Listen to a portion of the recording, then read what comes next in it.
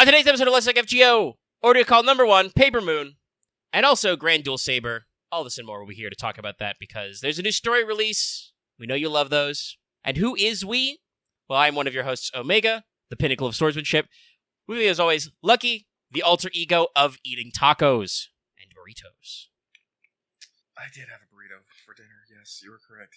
I was actually expecting you to call yourself, type something, but I could have done I type, guess I was wrong. but there is some sword stuff going on as well. Swords. But I hope everyone is enjoying Fate Grand Order, aka Moon Problems. And while we here at Studio Mega like to bring you the latest in FGO-related news and memes, we will be talking about current and future events for both the JP and EN versions of the game. So anyone not wanting spoilers, remember that we are all just a big puzzle box of emotion. Yep.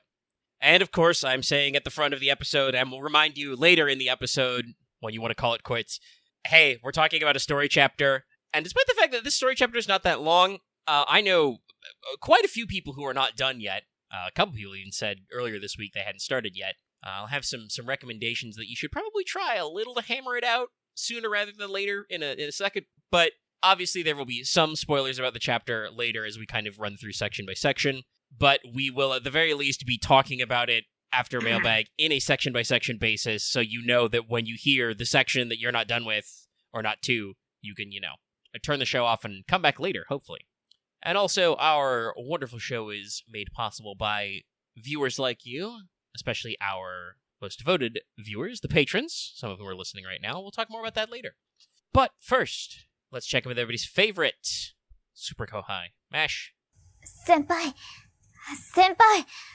起きてください.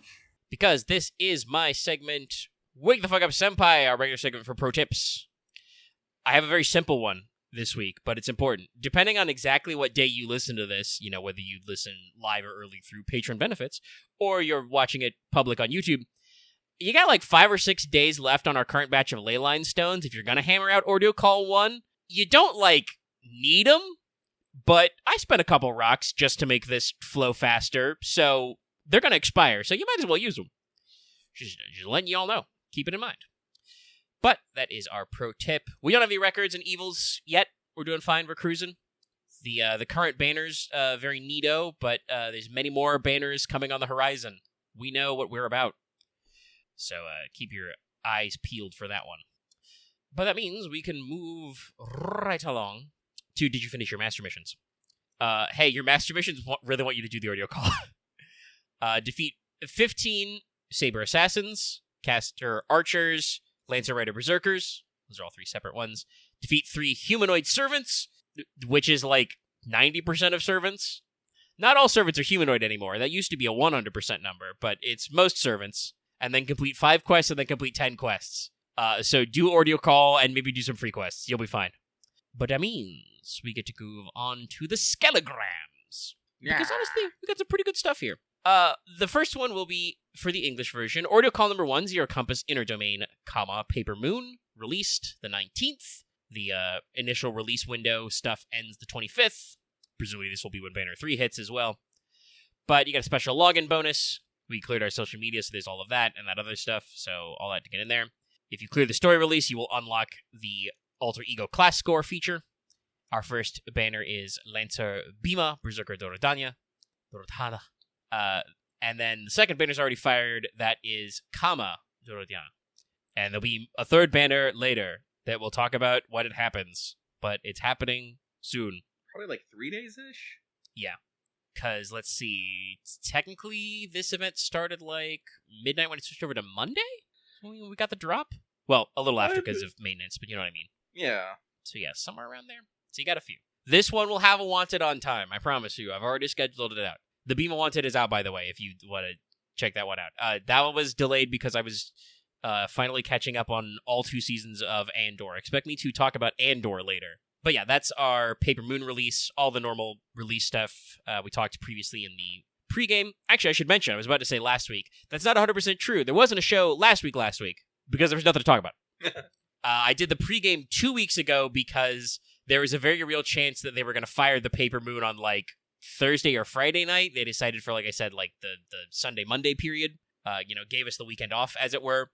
And the Grand Duel thing hadn't launched yet either, so there was, literally no FGO news. So instead, we experimented with doing some Discord streaming to a Discord stage. Lucky played Voices of the Void. A few of you tuned in.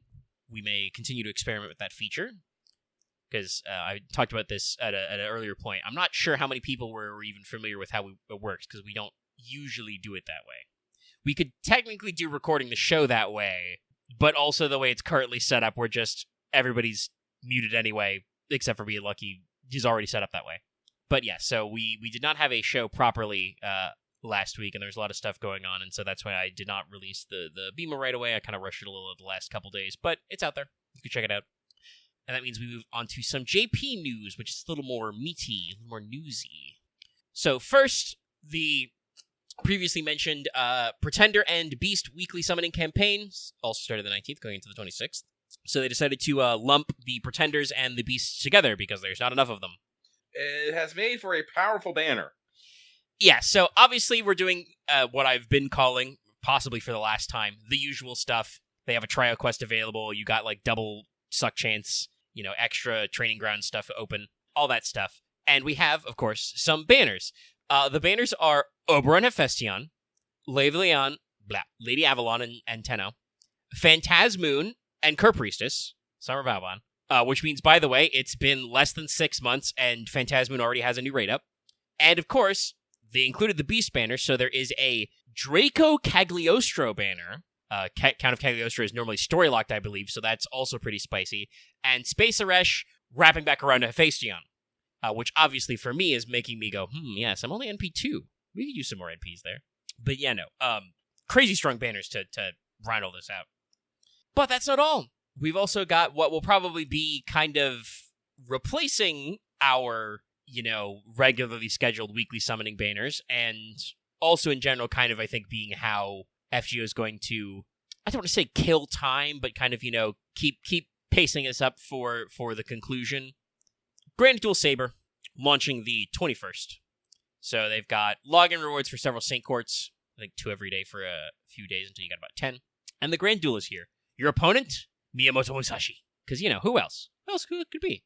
So basically, here's the breakdown. There's going to be a series, really, of advanced level quests against Musashi. In these quests, that's right, all of them, I think, you can only take sabers, you can only use friend support who are sabers.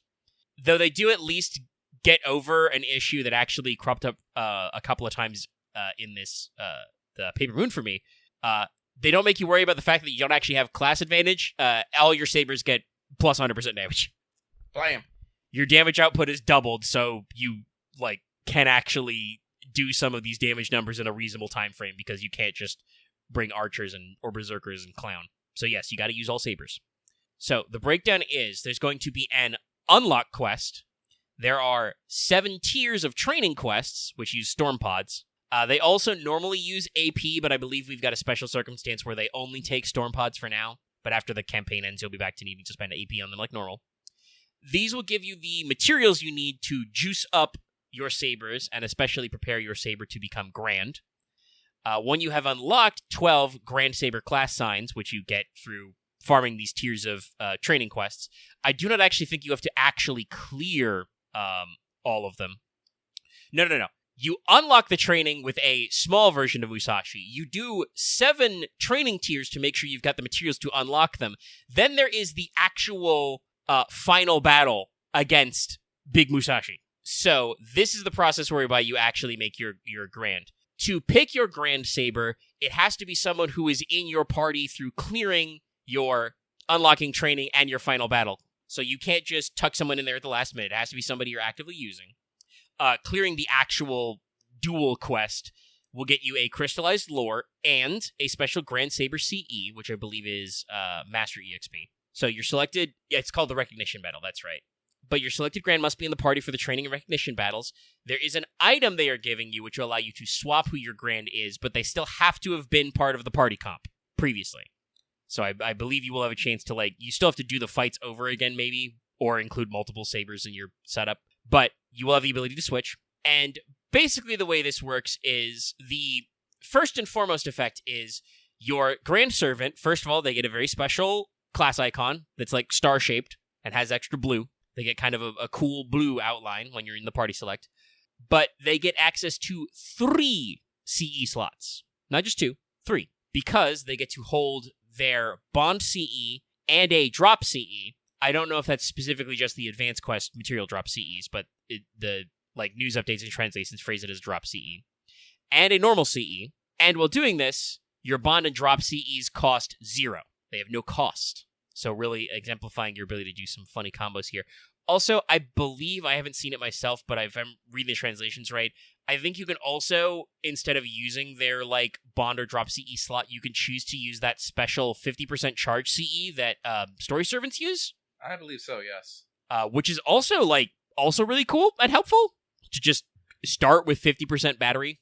I think it'd be useful because I think having that ability will mean people will stop using the same goddamn 10 CEs they use for a lot of the comps so they can get their turn 1 MP.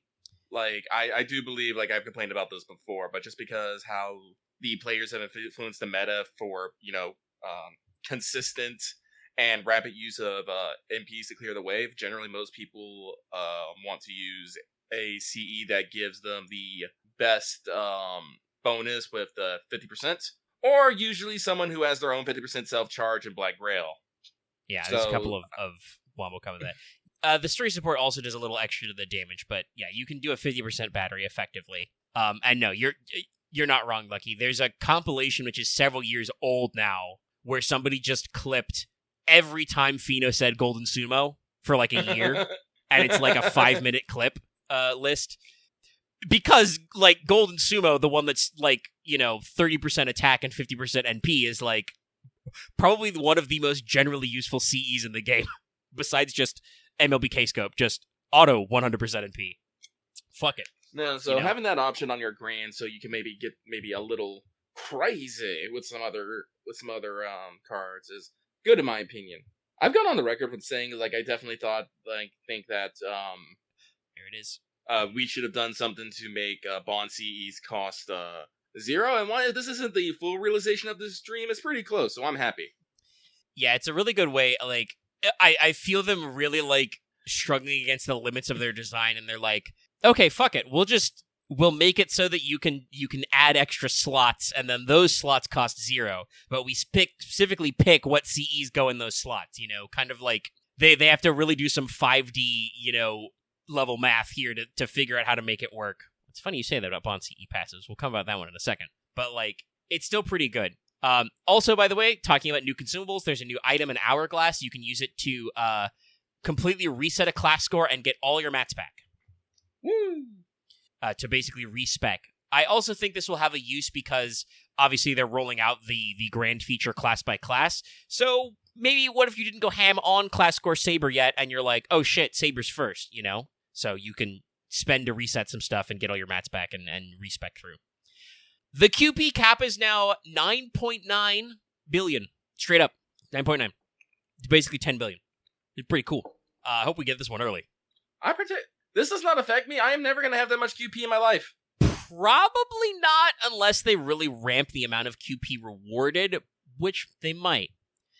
But I definitely know there have been a couple of cases where you can get really crazy in the overfarming and could actually hit the cap. I think this basically means that you're not actually hitting the cap ever.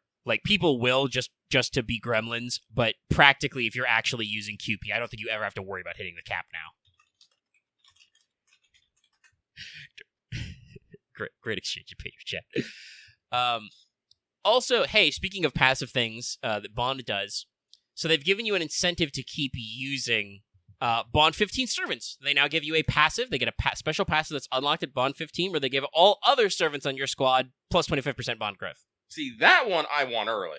Yeah, we'll see if they I'd love to see that early. Maybe when they do the coin rebalancing stuff. I don't have any Bond 15 servants right now. I have a Bond 14 servant, though. That's my Tamamo. Well, and also, it solves the classic problem, which is when you're full of Bond, it's you feel like you should use other servants so you can farm more Bond. And this is no. You see, having higher Bond servants, they fuel the other Bond servants to go finish up. Especially, I don't imagine myself having too many Bond 15 servants just from the land, but I imagine that it's that it all adds together. Mash's own little bonus yep. plus that 15. So if you got a dedicated farming comp of Bond 15 servants, I'm pretty sure you, like in maybe in an extra slot or something, you can really juice up some servants. Yeah, I think my Nice. 3-turn setup has like technically two free slots. One of them I use for Morgan in case I fuck it up somehow. Looking with the K-scope.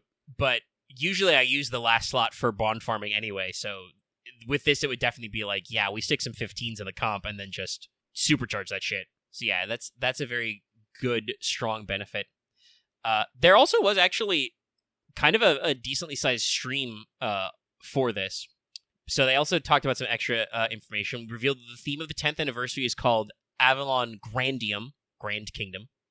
I think Ayako Kawasumi made a joke about it sounding like a Merlin resort scheme. They have also revealed that the final battle, quote unquote, of FGO Part 2 will be in winter. So just kind of like confirming the thing that I think most of us felt already, but the story's not going to be over at least until the end of the year. That gives them, plenty of time in month 5 to hit all 7 core classes, extra 1, extra 2. And also probably still do some regular event rotations.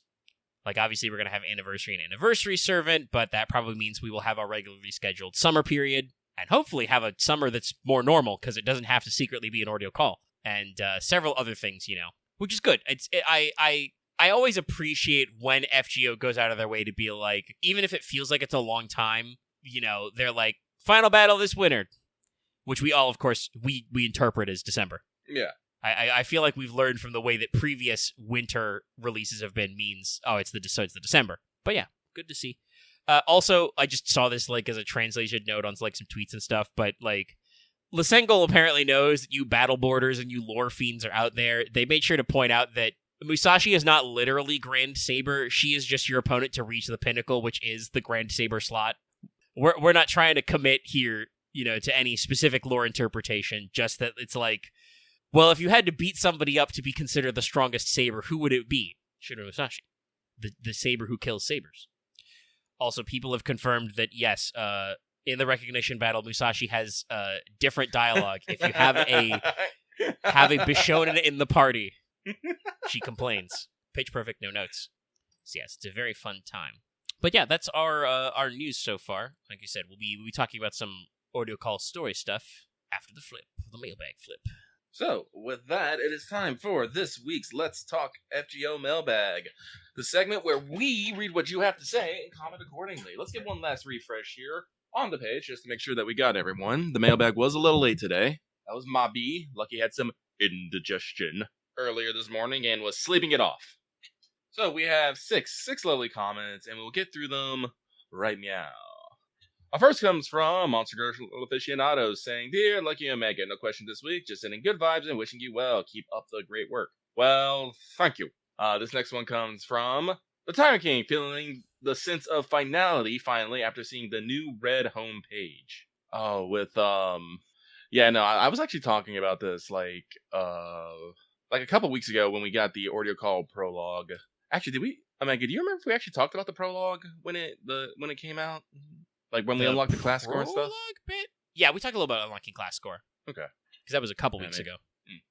But I was, going around saying, this is a vibe check, it's, the penultimate. And then now we have, another vibe check as we feel like we actually are going into the finale. I'm just like, oh. If nothing else, the design team at Lisingo can definitely be all like, let us set a mood. Yeah. I mean, not really a spoiler, because people catch it when you do. But I, as always, love the music design in the audio call. There's like 7 new tracks, all of which are good. But we also make really good use of old music.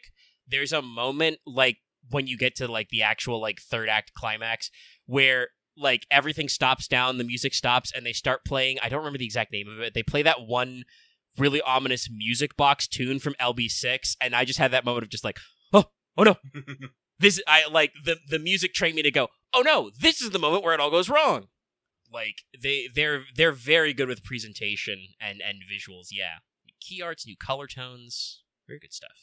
You guys should actually, like, when you're listening to the music, you should actually go back and find out where some of, where that music originated. You'll find out that some, like, commonly used tracks are used from, like, events that haven't seen the light of day in years.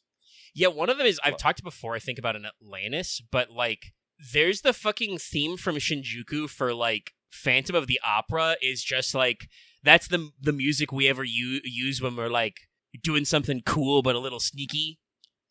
You will probably remember from LB5 better from when Jason lays out his plan. Like, there's a couple of other really good ones.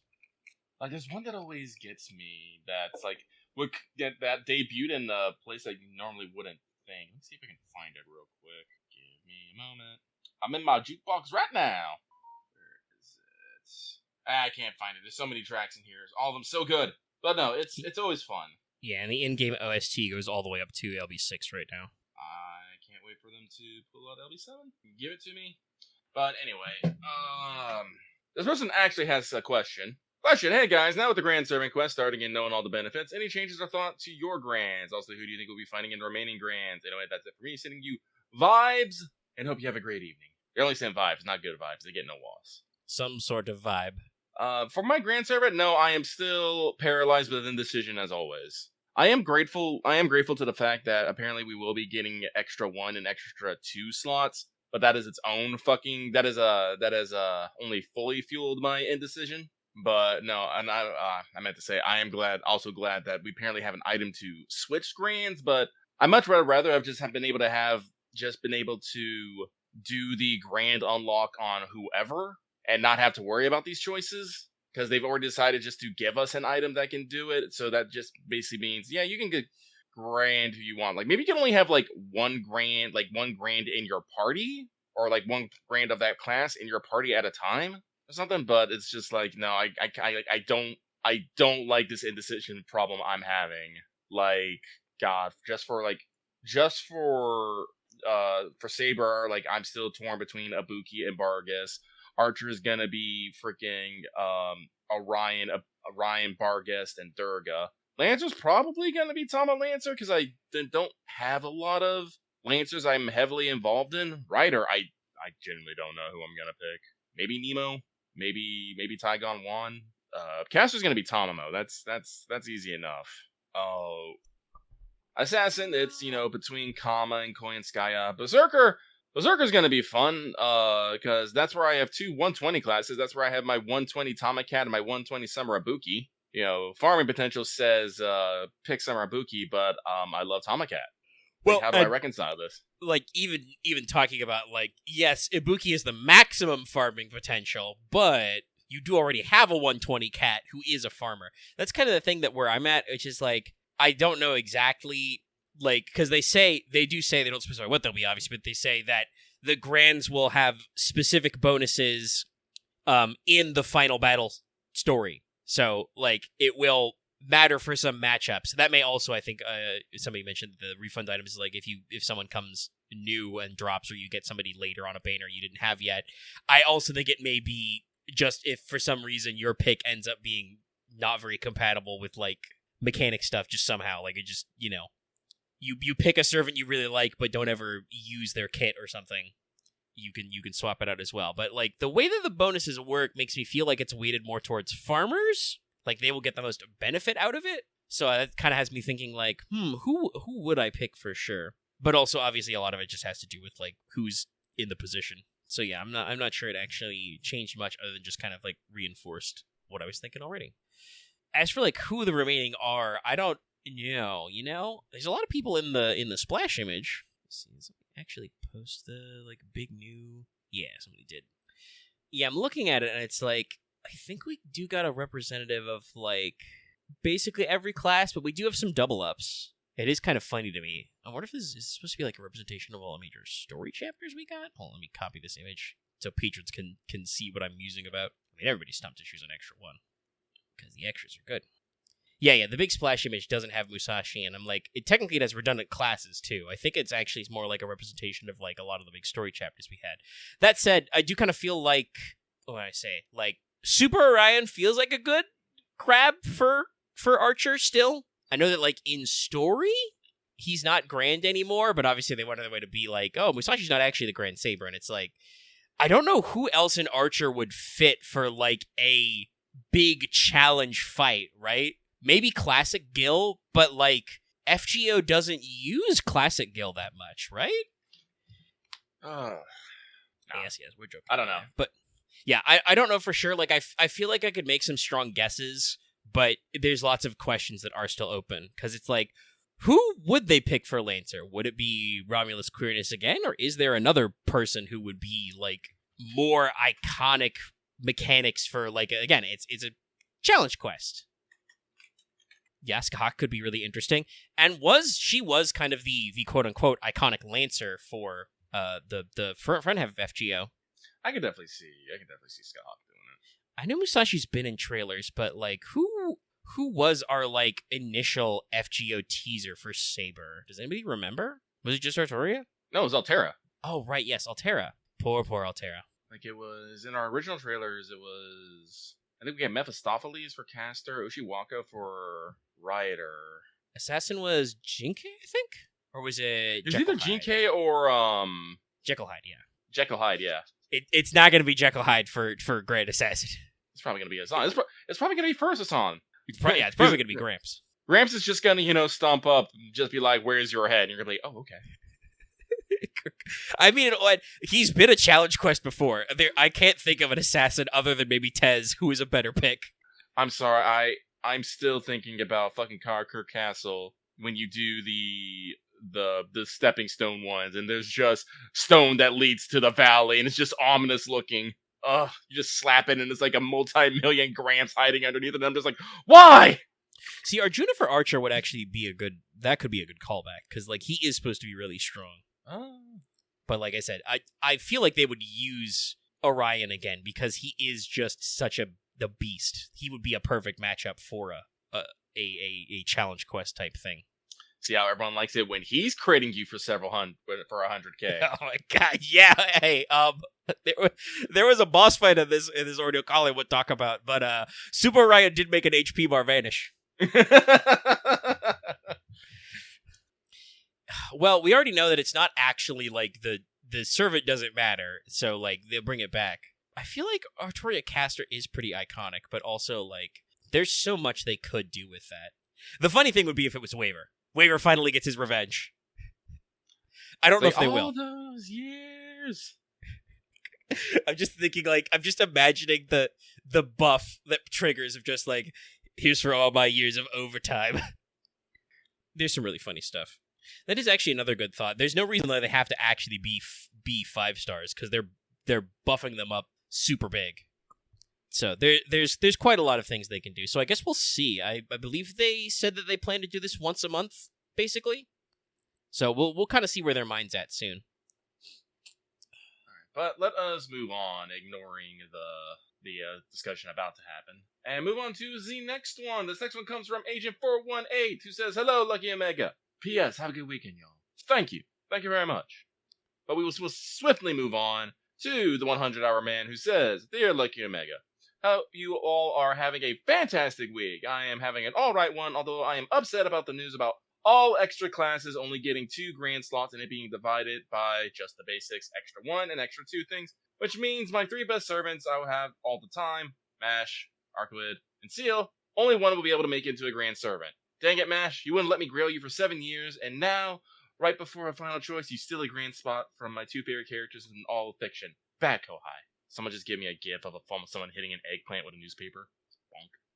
So I have a question for you too, with this being the last main story chapter for the year, and the amount of conflict for FGO going down, would you two be willing to talk about other non-Supposed materials along with FGO on some down weeks? Mainly, I'd love to hear you do a deep dive into either Witch on the Holy Night or the Tsukihime remake, akin to how you do main story chapters on FGO. If not completely understandable, but I figured I'd ask. Keep on being awesome, but... You can't see them. My fingers are steepled right now, Chad. I'm thinking. So, I'm not entirely sure. Honestly, like, personally, on my personals, I know we're going to be slowing down on content as time goes on, especially when FGO probably gets through their finale. They will probably not be doing as much. I'm not entirely sure. But this is something I have been thinking about. You know, the end is approaching. At some point, we will probably actually stop having a Let's Talk FGO podcast, and we will probably have a podcast where we just talk about gaming and culture in general. Probably have to go through a bit of a rebranding. Personally, I would like to save such a discussion for that time. Make it a definitive project instead of trying to shoehorn it into what we have going on. Wait till we can bleh. Wait till we can kind of see the big picture, like take everything. Yeah, take everything in. Because, like I said, we're already feeling the slowdown. It's one of the reasons why we rolled What's Up into the back half so we can get a couple more hours out of this. And generally, we usually just talk about... whatever crossed our plates or minds just in the past week. We really don't necessarily focus on any current events, whether it's in gaming or whatnot. It's just, we heard this happen and thought it'd be interesting to talk about. Once we finally put down the torch. Like, I would still like to keep doing a weekly podcast where I get to talk to people. It's just at that point we'll probably have to start doing a bit more research, gathering a bit more data, and probably plan our shows a bit better. And I think having shows in which we do a particular deep dive on a game or a story or something that has interest us from that would be much better served in that time. Hey, this is personally my thoughts. I haven't actually talked to Omega at all about this because guess what? The time of parting has not come.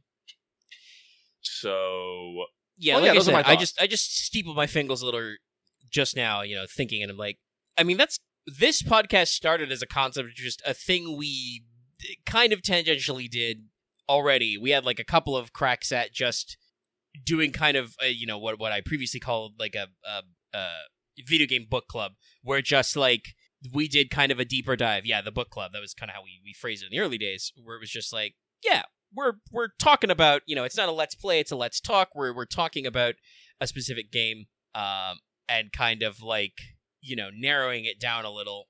And yeah, definitely the run of like, yeah, we could return to that format of like, and I know podcasts that are like that, where it's like, obviously, you do a smattering of current events or just whatever's on your mind, but also kind of like pick a specific topic to do deeper runs at. And that would probably be, yes, kind of the time and place for that sort of thing. Also, if we were more broad with our topics, I think it'd be a lot easier for us to invite people to talk with us, honestly. Maybe actually get some guests speaking and whatnot. But, like I said, that is for the future, which, is still in the such. With that, though, we will move it on. This next one comes from Alias. Randy Model T is evolving. Someone pass the GIF. Congratulations! Randy Model T involved into Ren. Ren wants to learn Power Gem. Ren would learn Power Gem. She would learn Power Gem. No questions, just the vibe. Hope you guys have a good day. No one's sending good vibes. Also, that wasn't even vibes. That was one vibe. One singular vibe. I guess that they're in such a rush. Sorry, someone in our chat has said, almost had to get, but a minor spelling mistake trying to search for it. I'm just like, oof, the layers. I fired, but I missed. Well, I hope you have a good day as well. Just one day, though. You only get one vibe, you only get one good day. That's how it is here. So, moving on. Oh, this is our last one. Excuse me. So, last but not least, this one comes from time to figure out my grand candidates. That question is going to keep me up at night, I'm telling you that. Howdy, Lucky Omega. Hope you all are enjoying OC1. I have a small question related to the news story, and it is simply, which Randy series is each of your favorites? I would like to simply say all of them. I cherish them all. Yes? Is that allowed? Yeah. No, I am in control of the horizontal and vertical here, and yes, that is allowed. You can say all of them, because I'm going to say all of them. I will say, we won't necessarily get into it, but I am a little sad that all of the Ronnie series did not get equal time. The Type Gs for Grow, we really didn't get to interact with them like we did with Type Rs, Type Ts, and we didn't necessarily get to see a lot of off-screen stuff like we see with the Type Ks and the Type Ts. Even the Type Ds, Type Ds are like quite present in the story. Yeah, the Type Ds are quite present in the story, and if you want to say the Type Gs are as well, it's just unfortunately the Type Gs did not have the best of time. Yeah, and I don't think we, as our viewpoint, also another thing to talk about, because we're getting ready to talking about the audio call, this one also uses a lot of great use of cutaways, what other characters are doing, at times. Mm-hmm.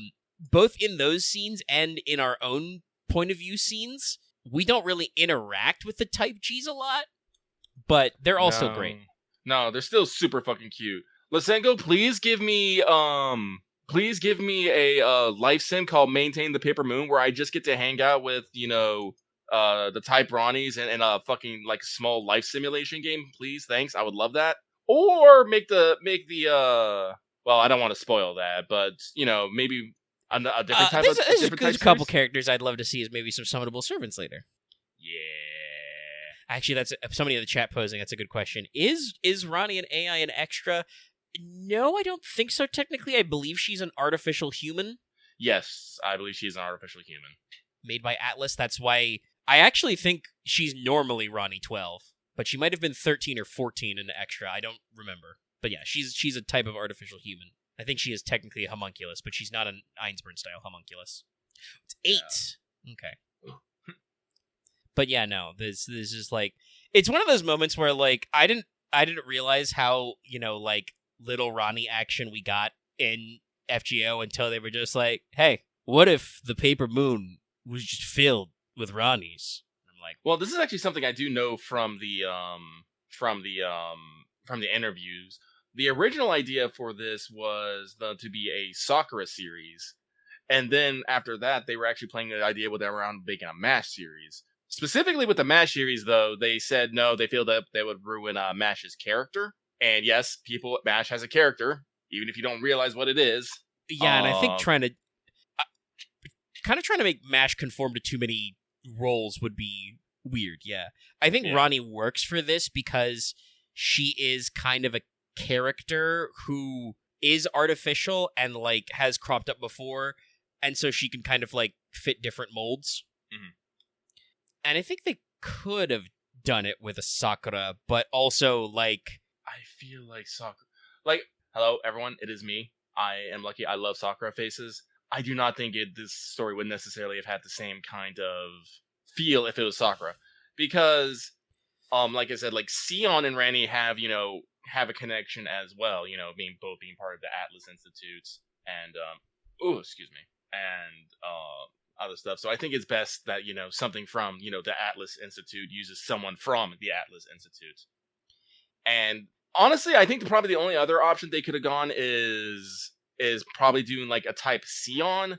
But again, like in the same way of like MASH, doing type Sion would probably ruin whatever they had for her character coming up. Yeah, because... I think what they did with Sion instead in the story is much better for, hey, something we've literally been asking for. We got some primo Sion time in this story. Yeah. And, it like alludes to maybe why she way the way he is. And I think if we had done like a type Sion series and here, that would have, might have like ruined some stuff. So no, I am somewhat glad that they went with the type Ronnie series because it does makes a strong connection to the Atlas Institute. Gives us a character that we have not necessarily seen in the story so far, which means they can kind of do what they want with her, since Ronnie was originally an artificial, well, technically she's just a homunculus, a special type of homunculus to do anything. But because she already had that artificial nature, it was very easy to adapt her into this story, and you wouldn't think too hard about the type Ronnie genes, because guess what? They're all supposed to be different, little programs, so of course they act differently. I think another reason, if we actually use characters that we were familiar with, if we saw them acting in a way that we weren't used to, it might have, taken us out a little bit. That being said, if they want to give me, like a fucking Ronnie 12 servant that, just has the type Ronnies as her attacks and skills, I mean, give it to me. Also, I mean, we've just talked about this. There's a bunch of Ronnie numerals. We could just make up a new Ronnie. We could go to 13 and just, make it the same digits as 8, and then it's just like, oh, I'm the new one. It's like, I do want to say something that you talked about a little in our Discord. I was a little later to that, but I got into some conversation. All the Ronnie types the type Ronnies are drawn by different artists, which is great. Yeah. As I believe are all the master character designs as well. Redrop did Sarah Jarrah. Did I pronounce that right? I don't know. I think she makes an offhand mention about something later. I think it might be supposed to be more Portuguese, so it might be like Serriera. Serriera? Yeah, she is Portuguese. I did this because I did research. Fun fact, her name means cherry tree in Portuguese. Oh, no! Yeah! No! I just want to lay that on you. If you know, you know. Smile, chat. But no, like all the different artists are like killing it. I think I feel like we're in the Ordeal call discussion, so we'll just go in there. Hey, if you're not starting the Ordeal call, skadoodle. We're gonna start rolling it out. But high level stuff. Something you said that I also cottoned on to was I'm not 100% sure that the type G's are purely a Ronnie redraw. No, I'm not sure either. I was actually doing some double checking on this stuff. There definitely seems to be some other influences in the type G's, but I still think they're supposed to have Ronnie as their base and maybe have been influenced on top of that. They're still Ronnie, they're just maybe less Ronnies than other Ronnies. They look a little bit like little deuces. They have kind of the same like twin tails that like Medusiana and Steno Urale do, and they have purple eyes, I think. So it's like ballpark, but not quite. We can say Ronnie a lot. We're gonna Ronnie, be talking Ronnie, about Ronnie a lot. Ronnie. But yeah, no. There's a lot going on that's really great. All the character design stuff is really good, and actually like getting separate character design. I know you talked about like, oh, I'd love to see the life sim, and I'm like, yeah, that'd be great. Every master is invited except one. He knows who he is. Stay home. Honestly, God, I wish we were going through the old thing, because for once in our goddamn life, I think we probably had the most holy grail war ever. Yeah, it's one I was talking about this in the pre-show. I think this is my favorite short form like FGO story. Like it's shorter than most of the Lost Belts. I think it's like still technically shorter even than 3, which has the least number of chapters.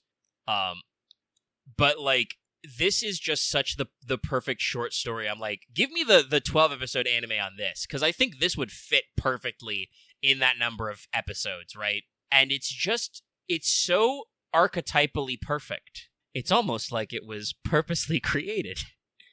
But it really is just this, like you said, it is the most Grail War-ass Grail War. I think this may be even more Grail War than the default Grail Wars. Like, you've got the administrator, you've got all the classes, but also, like, immediately, for stuff we'll discuss, you've got something is clearly not quite right, and then all that other stuff, and it's just like, man, I mean, talk about yourself. I don't know shit about the hand of the author. Actually, that's not entirely true. I think I felt the presence of a specific author here, but mostly because I feel like this person was clearly doing a very specific vibe. This is a, not to spoil our conclusion here, but this is fundamentally a sci-fi story. Like the fact that Ronnie and there's a lot of other AIs involved is like very important structurally. Also, I do want to point out, also very important to the story, is how you feel about the type Ronnies and how that relates to other things in the story. Yeah, there's some thematics. This is another thing I talked about in the pre-show, where like I feel like this is the FGO story that made most use of recurring grayscale flashbacks to stuff that didn't happen that long ago, just to keep emphasizing the point. Yeah, it's like, because I will say, like, for the longest time, this story does not present itself in the way that it's all like, hey, you're here to figure out what alter ego's about. Except that when you look back at it, you're like, oh wait, no, actually, this entire time it was just putting it under a couple layers, and then you bring it all back up after, you know, the big reveal and whatnot. And there's that fundamental moment, that question that keeps recurring. The recurring, like one of the biggest recurring themes of this is literally characters ask in a different colored font, so you can try and guess who it is. Who am I? And I think it's more later, so we won't get to that. But a couple of characters have great answers to that fucking question. But no, it's real good. I won't spoil it fully, but Kama remains my favorite for obvious reasons. We also get a lot of comma action in this, it's true. But yeah, this overall is really great. And I want to... should we talk about the prologue before I kind of talk about our 3 like main characters? Let's get through the prologue. So, again, we're hitting the spoiler warning button right here. We're going to start talking about this, and we're doing something a little bit different. I mentioned this in the pre-show, but I did not actually write out full notes for this because someone's already done that. If you go to the Type Moon wiki, someone has put down a full summary of the Paper Moon, and I want to try using that this time and see how it works. If we do not have a good vibe, then guess what? I'll have a week. I'll actually, go back through the story and hammer it out, and we can add it normal as style. But I did it this time because, guys, I'm lucky. I enjoy reading. I do not enjoy reading 3 lines and then having to go type a summary on my computer, then going back to reading. It kills the flow. It ruins the momentum. I do not like having my momentum ruined. But I will make said sacrifices if this does not work. So let me know what you all think. I did not try. Sorry, you're just saying let us know how we feel. I also was like, when you said that, like, oh, we've got a summary, and I'm like, well, if it's a good enough summary, you can use a Springboard. You post it, I look at it, I'm like, no, it's pretty in depth. So I didn't take any specific notes either. There's probably moments that my brain kind of like crystallizes. I specifically want to point things out, but even though I was a little slower on getting through it than you were, once again, Hey guys, I was working my way through 2 seasons of Andor at the start of this week. It's real good. I didn't want to stop doing that. But like I worked my way through Ordeal Call as well. Even if it was slower, it was still good to just be like, no, I'm just kind of vibing. I'm soaking in the story at my own pace and not like stepping down to take these notes. Well, then we begin at the prologue. We'll begin the program. So for the story, this actually begins at the prologue where we unlock the class score. But I'll just read it verbatim. So prologue. Leonardo da Vinci has gathered everyone into the Stormborder controls room. She iterates the words of the Chaldean, telling them they need to overcome the abuses of the humanity order they have accumulated, Ordeal Call, to gain entry to Antarctica. Thus far, they have been unable to devise a course of action, but that ends today, for Da Vinci has gathered everyone to show a way to rectify their distortions has been made. Gordolf Music is glad to hear it and assumes by distortion Da Vinci means singularity, but both Ritska and Da Vinci point out that Paper Moon has detected nothing out of the ordinary. Captain Nemo says they've searched the Bleach Search for weeks with no results. Da Vinci explains their enemy this time isn't external, but internal, inside Chaldea. In order to prove they are not abnormalities of human order, they must first understand the state that they are in right now. For that purpose, Professor introduces the device Da Vinci and Sion Sokaris has made, the Human Order Foundation display. The Human Order Foundation display differs from the Human Order Foundation value measurement in that it doesn't analyze the Human Order Foundation of an entire human history, but that of the Stormborder. The displayed value is everyone in Chaldea's current distortion, and it is presently at the worst rank possible, E. According to Trismegistus 2, if they can bring it back to A, then they can pass through the wall of human order, barring them from Antarctica. I'm gonna be honest, we did not talk this in depth about the prologue when we did this, but yeah, honestly, giving us an E rating, pretty fair. We've done some wacky, wild, impossible shit. I do definitely think, like, we don't necessarily think about this, but, like, normally we shouldn't be able to take out Beast as we are. We have been doing something completely off the fucking record and the scale that I think, honestly, Human Order is like, are you actually human? You gotta tell me if you're human. Like, the Stormborder's not a spaceship, as Da Vinci keeps pointing out, but it is a magical-fueled airship with an Excalibur gun. A gun caliber, if you will. Like, and we took... This is weird. It's crazy. Like, I forgot what we've used, because it used to just be Nemo's ship, then it became a second ship, and then a third ship. I don't remember what actually turned it into. I believe how we were able to reconstitute into the current Stormborder was we juiced Nemo, who has never been unsummoned, by the way, with nanomachines. Lost Belt 5 nanomachines, yeah. Yeah. I think we gave him the Athena Clernomia.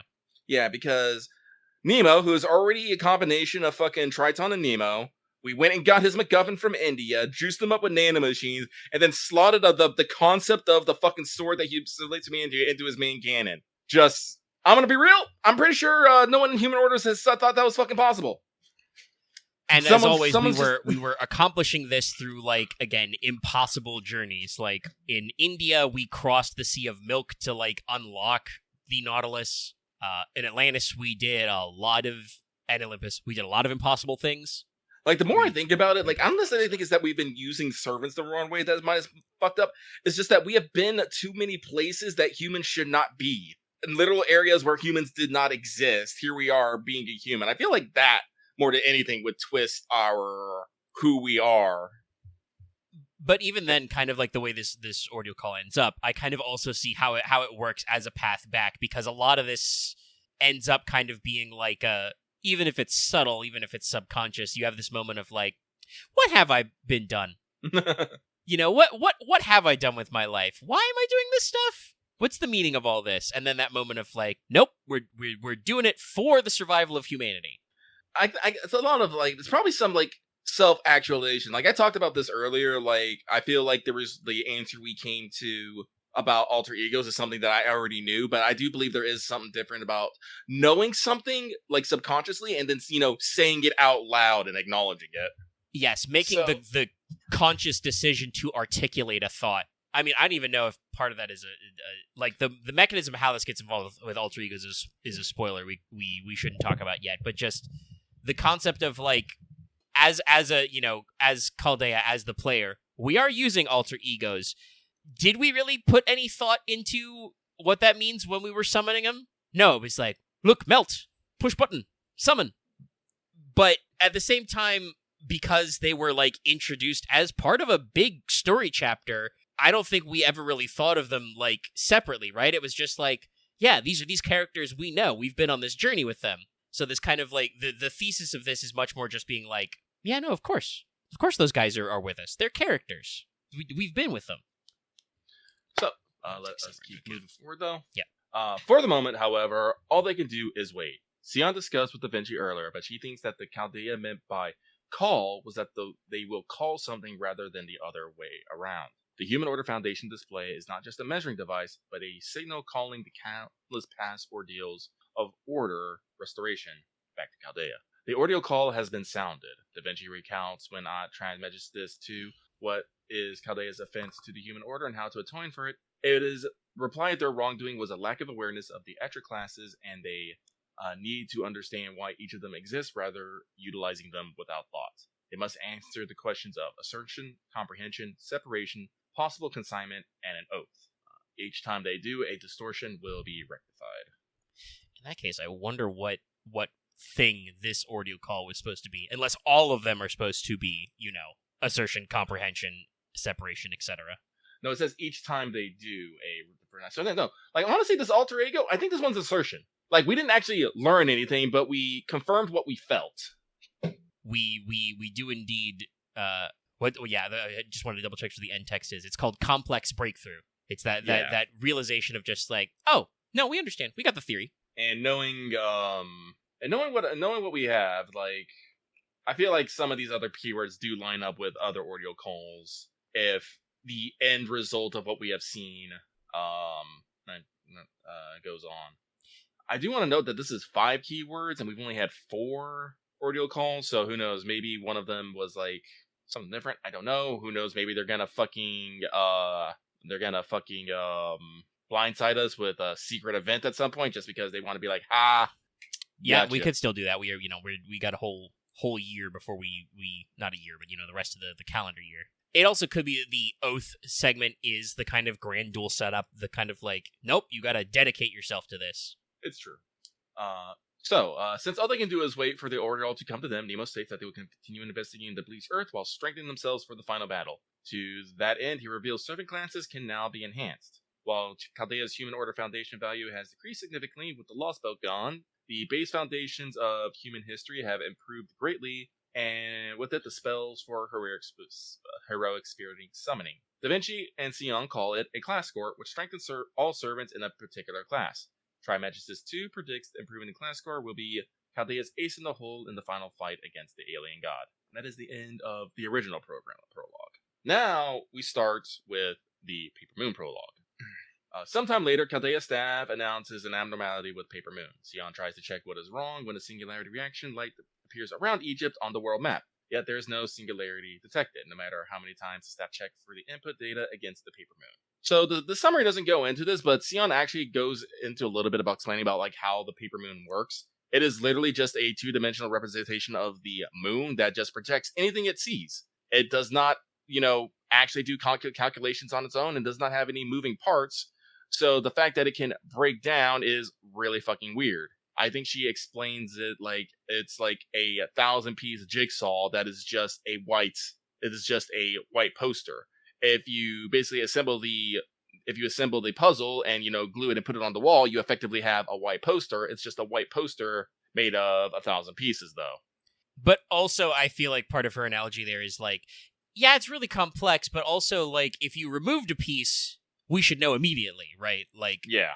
it was complex to build. It's very simple to use. It is a 2D projection of a 3D image, and just, very straightforward. Well, the Paper Moon lets us actually do the zero sail because it replicates what we had with Kaldias, which was a painstakingly perfect replica of the Earth. So instead, the Paper Moon we have is just a projection image that reflects the image of the Earth, so we can use that to delve into like lost belts and detect singularities and stuff. Sion can think of possibilities. Something is wrong with the display, or the Paper Moon is sending a signal to something.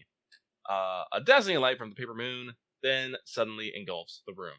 Ritsuka wakes up to find themselves in an unfamiliar city. Kama is with them, but she has no idea what is happening or where they are either. Ritsuka starts to feel dizzy. Kama agrees to follow whatever plan they have when a familiar voice criticizes her for failing to notice her master's condition. Ritsuka turns to see it is Sion, who is inexplicably now a child. So this, I think, is a good point. Now that we've got all three of our characters here, I want to talk about something that's not really a spoiler, but it's just part of our thematic through line here. So we get Sion, we get little Sion, we get Kama, we got the Master. This will become more apparent in the follow-up chapters, but as we kind of talk about it, I want to put this in everybody's head. So we're dealing with alter egos and like lots of like emotions and ego and like brain stuff, right? I feel like the three characters we have kind of like fall into the, I want to say like the classic Freudian archetypes. Obviously, Freudian psychology has a lot of stuff that's been like either disproven or like evolved, but that doesn't mean that we don't use them a lot in fiction. I mean, the ego, superego, and the id, I think, are still pretty... I don't think those have necessarily been debunked. Yeah, I feel like those have gotten like more complex as we understand better, but they're definitely a classic like shortcut of the power trio. The example I almost always go to for that is the original series of Star Trek, where Mr. Spock is always, no, yes, this is very logical, Captain. And McCoy is, damn it, man, I'm a doctor. And then Captain Kirk has to kind of be like the mediating point between the two. And I feel that's kind of like how we work with our three main characters in Paper Moon. Sion, especially as we see more of her as little Sion, is all about rationality and logic. She will acknowledge like emotional outcomes, but almost always she's like, well, rationally speaking, the thing we should do is, this or that. So she's kind of the logical ego. Kama is kind of the id because she is still Kama, so she's all about like, mwaha, you will fall into depravity so easily. Yes, we'll just follow our emotions. Yes. What do I want? Nothing. Definitely don't want head pats. Yeah. And so the Master kind of forms the super ego in this triangle of like mediating between the two. And I think that's deliberate. That we kind of have these two, I almost want to say extremes. That's not actually really true. I don't think Sion or Kama is actually very extreme. I think other characters we meet are much more extreme. No, but I think it's a good balance, because the superego is supposed to represent like what we have learned through societal means and mediate basically between the two, between logic and emotion based on, how we've been raised and whatnot. So no, I think it works. And as we see later, we are very concerned about what is right and wrong as the Master. Yeah, we as the Master are definitely among the trio the one who is concerned with like the concept of like ethics and morality. Because I'm gonna be real, guys. You might not realize this, but neither Kama or Sion on this are too concerned about ethics and morals. They only are when you the Master are talking about it. And even like when stuff comes up, like there are times when something horrible is happening and Sion is like, okay, so logically that is the right thing to do, but also that's a little gross. I observe that that's gross, while also understanding how this is rational. Yeah. And there are other times where, again, Kama as kind of the desire, the raw emotion and like not quite animal needs, but she's definitely the character who's the closest to that. It's like, yeah, we should just do that. It'd be so easy to do that stuff. And then you're like, no, Kama, we have to do the thing. And it's like, okay, Kama thumbs up. Yeah, so it works out to, like I said, to form that kind of power trio. Because there are still times when we don't have a clear choice of action. There's not like a very clearly defined like route to go. And so we need to like pull the other two, pull up Sion and be like, Sion, what is the most logical thing to do here? I don't know what I'm fucking doing. Story of our life, Yes, that So, Chapter 1, Word Within the Compass / Meet AI. I think all the Sion subtitles for this must have been in like English or something, because I think they're all the same. But because Lucky is reading from the wiki, which I'm pretty sure was probably written when this was posted out of JP, the translations will be slightly different for the section names some of the time. Sion touches Riska to perform a physical inspection on them. She sees that they are stable, but asks if they have had any subjective symptoms. Riska can reply that they had a passing spell of dizziness. They and Kama question if Sion is really Sion, though since she is completely different from her usual self. Sion reassures that she is indeed Sion despite visual difference. Riska notices her personality is different as well. Yes, the Sion is much more logical, speaks almost robotically, does not have her usual joking manner. But Kama finds Sion very suspicious because, as far as she knows, the latter cannot shapeshift like she can. Sion counters that even the most average Atlas mage has hundreds of ways to alter their appearance. She reassures she is herself, and she does not recall altering her appearance. She still considers Kama's statements superficial. And thus we begin the cat fight, the endless cat fight. Which, using the analogy Omega used earlier, the fight between the id and the ego is, well, they're supposed to fight in a way. Yeah, logic versus you emotion. kind of like, that's a classic conflict. Yeah. She calls Kama suspicious, questioning why of all the many heroic Sirens contractor Aritzka, she is the only one with them. Kama wants to know that as well. Sion, however, questions if she is not just pretending to be ignorant victim for her own schemes, recalling a report that she poses a risk to Ritzka. I'm gonna be real, I feel like most of our servants pose a risk to us in some form or fashion. I mean, Kama never comes out and good on them for the restraint on this. Nobody ever says the big B word. Nobody ever brings that up in this story. I assume that's what Sion means, is that she, read the OQ reports and understands, or possibly even Summer. This does canonically happen after that summer with Kama. We do reference that. Kama herself talks about, being kind of like, when talking about how she feels funny at this moment, she says, and not like how I felt weird over Summer. Kama admits that she cannot clearly remember what made her join Chaldea. She vaguely remembers talking to someone, but has no recollection, so she thinks it was her imagination. Sion is still suspicious of her, and vice versa. In case people forgot, during OQ, Kiara, who sacrificed herself, basically at the end of everything, and Kama was drifting through space, decided to slap Kama on the ass and be like, "You're joining Chaldea now," and Kama was like, "No!"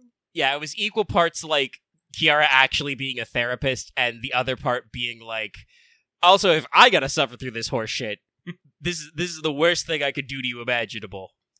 So Ritzka suggests that they start searching the area. Sion requests a moment to share the basic premise with them, and proceeds to poke the ground. As she predicted, it is made of an unknown material. She tries to reveal her suspicions of where they are, when she is interrupted by some noise not too far off. The heroes head over there to investigate. They find a nurse being chased by a tentacle creature that reminds Kama of a sea demon, though not quite. She kills it at Ritzka's command. Afterward, though, she feels something is different with the flow of magical energy, or her body, but she ignores it. Sion asks the nurse if she requires treatment for her injuries. The nurse replies that is not necessary, as she is capable of self-recovery, given enough time and resources. She reveals that she is an AEI designed for care and treatment, Sion predicted as much, designated Rani Series Type R for repair. Slightly hilarious, but if Small Ronnie here has a verbal tick, it's as I calculated or as I predicted. Yeah, I was just about to bring that up. Sion predicts a shitload of things in the story, but doesn't tell us about us until it's been revealed anyway. She's really picking up the slack since we lost our Sherlock Holmes. Her type's duty is to restore damaged AIs, including other Ronnie types. Well, excuse me, RANI types. Ronnie is... Did they actually explain what the Ronnie acronym was for? I forgot. I don't think they did. I think they just said that they are, RANI. And then the master's first thought is, so your name is Ronnie? And the Ronnie AIs go, yes, that's very human of you. You would phonetically pronounce all 4 letters of our abbreviation. And they just go with it. Yeah. The illustrator, by the way, for Type R was Kaneko Kotomi, who is one of the Lysengal concept artists. Honestly, again, I've talked about this. I love all the Ronnie designs, and I love their personality so much. I really wish we got more time to spend with the Guerrero series. Let's see here. Her duties type is restore damage AIs, including other Ronnie types, back to full functionality. The purpose of the Ronnie series in general, though, is to ensure that this world operates smoothly. Sion admits she suspected as much from the start, but didn't want to say anything without definitive proof. Ronnie R confirms that it is a virtual world. Information about it is limited, but its name given by the outside is installed as basic information, Paper Moon. Yes, we're inside the Paper Moon. It looks pretty cool. And it is ring-shaped. Yeah. Riska is surprised they cannot tell it apart from reality. Sion replies that they shouldn't, since their consciousness has registered they are here, meaning they are part of it. Their brain, nerves, and sensory organs from the world, so if anything didn't match reality, our minds wouldn't be able to process that specific portion. There are discrepancies, however, such as Sion appearing as a child. Further, if they die here, they die in real life. That phrase was not actually used in the script, but I appreciate that whoever transcribed this did write it that way. If you die in the game, you die in real life. But this is like, I think this is our first time to talk about thematic callbacks. So Ronnie is here. That's obviously like, you know, a extra type vibe, since that is Ronnie number 8. But also this whole thing is very similar to what the Moon Cell is actually like, but smaller. Moon Cell, Paper Moon, it's all moons down here. Yes, it turns out it was moons all the way down.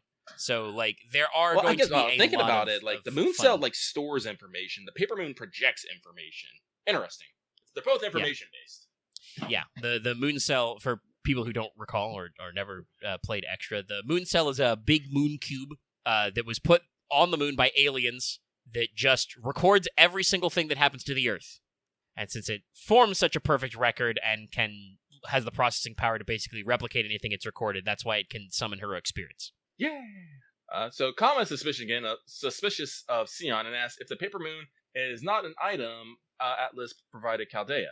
Sion confirms it and explains that the Paper Moon's nucleus was something originally passed through the generations within Atlas's Eltnom family. Her father and family head, Zepia, passed control of it over to her as a present for her 8th birthday. Actually, now that I think about it, the 8th birthday was probably significant. Yeah, she performed that's probably around the age range that Sion looks like she is. Yeah. She performed thorough maintenance and expansions on it until she was 9. It was later given to Chaldea per their Atlas contract. Naturally, Sion has been making adjustments to it since joining Chaldea. However, Paper Moon is a device and should have only had basic software inside. Sion has no recollection of ever creating a virtual world inside it, but she supposes conceptual worlds exist everywhere without their notice. As for the 8i, she posits the possibility a self-evolving program that was transformed into an AI from a micro-magecraft standpoint. Basically, while the Paper Moon does not actually process information, it's very complex and there's a lot of information in it. So if there was some sort of program inside, yeah, those could just become AIs. Riska asks if the Paper Moon only works because of the spiritual world. Sion answers that it is conceptually correct, but it is more clear to say it was forced into the mold. She cannot give a more exact answer until she examined the world's laws. Randy R interrupts the conversation. Sion apologizes for temporarily forgetting about her. She then notices Randy's R's wounds isn't minor enough to withhold healing and offers to provide resources if needed. Randy R performs self-diagnosis and sees that she is currently functioning at 37% below standard values. She needs back to standard values to ensure that she can fulfill her directive, but right now she has a higher priority. Not far from the hero's current locations, more Randy R units are under attack from the tentacle creatures, like the ones from earlier. In order to reduce the damage ration to Type R collective as much as possible, Randy R requests the hero's assistance. The heroes rush over to the location and eliminate the tentacle creatures. Afterwards, though, Ritsuka gets dizzy again. Kama tries to check on them when fighting is heard nearby. Randy R detects more of her model there, several of whom are injured.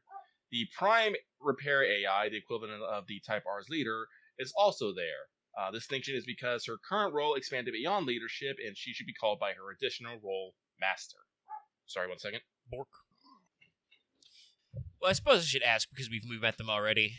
How does everybody feel about the Thonians? You never really actually called them that. Apparently, I double-checked through the wiki, their literal name in Japanese is Shunma, Wriggling Demon. But makes sense. Got some new wormy boys. Well, I think it makes sense. We'll get into this a little bit. The heroes see two servants fighting, a man wielding a red rod and Gilda Rays. This is in quotes, by the way. Yeah, even though it looks like saber gills, saber giles, we can always be like, hold on a minute. Something's not quite right here. Here. Along with several injured Type Rs. The rod-wielding warriors assumes that the heroes are enemy reinforcements and wants to escape. His master admonishes him for wanting to flee when there are injured Type Rs still present. At Giles' command, one of the tentacle creatures eats one of the Type Rs. Through it, he absorbs the virtual world's energy equivalent to magical energy and confirms that he controls the creatures. Riska orders to keep the girls alive and exterminate the creatures. While fighting Giles, Riska notices that he is different from the Giles they know. Kama agrees, noting his sloppy swordsmanship and the way he controls his familiar. She wonders if he is just a caster with a sword. Giles commends her for correctly guessing his class and considers making her his bride once she's older, to her disgust. Seeing the hero's strength for himself, the rod-wielding warriors pretends that like they're his reinforcements. Caster's Masters orders retreat as they lack the current resources to fight two servants at once. Caster leaves, supposing he'll have to invite the heroes to his secret room another time. All his familiars vanish as well. The rod-wielding warrior is glad he made the right call, saying at rare times you can find people like Karna to be your ally. His master demands Berserker, explains himself. Riska suddenly gets dizzy more than before. Sion realizes they're already established, worsened due to distress of all-out combat. Riska fit. Someone needs to give this an editing pass. Yeah, somebody missed a word there. Anyway, you do a combat so you get double tired and fall over. Now, Lucky's already thinking that I'm like, wherever we stop here, I think I'll do my own notes next time. I'll have to reread this story I like and do my own notes again as well. Honestly, it's okay for maybe like an initial pass jumping off point, but it does kind of miss some of our signature flair. Yeah. So, yeah, we'll definitely, like, wherever we stop today, next week, we'll definitely use our own notes, because, like I said, reading this is a little hard, actually. It's formatted pretty good. You can't see, obviously, chat, but there are line breaks here, so they're broken into nice paragraphs, but it is kind of, quoting somebody else's words. This is not my voice. This is me just speaking with someone else's voice. Sorry, it's the Andor brain, but you were dangerously close to Saw Gerrera there. Lies! Deceptions! What got it? So, Chapter 2, String in Favor, Rainy Mint. Riska wakes up in the infirmary. Sion and Kama are both relieved to see them awake, though the latter voices the relief under her breath. Berserker's master informs that they are in Repair's central building and thanks them for saving everyone back then. She introduces herself as the Prime Repair AI leading the repair area, though she recently is attributed to the role of master. Like, before this is where we actually actually get to see the map too. I like the map design. It is very modernly digital, for lack of a better word. Very clinical, but color coordinated in ways. Very, like, you have both, like, you have equal numbers of blocks and curves, but displayed in a way that makes it seem very simple. It's like, it's good to, it's like, I like the design. And also, the map theme, a treat. The light, if you will. Where are we? Berserker interrupts her to suggest that they take this opportunity to surprise attack the hero. His master reviews, saying that you have to return the favor when people help you, and gratitude isn't programmed into her code. This is another thing that is very clearly spelled out about all of the Ronnie series later, but, like, literally they are all programmed to try and pay back a favor. Like, if you do something for them, they feel compelled to do something, in return for you. Apologizing for the interruption, Berserker's master introduced Berserker. He immediately shows himself to be extremely arrogant. He even checks out Sion and Karma, but they're too young and neither strike a chord with them. He determines from Ritzka's command smells they are a master and asks where they're from. He is confused, though, when they ask if he knows where Chaldea is. He then determines from Kama's fine style that she is either archer or assassin. Kama confirms that she is assassin and asks why. Berserker replies it was reasonable to ask, but it feels the numbers are off. Berserker Masters tries to ask the heroes if they're participating in the System Grail War, when Ritzka gets dizzy again. Sion recommends that they share information after Ritzka is treated. Berserker Master apologizes, but she couldn't determine anything wrong with Ritzka. She admits that she could be overlooking something since she was designed. She admits she could be overlooking something, though, since she was designed to heal AI and Ritzka isn't. The person writing this wiki needs use more commas. Sion admits she did a checkup on Riska while they were asleep and believes that their magic circuits aren't synchronized with their Spiritron-covered nervous hearing, so the Spiritron-covered nervous hearing causing junk data to be produced. Their condition is likely to worsen the longer it goes untreated. The only option is to replace their nerves with ether-light Spiritron wires passed through the LTAM namely originally made for medical purpose, then tie them closer to their circuits. This is actually one of Sion's thing, the ether lights. She mostly uses it so she can be a fucking wire fighter in Melty Blood. I want to make some comments about this right now, but I won't. Later, maybe. The procedure is a success, but Kama notices something uncomfortable with her magical energy path to Riska. Sion admits that it was an unavoidable side effect. She explains that ether light can be injected directly into the brain, but for magic surface and Spiritron conversion, it requires a special route with one additional step. Therefore, she used the command spell system tied to Riska's surface as an intermediary to force the ether light route open. In other words, portions of Riska's command spells and magic circuits have been replaced with her ether light, which means any magecraft they use will go through her. They are now 2-in-1 master. So Sion basically hijacks your body. In the name of medicine! She inserts herself between you and your magic circuits. Oh, she can do a lot more than that. She explained, Berserker's master is happy to see Riska healthy. She then remembers Berserker gave her an individual name after she became a master. Ayas, meaning life in his language. Berserker admits he thought it was a perfect, considering her nature. He proceeds to brag about how many Paco design, by the way. Wait, so did Bima do both of them then? Huh. I mean, Paco do both him and Bima? Okay, rad. He proceeds to brag about how naming other was a frequent occurrence for one of his exalted status. He hints that he is a prince, but refuses to give his true name, since they are in a Grey War. But to his dismay, Riska and Sion used this fact that he knows Karna and used Ayas, a Sanskrit word, to determine that he is Duryodhana, the eldest of the 100 Kauravu of Kuru. I don't know if I'm pronouncing any of these. Kaurava princes. Probably not pronouncing it as smoothly either. Yeah. But yeah, Paco basically does all our India boys. He is also Duryodhana's artist as well. So Paco just cranked this shit out. Rip him and ship him. Rip him and ship him. At Sion's request, Ayas explains that the Paper Moon is currently operates under the system Grail War. It works similar to a typical Grail War, except its purpose is to keep the Paper Moon operational. Since the heroes are unaware of this fact, Ayas recommends that they visit the overseer of this Grail War, the General Supervisor AI.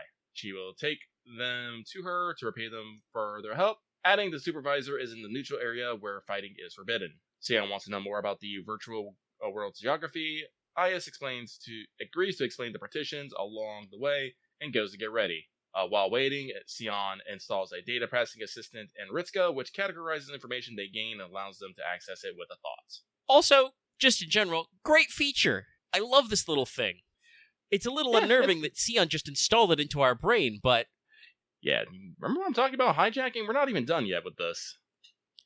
That said, she shows us a little icon in the story, and that icon stays there in the map, and this is a great feature to keep track of people, places, things. Yes. I think overall it kind of contributes to how this Ordeal call in general is very low on chaff. Like, there's not really a lot of filler, and even when there is exposition, a lot of what would be, like, extra dialogue usually ends up in your little informatic assistant.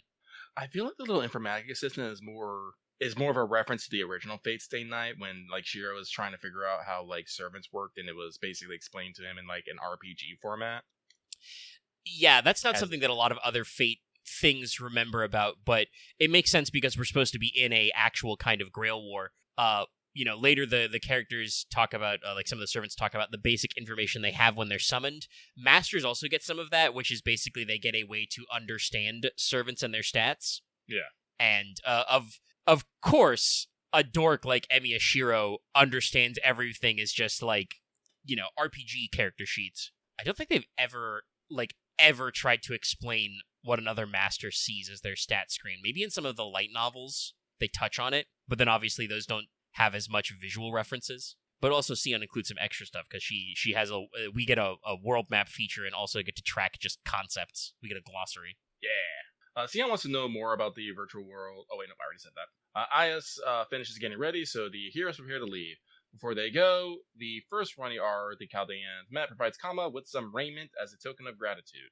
Raiment is the world's equivalent of magical energy, named so by the General Supervisor. Outside, Ayas explains the General Supervisor is located at the World Center, which she never leaves, presumably because there is no need for her to. Sion asks Ayas what she meant when she called the General Supervisor AI a neutral party. Ayas answers that she will need to explain the shape of the world first. Using a diagram, Ayas explains that the Paper Moon's inner world is a circle within a circle. The outer circle is divided into 5 partitions, with the inner circle making for 6 total. Each of the six types of AI operating in the Paper Moon gather in these partitions. They are repair, where the heroes currently are, transfer, keep, grow, build, and repair. Listed repair twice. They listed repair twice. I just I feel realized like that. they meant to actually have a period there, but they forgot it. This has actual commas.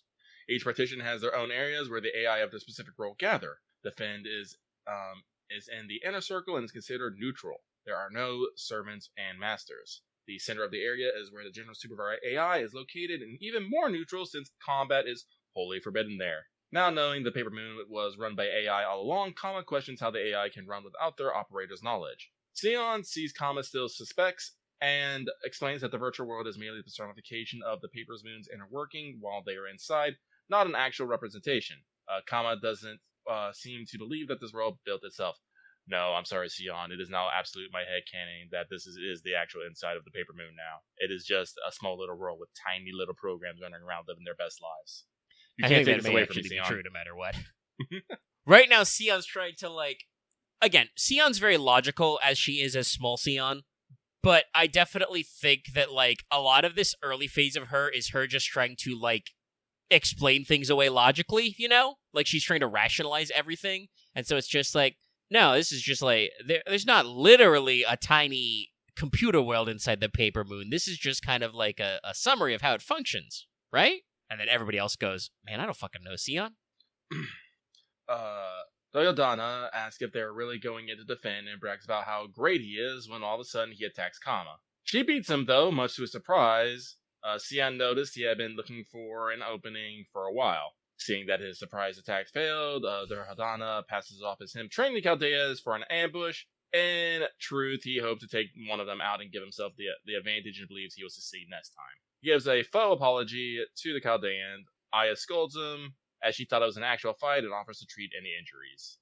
I'm gonna be real, I don't hate Toyodana, but I got tired of him real quick.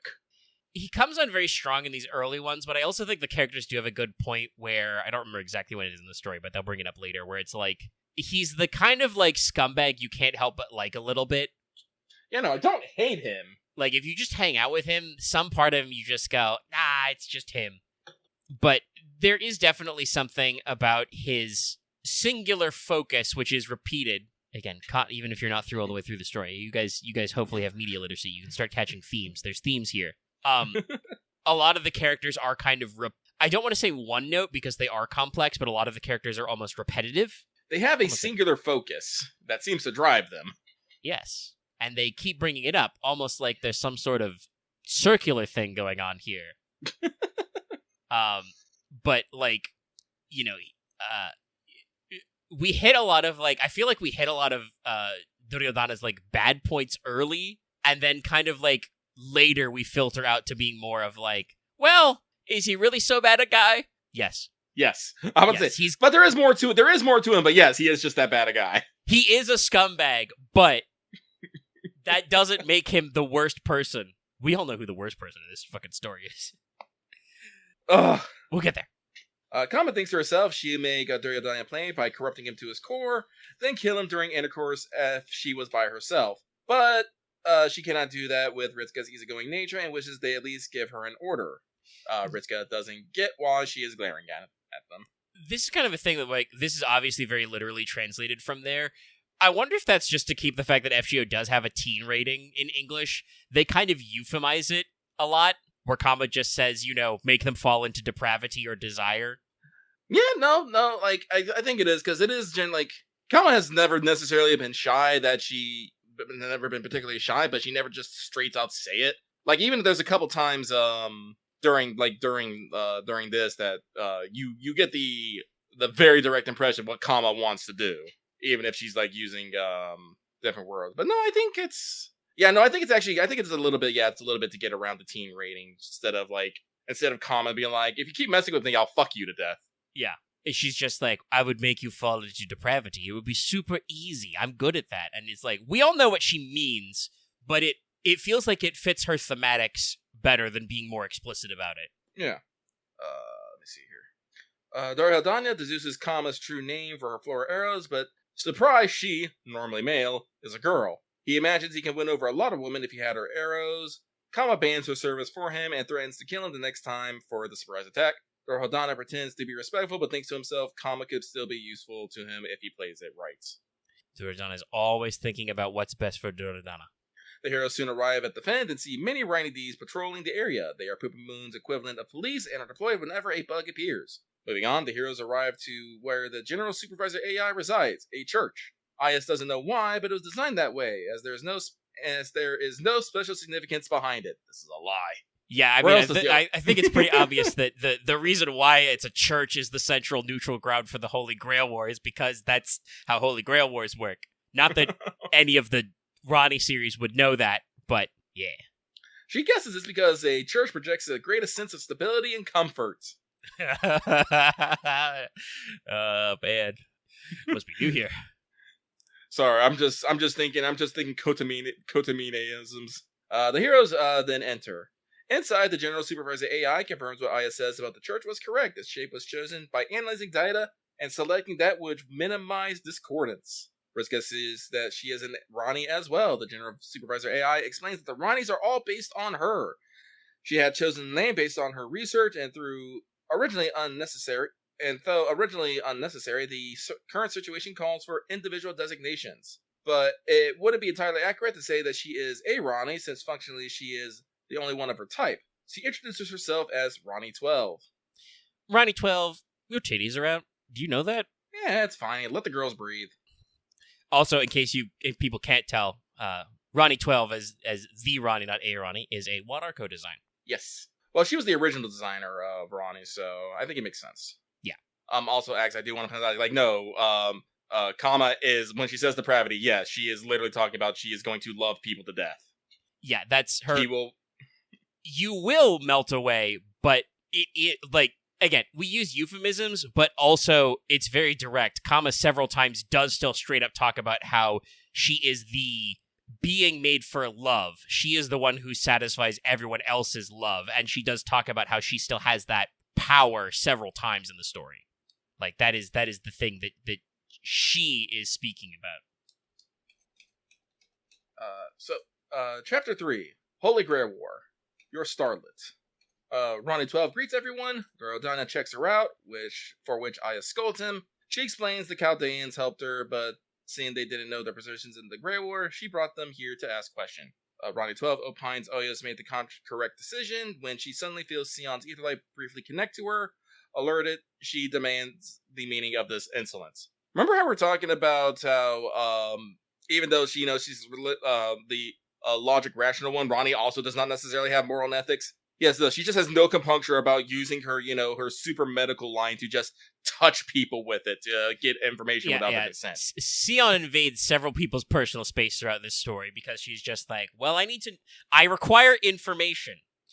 Also, I want to say, since we do get introduced to Ronnie 12 here, she's very interesting because, like, as the supervisor AI, you feel like she should be all, like, logic, but there are still times when she, like, even if it is calculated, makes emotional responses. I think this is one of them where she even says, like, the correct thing I should say is, what the hell do you think you're doing? Yes. Like, it would be very easy for them to write Sion and Ronnie 12 as the same character, but they don't do that. They're different, and I like it. Mm-hmm. Sion confessions before coming here, she had decided the first thing she would do what Ronnie 12 is. God, okay. I'm starting to get mad at this now. I thought this was going to be a good idea. It is not. Like I said, it's pretty comprehensive, but every like couple of paragraphs, there's a small error. Sion said she'd figure out what Ronnie 12 is. She gives her, revealing that she is the former Paper Moon operator, and requests that Ronnie 12 to search the administrative jurisdiction files associated with her name. Ronnie 12 gets 0 results. As for Sion's claim that she is Paper Moon's operator, she can neither confirm nor respond to it. All she can say is, okay. Kama equates Sion to being the god of the Paper Moon since she created, and a surprise Ronnie 12 essentially says she didn't have to obey her. Sion states that the Paper Moon she managed was only ever a device, while the virtual world and its AI occurred naturally. It therefore makes that she have direct jurisdiction for it, nor does she view herself as a god. This is honestly like a really interesting conversation conceptually. I talked a lot about how there's a lot of sci-fi in this, and it's just like the question, Kama, who is a divine spirit, is just like, oh, you own this world, you made this world, you run it, you're a god, right? And like both Sion and Ronnie are like, no? Like just purely rationally, Sion is like, well, I didn't make the virtual world. And like you said, Ronnie 12's response is to just finding out that Sion is like the owner of the Paper Moon device is just, yeah, and? What does that mean to me? Moving on, Sion reveals what she learned from that one moment of contact Ronnie 12 had with her. Aetherites. It felt like inspecting another human being, rather code, that can be freely edited. Ronnie 12 surmises since the Chaldeans have definite bodies here, they shame the same composition as her. But the fact remains that Ronnie 12 is an AI, something which Sion confirms with Ayas earlier without her notice. Again, talking about personal space. Ronnie 12 admits that she used her authority as the General Supervisor AI to confirm the Chaldeans were not AI. Neither are they products of the Paper Moon, which can only make them visitors from the outside. Ronnie 12 presumes they are non-AI from the outside with the same structural intensity as AI. She cannot say for certain if they are brought here for no reason, but it is a fact that they are master and servant, which suggests they are accidentally integrated into the system Grail War.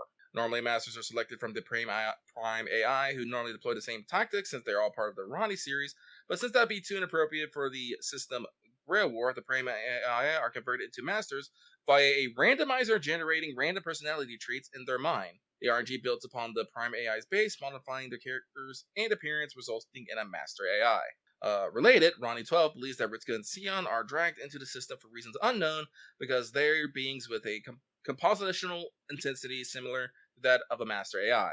Sion asks Ronnie 12 if it's possible for her to disconnect them from the system and return them outside. Ronnie 12 replies she unfortunately cannot, as the system Grail is a system executed by the world itself. Because she is the General Supervisor AI, she was granted the role of Overseer. That doesn't give her the ability to intervene with the system.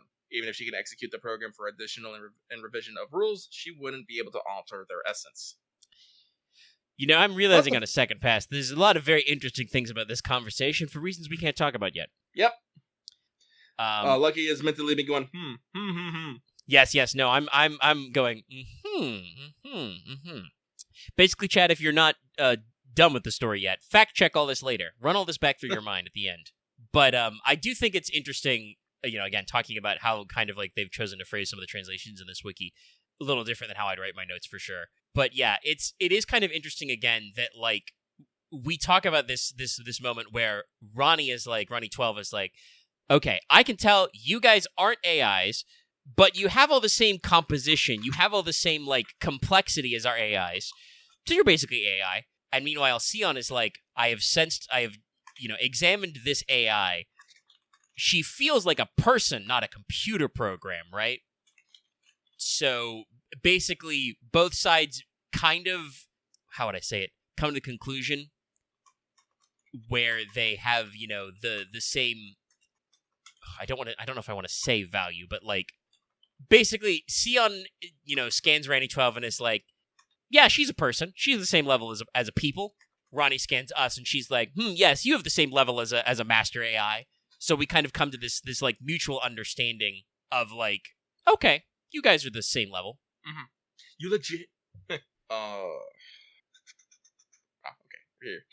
But the fact the Chaldeans arrived just as the Great War began in a format directly associated with it means for an unknown reason the program execution had an effect outside the device and pulled them inside. It is therefore highly probable the trigger to return outside is either the System Grail War's conclusion or cancellation. At Ritzka's request, Ronnie 12 explains the System Grail War is that which repairs and stabilizes the Paper Moon world whenever an irregularity occurs. It is basically a large-scale defrag system performed to optimize the world. Sion confirms the Paper Moon has suffered a failure for unknown reasons before they were pulled inside. We do use the phrase, we do like to use the phrase irregularity a lot here. I mean, I feel like it's a sci-fi buzzword. Well, even then, I believe irregularity was used a couple of times in the Ordeal call Prologue as well, Keep your eyes peeled for things that are irregular. It's almost like we're being incepted. Randy 12 confirms that the system Grail is meant to fix the failure. The cause is unknown, however, as all AI were functioning normally. It is due to not knowing the cause that the world chose the most all-encompassing form of stabilization. But if it means it will be difficult for the Paper Moon to return to normal before the whole Grail War is concluded. If ignored, it is possible that the stress level will reach a state where the device can never operate normally. Randy 12 cannot simulate what would occur in such a situation, but the probability of the Paper Moon being physically broken is not zero. I think at this point we have a dialogue box where we basically go, gasp, but we need the Paper Moon. We need that thing. Moving on, Randy 12 explains that the system Grail War consists of 5 masters, each of which are the primes of the 5 AI types composing their world's partitions. Keep, transfer, build, grow, and repair. To induce variety, each leader is arranged with a random personality and is granted 1 command spell, allowing them an absolute command. As for why there are 5 masters instead of the standard 7, it's because the 5 partitions are the only usable areas. This, I think, is kind of factually correct, but it definitely makes me wonder with Ronnie. It's like, okay, so you know what a Holy Grail War is, and you claim that there are 5 zones, which are the only usable zones, unless there's going to be 5 servants. I'm going to be real. It was like this exact moment. Like, I know it's like, oh no, there's definitely one here in fucking the center here. You cannot fool me. We got the normal 5, then we have the outlier here 6. There's going to be a fucking 7th, and there's only one place it can come from. Yeah, no, I think that's pretty obvious even at this stage, because this is the kind of thing that plays to the player, the reader's expectations. Yeah. Like I said, at this moment I was like, so only 5, huh, Ronnie 12? as we with the 6th servant are standing here, and it's just like, I knew that this would happen. The moment you tried to limit the classes, that's not how this works. You try to fuck with it, it's not gonna work. So it's like, yeah, no, you already have one irregularity where it goes in. And obviously, she explains it later, but it's definitely one of those moments where, you probably should have thought about this, Ronnie 12, before you did this part, before you oversaw this shit. The defend AIs are needed to deal with the naturally occurring bugs so they don't intervene with the Grail War. Additionally, the central defend area is a neutral zone, and all combat within church ground is forbidden. And other non-Pacific interference with the regular IDs, non-Pacific? Yeah, it's a little weird way to say it, but I believe that, non-peaceful, which I think you can use Pacific that way. Non-Pacific interference with the regular eyes, including D-types, is also forbidden. So basically, the rules are: don't fuck with the general AI, don't fuck with the central section. And of course, we will very rapidly see how long it takes for these rules to be followed. Basic procedure for the war is for the 5 masters and the servants to fight until only team remains.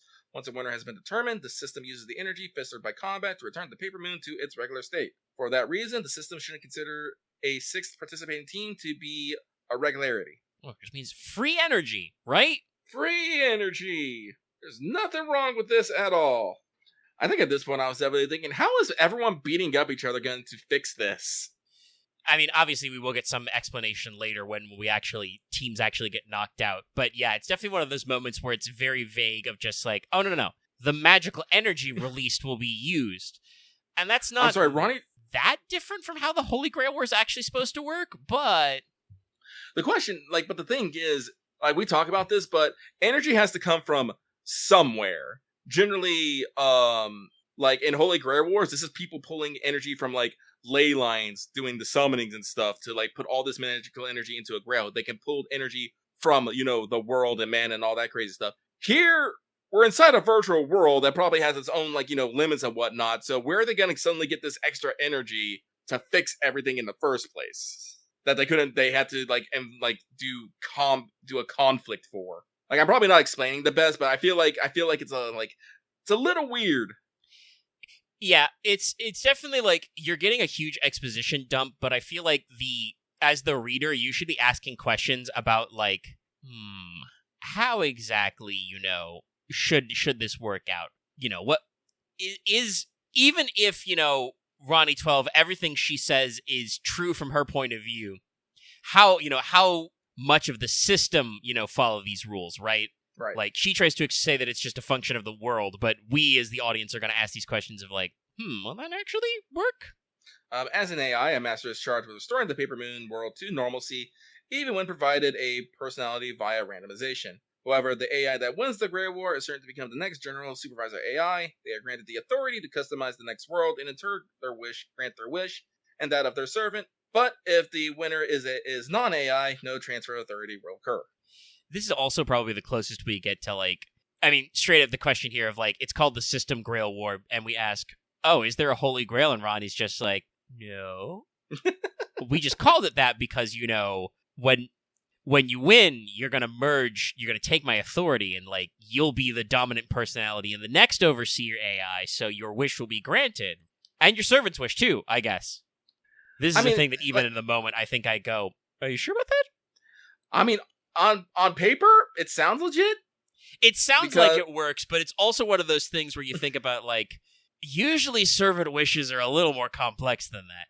We probably don't question it too much because our only desire is to get the fuck out. And as we'll kind of discuss shortly, Ayus and Duradiana are also both very simple. Again, you know, none of these are like lies.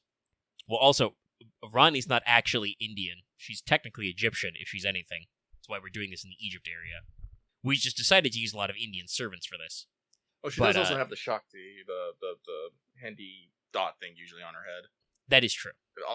But I would also going to say she's also an AI. Do not. She probably does not have necessarily the same concept of nationality and culture as one would normally expect. Yeah, she calls it a Grail War, and she even explains why it's called the System Grail War, not a Holy Grail War, because there's not supposed to be literally a Holy Grail involved. There's not a wish-granting machine, but rather the process allows one to reformat the system and thus grant their own wish. But like, this is not a strong spoiler. This is more of a thematic commentary, but we'll quickly, when we start meeting the other master AIs, realize that this concept of how your wish gets fulfilled does not necessarily line up because some people have much more esoteric wishes. Also, I misspoke. It's called a Bindi, not Shakti. I don't know what I was saying. I just knew it was supposed to be E. I think the phrase Shakti gets used a couple of times in this story in other places. Maybe. No, because I said that, I was like, wait, that doesn't sound right. Where are we? Kama concludes that the only way for her and her companions to get out alive is to win, which Ronnie 12 confirms. Duraldana mocks Kama when she says their teams will have to kill each other before long, as if she only just realized that. Oh, excuse me. The two look ready to fight. Ronnie 12 reminds them that combat is forbidden on church grounds. If they violate that rule, every D-type AI will be mobilized to apprehend or eliminate both teams, which means qualification from the Grail War. Kama seems poised to violate the rule, but Ronnie 12 is very strict with the rules be followed without exception. Ayas assures she does not plan to fight here, not that she wants to fight anyway. Seeing that the Chaldeans have no area of their own, Ayas proposes that they team up until it's down to their teams, after which they can fight each other with nothing held back. While they are allies, the Chaldeans can move like they are repair, as thanks for their help. Ayas finds it unfair for them not to have their own area. Ronnie 12 agrees, replenishing raiment for the Chaldeans without an area of their own. She explains raiment is what AIs have as their disposal. The more it collected via trade, negotiation, etc., the more resources given to a servant, giving them advantages in battle. The lesser AIs strive to have their respective partitions leaders win, but even they have free will. Following the occupation is also an innate desire of theirs, and by helping them, it is possible to get raiment from AIs regardless of jurisdiction. There are ways of getting raiment from those unwilling to share, however. This is where we kind of have some of our first flashbacks to like, oh. Sion now understands Caster attacked the Rani Rs to see their raiment by force. Ayas finds it a simple approach, yet not since AIs wouldn't let their raiment be taken without a fight. She considers it better to just get along with the AIs. She admits Duraldana is low on raiment at the moment. She hasn't fully restocked what was expended during the fight with Caster and the mock battle. If they cannot resupply properly on the way back, the next battle will be harsh, so they're in a rehabilitation phase. Duraldana complains to Ayas about being in rehab until his stomach growls. Ayas reminds him that he'll be in trouble if he is attacked by another servant during his rehab, so he thinks it's best for him to cooperate with Kama for now. Sarcastically praising his intellect, she figures he must have foreseen them joining forces. Though he agrees with his master, Duraldana wonders to himself why she has gotten so impulsive. He figures it must be because she is so close to her own wish and now sees the benefits of allying with the Chaldeans. Most of all, he thinks Riska will not notice his scheming because of their good nature. Believing himself to have all the advantages, he tells Ayas he agrees with the alliance. I'm gonna be real, we're good nature. We're good boys. We're not fucking idiots, though. Yeah, I mean, Duryodhana did the thing earlier where he's like, oh, sometimes you stumble into a Karna. Like, that's probably what he's thinking. He sees us and he's like, oh, this bozo's a true hero, a selfless sacrificer. They'll be on my side no matter what. Not realizing that, like, Karna's kind of a once-in-a-lifetime kind of guy. You don't run into a lot of Karnas. Karna is a character who is like genuinely, honestly, like, so, like, praised in the Mahabharata for kind of, like, his position. Like, all of the other characters kind of begrudgingly like him. The Pandava's a little bit not, but there's a lot going on there, because there's, like, a lot of class and caste things going on with him. But it's revealed after Karna's killed by Arjuna that he was the secret sixth Pandava brother, technically. Like, they all share the same mother, so he should be their eldest brother. In that, when that gets revealed, Duryodhana says something very out of character and says, oh, if I realized my good personal friend Karna was the true heir, none of this would ever happen. I would have given him the crown easy. 10 out of 10. Never would have fucked with this. And I think he means it, even though he's a scumbag, because that's just how Karna is as a guy. Karna, hands down, would have been the best true king, but Karna never tried to bring that up to anybody because he didn't want to be a bother. He didn't want to, like, step in front of his friend Duryodhana's dream and be like, actually, I should be the true king. So, like, it's, you know, it's that great moment where he thinks you're the same type of character and just, you know, you'll do all the heavy lifting. And it's like, no, Fujimaro Ritsuka's a little wilier than that. We have to balance out a lot of different character archetypes. And for every Duryodhana type, who in-game his alignment is lawful evil, which I think is actually correct, he is a scumbag, but he's very orderly about it. And also, despite having kind of a scumbag personality, it is actually true in the Mahabharata that once the actual war part starts, Duryodhana breaks very few rules. Like, if he intentionally breaks any rules, I don't know. He does a lot of underhanded schemes that we learn about later to try and kill the Pandava brothers, set their house on fire, throw Bhima into a river, shit like that. The dice game that's super rigged by his shady uncle. But when it comes to fighting, Duryodhana does warrior stuff almost always above board. And that's kind of the moral failing of the Pandava brothers. They don't always play by those rules. They're much more willing to kind of, like, get around kind of, like, things. Like, obviously this is not directly related to this story, but is told in the Mahabharata. That's kind of like the big conflict between Arjuna and Karna is Arjuna shoots Karna dead when Karna stops to free his chariot from the mud. And, like, it's not like a duel, it's just the one moment where it's exposed. And yeah, Arjuna is a little cut up about that after.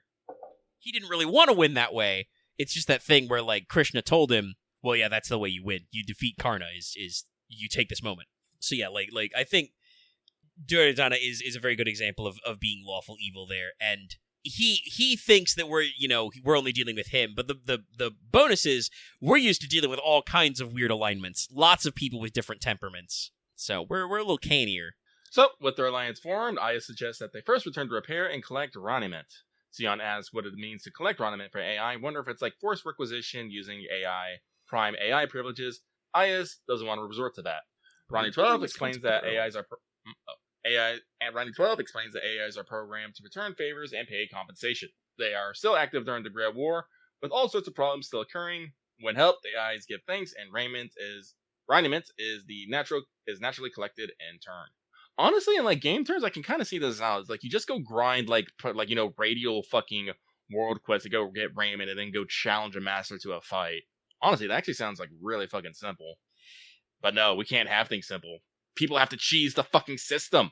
Yeah, talking about, like, it's small, but there's just enough thought put into kind of the Raniment economy that it works, because it's like the idea of, like, oh, your AIs will naturally generate Raniment as part of their, like, allotted resources to keep your partition running.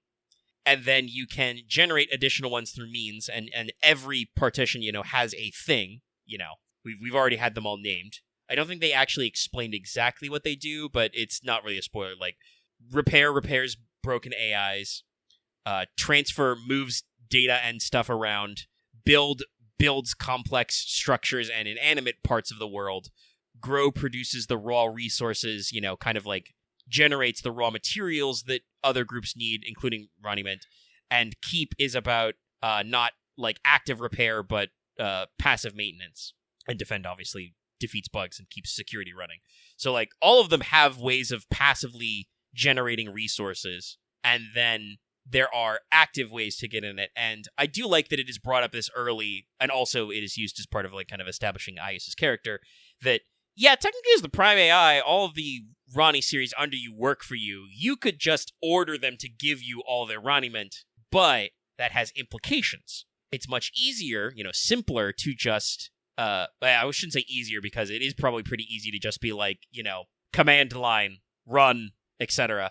But it's simpler and has less ramifications if you're just like, no, the Ronnie series AI are programmed, like we said earlier, for gratitude. They are programmed to fairly compensate you. So if you assist them in their job, they will just give you the extra energy they didn't expend. Very, very literal, simple economics shit.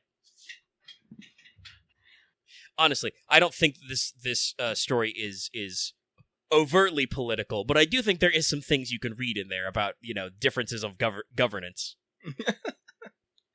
So the heroes leave the church with Ronnie 12 wishing them good fortune in battle. After they're gone, though, she runs inquiry programs, but it still fails. She thinks it was inappropriate for her to wish them good luck when she meant for him to wish good luck when she is meant to be neutral. To rectify this, she will pray for the others as well.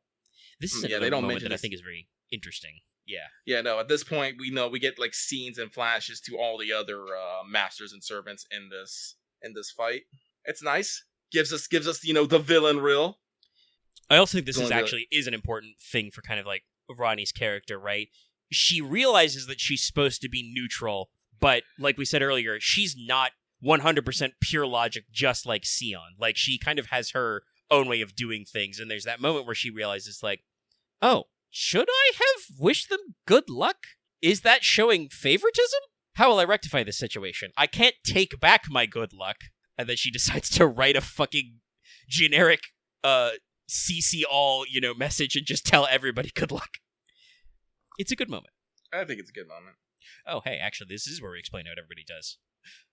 On the way back to Repair, at Sion's request, Ayus explains the defining traits of each partition. Repair is tasked with fixing damaged AIs. Transfer's role is to deliver data and objects. Build constructs new things. Keep role is to contain every AI's natural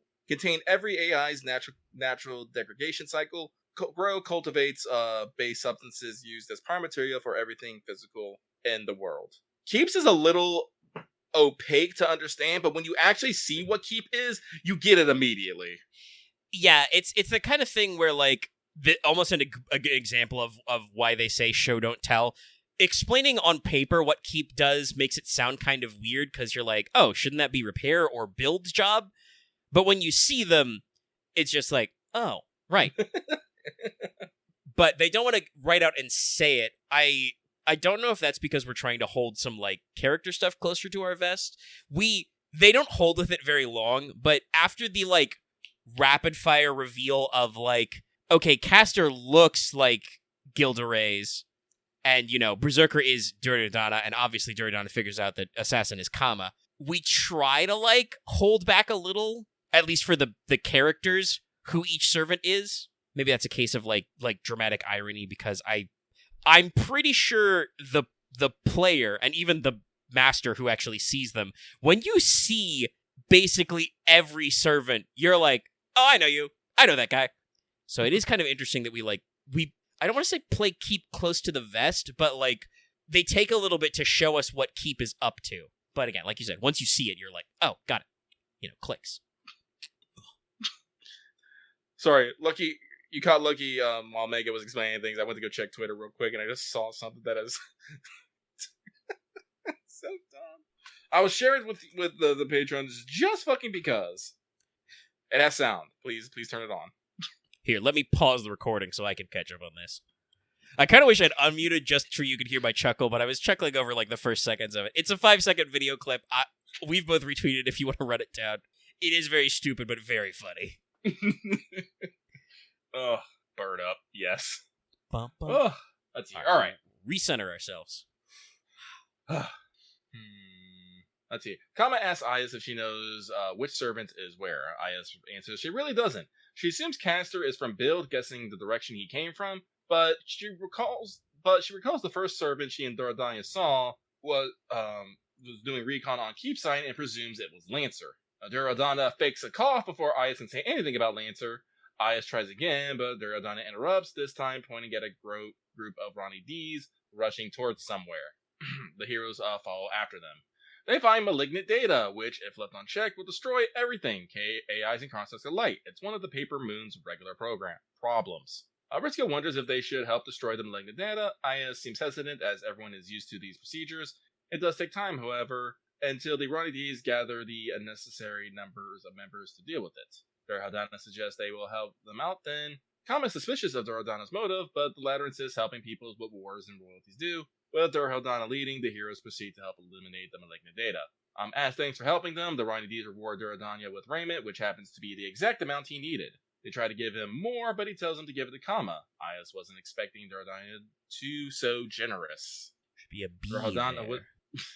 Yeah, no, I'm just going to keep outing these mistakes. Doradana whispers to Ayas he is doing everything to have the Chaldeans be the decoy at all times. He cannot afford to lose, especially against one particular opponent. Ayas pinches him for saying something so cowardly. He then goes off to heal the Ronnie D's.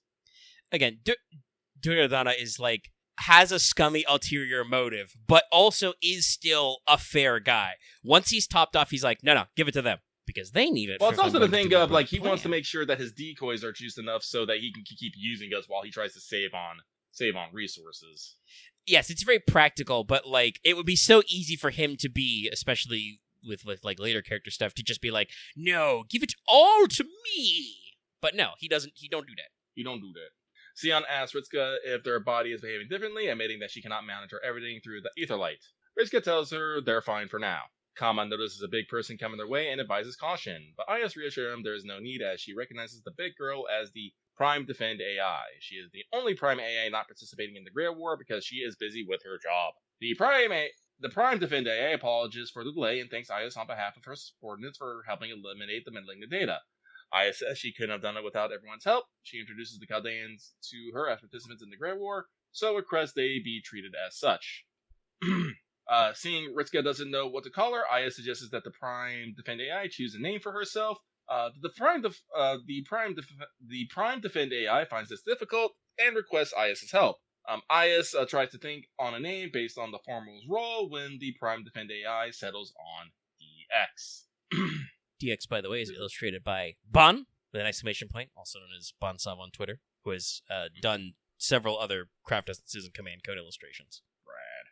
Durhodana checks out DX, but is disappointed when he requests to see her without her armor. Ayas drags him away and apologizes for his behavior. The heroes get ready to leave when DX warns them that malignant data has been on the rise lately, possible as a result of the Grail War. Unidentified offensive data has also been detected, so DX advises caution if it is ever encountered. The only thing that is known about it is that they reported as humanoid shadows. The Defend AIs are on their way to inform every master of this. DX leaves, returning to duty. Though DX wasn't exactly informative, the heroes understand they will have to prepare for anything from now on. They continue their way back to repair. I should probably pull up the chapter list so I can make sure I'm getting our current chapters right, because I definitely feel like this next one had a different name.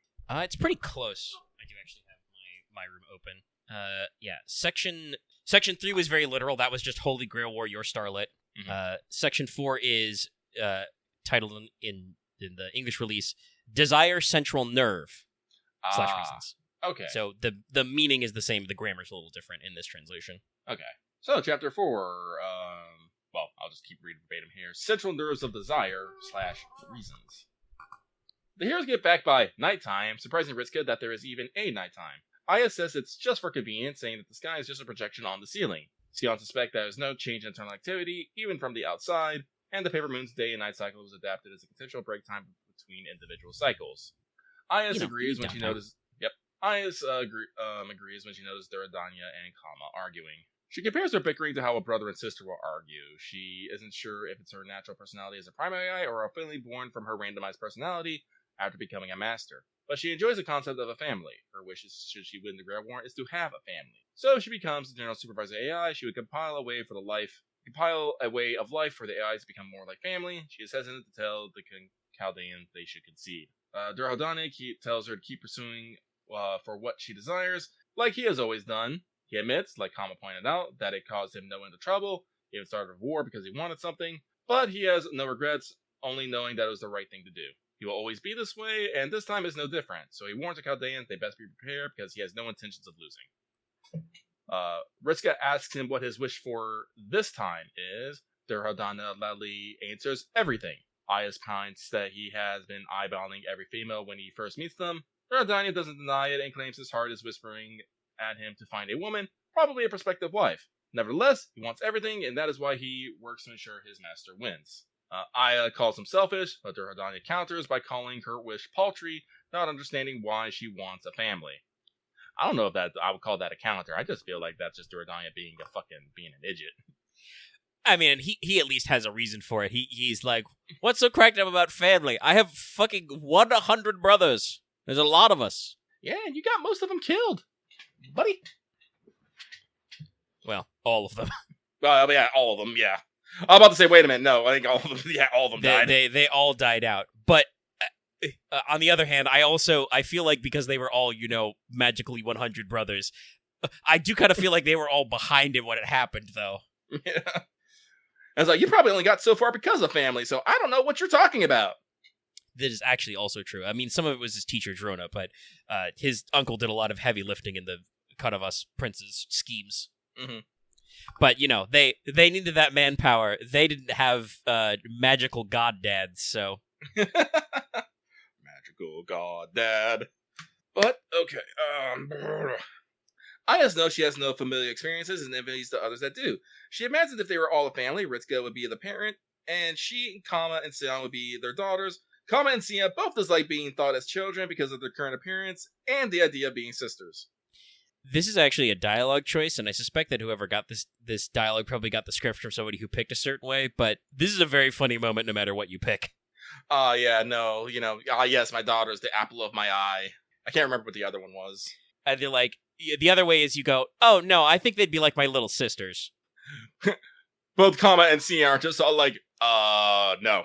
Do not. Kama for obvious reasons, but honestly, now that I think about it, I understand why Sion also reacted this way. All of a sudden, I notices something happening at the central building, and intercommunications are down as well. She explains that Sion's request that the AIs of the same type can communicate remotely with one another. Communication between different types requires an exchange of individual IDs, however, there are also others to communicate in case of emergency. Right now, it seems that the standard network between the medical types has gone down, and Ayas can't connect any of the Irani R's at the central building. Fearing the worst, she and the others rush over there. They find Caster and his master slotting the Rani R's for their arraignment. Caster Master admits he had jammed Repair's communication network. Ayas demands for him to stay away from her girls. Caster Masters questions why he would do that when stealing from others is the most efficient way to harvest raiment. I don't think, honestly thinking about it, I don't think it's necessarily the most efficient, it's just the quickest.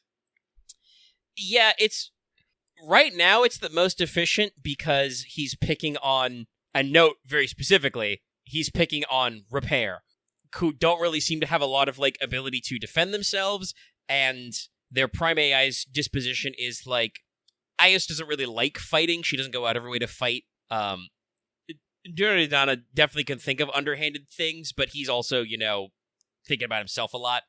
So, it works out. I think, is the other partition that Build is next to Grow? I think it is, isn't it? In the start? In the outset? Yeah, I think so, because I think Transfer and... Yeah, because I think on the other side of Transfer Grow is key.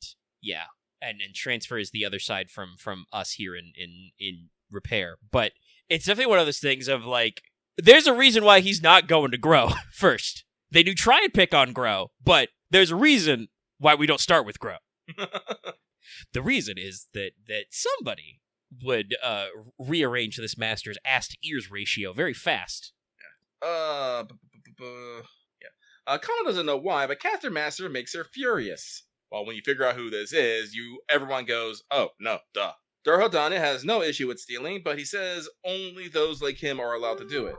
Sion sees conflict as unavoidable, but warns to be careful because according to her calculations, the fact that Castor's master showed his face means... The heroes keep killing Castor's familiar, but more just keep spawning. Castor, meanwhile, continues killing the Ronnie D's, raving about punishment in his secret room. Like, this game goes very clicky, making you go like, no, I do not like this dude. Like, at all. There is no way impossible that, like, you can like this character. And I think it's very deliberate. Like, normally I'm generally okay with Castor Giles. I think he's a bad man, but he has his own, personable quirks that makes him interesting in his own ways. This character, you get none of that. It's just derangement, and it's just like, there's a reason for that, too, that we'll talk about shortly. But, like, Castor Giles is an insane serial killer, but he's, like, insane for a reason. He is the guy who, like, lost Jeanne d'Arc, and also Francois Pilati handed him a spooky book. Like, he's a bad guy in the way that, like, human antagonists in, like, an H.P. Lovecraft story are bad guys. Like, he's clearly not all there, but you also understand what's going on with him. Yeah, this guy just oof. This guy's just a freak. He's a wacko. He's a wacko. And this is the scene that I mentioned earlier that the game keeps hammering me with flashbacks. It's this specific interaction where, like, Castor keeps killing type R's while we're fending off his familiars that sticks with the master in the story, and we keep remembering, like, just we have this thought basically that's like, no, this isn't right. This is just not a thing that we should be doing. So Castor Master is pleased everything went according to plan. He surmises that the heroes never stopped to recharge before going to speak with Ronnie 12. It is obvious that then his fully charged caster would have more raniment than Kama and Duradanya combined. Though she hates to admit it, Kama knows that Castor's Master is right. Ice contemplates using her command spell to give Duradana a temporary boost and raniment. She is resistant though, because even if she does win, she'll be without a command spell for the remainder of the war. It's a very interesting choice that we didn't really harp on it when they talked about the rule, but very interesting choice that the normal AI masters only get one spell. Yeah. Maybe it was all the energy they could spare. I don't know. Masters boast of his superiority and seems poised to finish off the heroes when a man in a green suit and long shaggy hair and someone who seems to be the Prince of Langling arrives. The man introduces the latter as Ryder, himself as his master, Lanier Goosen. He states he came to use repair services and threatens to fight the caster team if they aren't here for the same reason, and the latter cannot be certain how raniment his team has. Caster's master concedes, saying they have enriched their services at repair's expense. They cannot afford risk losing, so they promptly leave. Disappointing all of us because of how puntable Caster's master is. After healing the surviving Rani R's, Ayas thanks the Rider faction for saving her. Lanier states he is their prime transfer AI. Looking at Lanier, Ritsuko gets started flashes of the encounter with Lev Laner Flores in the Time Temple. Laner notices him staring and presumes he resembles someone they know, which he finds strange since the randomizer is supposed to have perfect RNG. But he considers the possibility the masters were randomly selected from a set of templates. This is also really good. Reusing Lev's face for, like, a new guy, functionally a new guy, is pretty interesting. And I love how we have this moment of, like, we're instinctively put off by him because it's Lev, but we also get to see a lot of, like the cracks are already starting to show in this, in our exposition, right? Lanier is like, we're supposed to be completely random. Why would I resemble somebody you know? Anyway, that's interesting. That's a thing I'll think about later. And it also kind of, like, establishes his character. He is one of the character who actually, like, thinks about the system and the world he's in, which is something that none of the other master AIs really do. I bet Laner Goosen has a virtual corkboard with pins. Actually, it's probably just in his head. If he just probably keeps it mentally. True. Because the way he runs around, he's all like, I got it all planned. Let's go. He is surprised when Ritsuko collectively identifies Ryder as Lang Ling and asks Ryder if he wants to say hi or something. Ryder responds he will do so if ordered, insisting that he is but a tool. He would also call himself by a different name since he is not a prince, but a mere warrior. Was this Gao Changgong? Yeah. Oh, that's right. Durhodana asks what Ryder faction here. Laner jokes that it's the fight to the death, but actually he came to get his opponent, Arani T, treatment. She had suffered an accident while on duty while she was startled by a sudden bug. Laner and Changgong came along as her escorts. Excellent use of pre-existing Lev face here, by the way.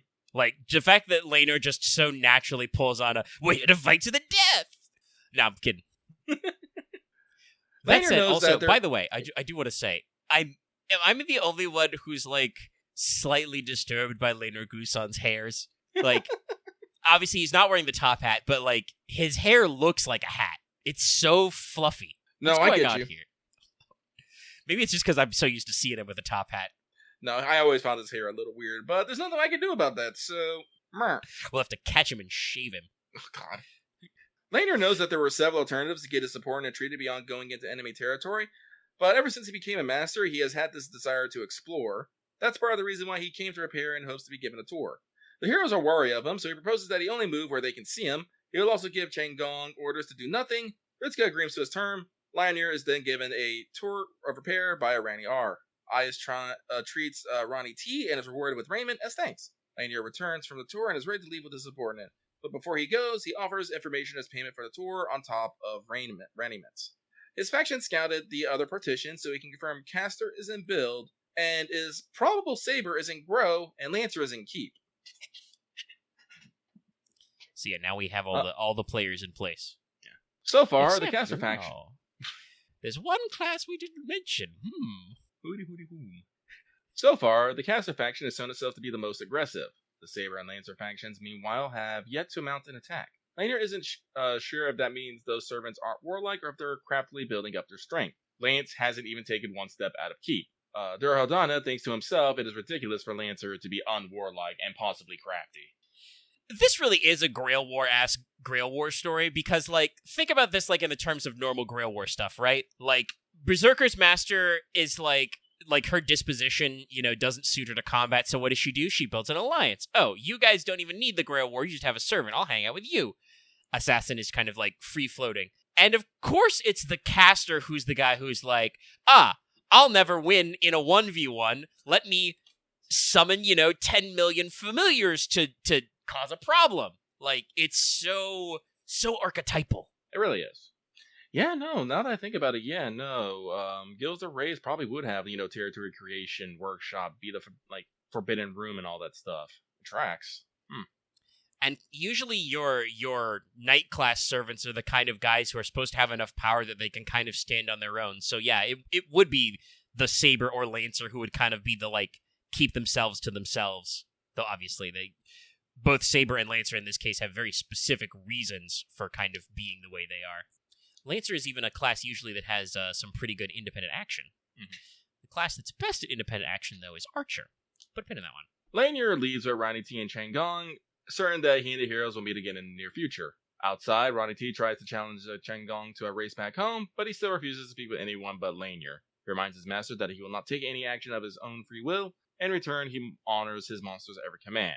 The Rider faction heads back to transfer. Ayas looks into upgrading the repair comm protocols. She reasserts because she is fine and that this is all part of her duty. She tells the Chaldeans to go get some sleep and she will do the same once she finishes her work, but realizes the control pods where the AI sleep may be uncomfortable for non-AIs.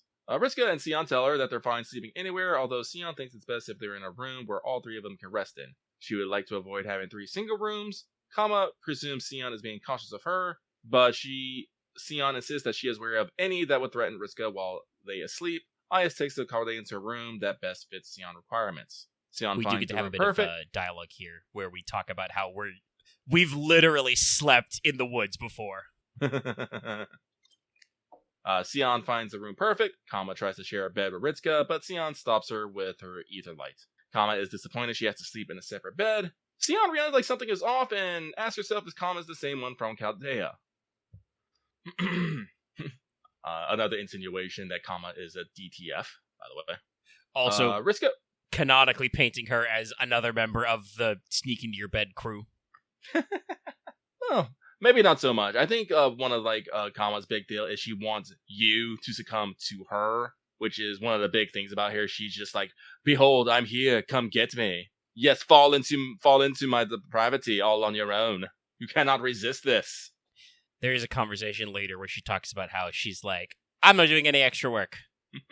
Riska wakes up in the middle of the night, remembering Caster's massacre of the Irani R's. Point to Omega. Sion is awake, as well as the two of them are connected via ether light. Ritsuka recounts Caster's massacre of the Ronnie R's and admits they don't think AI should be disposable like that. Kama asks Ritsuka if they're saying what they witnessed was unforgivable, even though AIs are merely programs. Ritsuka confirms they are. This point, while may not seem, is actually quite important for what I think is the overarching thing about this. Yes, I want to tie this back also to that conversation I mentioned earlier that I thought was significant. This is basically the jump off point from the first step in this through line is Sion and Rani 12 kind of going like, yes, we are equals, we have parity. So this means when we get to this moral dilemma of like, oh, the AIs are just programs, the master is like, no, I don't think that's true. Like, we've already heard several times these girls have free will. They are able to make their own choices. They are kind of a template, and we don't really know, like, how each of the individual, like, Ronnie series feels for emotions, but we have seen them before and see that they kind of have their own responses, and so we're like, yeah, no, just killing them for resources or for fun? Not right. Nope. Not correct. Sion's admits Caster's actions are logical, considering the system Rare War is at its core a competition over armament, and killing AIs would be the most efficient way to get it. She acknowledges the possible they will need to do the same thing when thinking about their immediate need to win. However, Ritsuka would never do that, or Ayas' team do it. Kama envies how supportive of Ritsuka Sion is being, but ignoring that, she asks Ritsuka if it matters to them that AIs are likely replaceable and will just be restocked with time. Ritsuka answers it doesn't because they ultimately want to help the AIs. Kama accepts their answer, finding it no different from their usual behavior. Sion concludes that they will kill AIs to restock their sources. Yeah, there should be a negative there. Yeah, about to say, it's like, wait a minute. Sion concludes they will not kill AIs to restock their resources, nor let their enemies to do so. She doesn't mind that it isn't the most logical route, since logic doesn't dictate everything, and people don't always on what's the most optimal. She already knew prefers acting on compassion rather than logic. There's a lot of things here, but no, remember I was talking about how, like, Ritsuka, like, being the fucking, I think it was ego, between the id and the super ego. Like, I think this is highlight between here, with Kama asking, like, asking for the emotional response of, like, hey, do you think this is all right? And, Sion being all, like, logically, this action is correct, but what do you think? And then, Ritsuka going like, no, I don't like this. And then both the, Kama and Sion going like, okay. And then, creating a harmony in their mindset. Like, I didn't actually think about like the tripart mindset until you mentioned it, but as soon as you did it, like their whole character relationship literally just clicked into place. Yeah, I don't remember exactly when I first thought of that idea, but it's just one of those moments that I had because, like, Sion is always talking about what's the most rational, what's the most logical thing to do, and at some point to me it just kind of clicked that I'm like, oh, this is kind of like the Freudian, power trio thing. Like Sion is all logic, Kama is all like emotion, desire, what's your personal drive, and then you kind of mediate between the two of them. This thing, like you said, they both pose the question of like, how do you feel about this? What's the most logical? And the master kind of has to go like, logically, it may make sense to siphon resources by just killing and slurping up the other partition's AIs. But that's not correct ethically. Morally, that's wrong. These are, thinking separate beings. So, like, no, we don't want to do that. And even though, like, Sion admits that it's not logical, she goes along because she's like, I understand that that's your preference to be compassionate. Mm-hmm. And so kind of like, it keeps the team running together better. It's good. Kama calls the way that Ritsuka acts as Laner abnormal. Ritsuka admits that they can't remember it too clearly, but Laner isn't someone they can feel comfortable around. I do actually want to say this is another point that I thought was weird. Like, I feel like throughout this, like, the master wasn't acting quite as they should. Like, I feel like we should have been calling out things like a lot more often. Like, we're not worried about like, hey, what's happened to the Storm Border? Where's Mash? Is everyone outside okay? Like, why did we suddenly forget who fucking, Flaros is? And, why don't we remember, like, he kind of blew up our base? It's a little weird. Yeah, not that it is super spelled out later, but it's very vaguely alluded to, but every character in this story is not quite themselves. Something is, like, going on in the Paper Moon. Like, some characters, it's very obvious, like Gao Chenggong. You're like, he really hammers what his thing is very early of like, no, I am a tool. I will do what you ask. Don't ask me to do anything that you don't ask me to do, kind of a thing. Everything for you, my master. And you're like, that's new. But even ourselves, like, we've known that we've had little memory issues, and like Kama has like some of her stuff be a little fuzzy. I think Sion even kind of alludes that like the way she talks about it, she doesn't perceive herself as being child mode. Like, she didn't realize there was something different about her appearance at first. So everybody's got this little thing. So we don't seem to like fully recall all of our entire history, but we still have enough of our memories to be able to do stuff like be like, see, Ryder and be like, Prince Ling, I know that guy. Like I said, I think we have that moment for every single character except Duryodhana, because he's the only completely new character in this. And even then, we figure out his shit pretty fast. Yeah. Actually, Mega, I know we started a little bit, but it's almost 10 o'clock. We are kind of slow rolling this. We're at 3 hours. I knew you said you want to re-review. Do we want to like wrap up this? Maybe not even this segment. Yeah, hang on. Let me see how long we got before like this chapter. It's pretty long. There's a lot going on in this one. Not that we mind longer episodes, but we're at 3 hours and we're like in the first couple chunks of section 4? No, like I think even though this is like a pretty good summary, spelling errors, class grammar mistakes aside, I think we're getting into a little too much detail, which could probably be better summarized in other areas.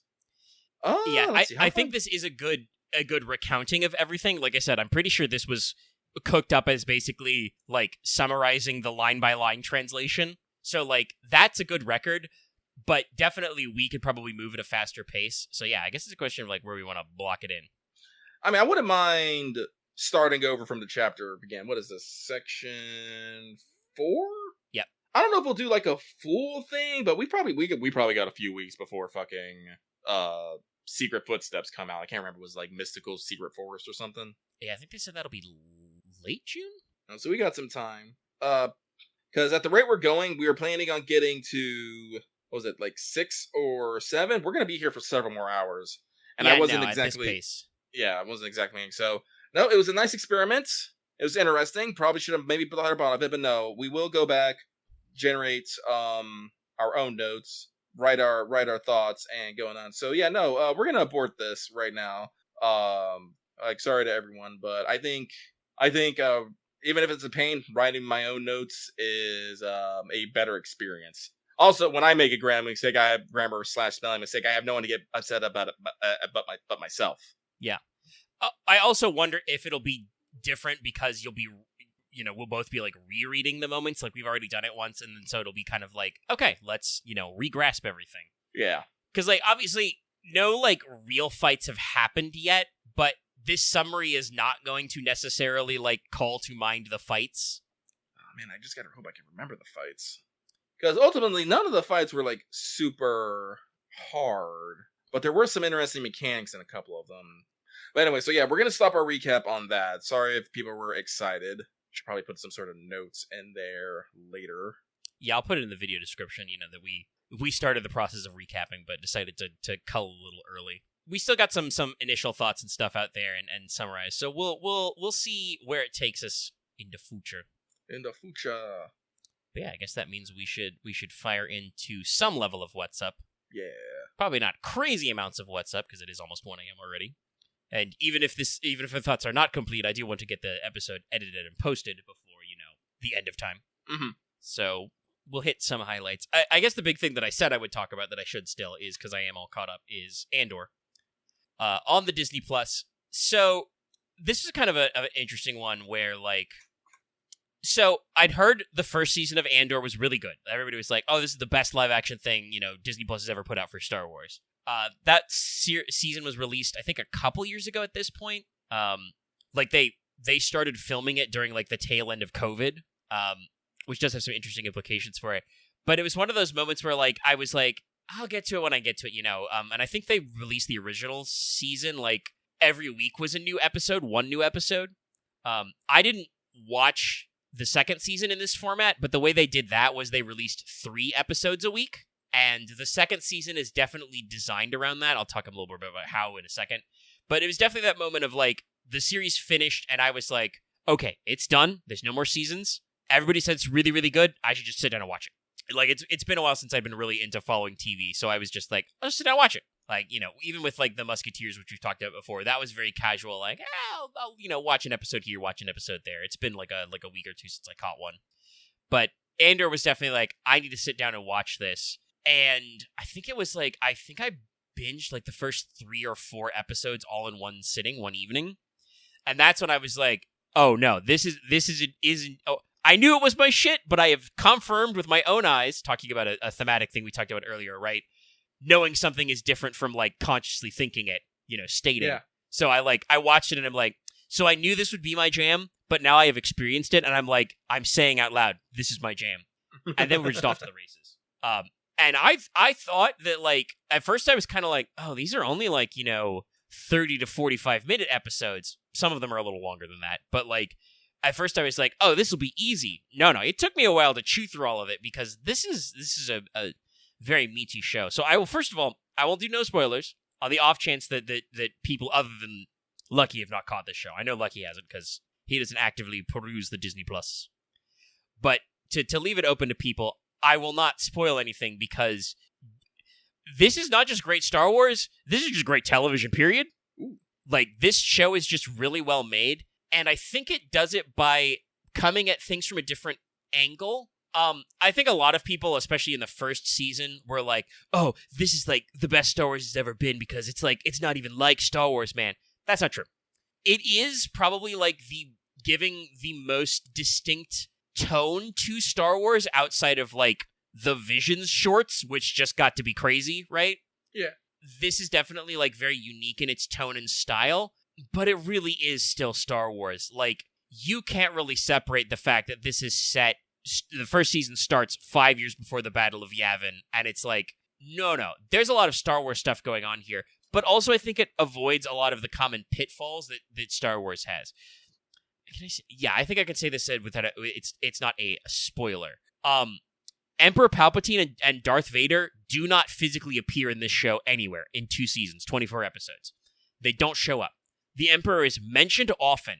I don't think they say Vader's name in the show. And that's the kind of restraint that Star Wars normally doesn't have.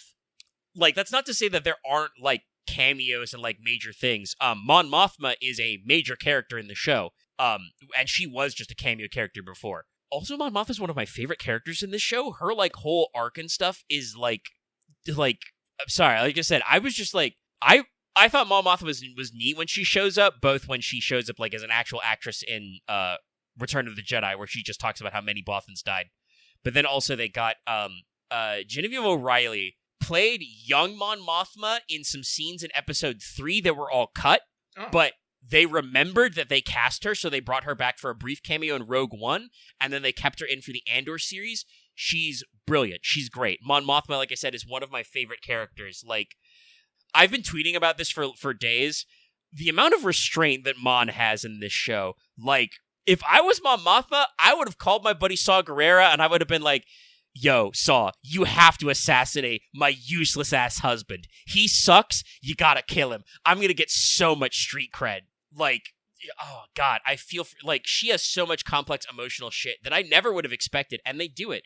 They do the same for Andor as well. So to kind of, like, break down this show, it starts out not being a Rebel show, and they do a very good thing of, like, basically every 3-ish episodes is a different self-contained arc. For season 2, this is literal. They do a year time skip after every 3-episode block. No, Andor is a prequel to Rogue One. It is meant to lead into it. And what it actually produced is, a lot of people talking about this, the series Andor turns Rogue One into the second act, basically, of a 3-act structure, where the third act is A New Hope. Yeah, that's what and it's like, I can't say it's exactly seamless, but it really works. I did actually do the thing where I watched Rogue One right after, and, like, it's different because, like, you can tell Rogue One was done first and it was done by different people. The movie Rogue One is very, very lightning paced until about the last hour, which is all a giant action set piece. Now, unfortunately, I love Star Wars. The action set piece in Rogue One has X-Wings and Y-Wings and Star Destroyers and Stormtroopers. Also has the U-Wing. God, the U-Wing is one of the greatest vehicle designs that the Disney era of Lucasfilm has added. beautiful, love it. Chef's kiss. When it starts showing up in Andor, I'm like, yeah, that's my boy. Love the U-Wing. But it is pretty fast-paced, but, like, this show kind of, like, explains, like, where Andor is as a character, how he got here, and, like, also how the rebellion got to this point. Like, there's a scene in Rogue One where some fucking nobody senators are like, we can't trust this information. This could be a trap. There's no way the Emperor built a planet-destroying super laser. We shouldn't do anything. And then when we confirm it's real, they're like, we should surrender. We should give up. These people suck. They're terrible. I don't know what they were doing in the rebellion. But I do kind of know what they're doing in the rebellion because I watched Andor and kind of watched them go from, like, being little, like, planet-only pockets of resistance, even so far as, like I said, when the show starts, Cassian Andor is not a rebel. I mean, he is a rebel with a lowercase r because he's not really about that Imperial authority, but he is not part of a wider movement. He is not actually trying to fight the Empire. He's kind of a small-town criminal homeboy who is, like, getting his act together and who is, like, slowly cycled into actual spy work. So I want to say, I have a lot of thoughts about this series, but to kind of put them in a slightly shorter format and a more orderly format, I think that Andor does the the RPG-style sorting algorithm of evil the best.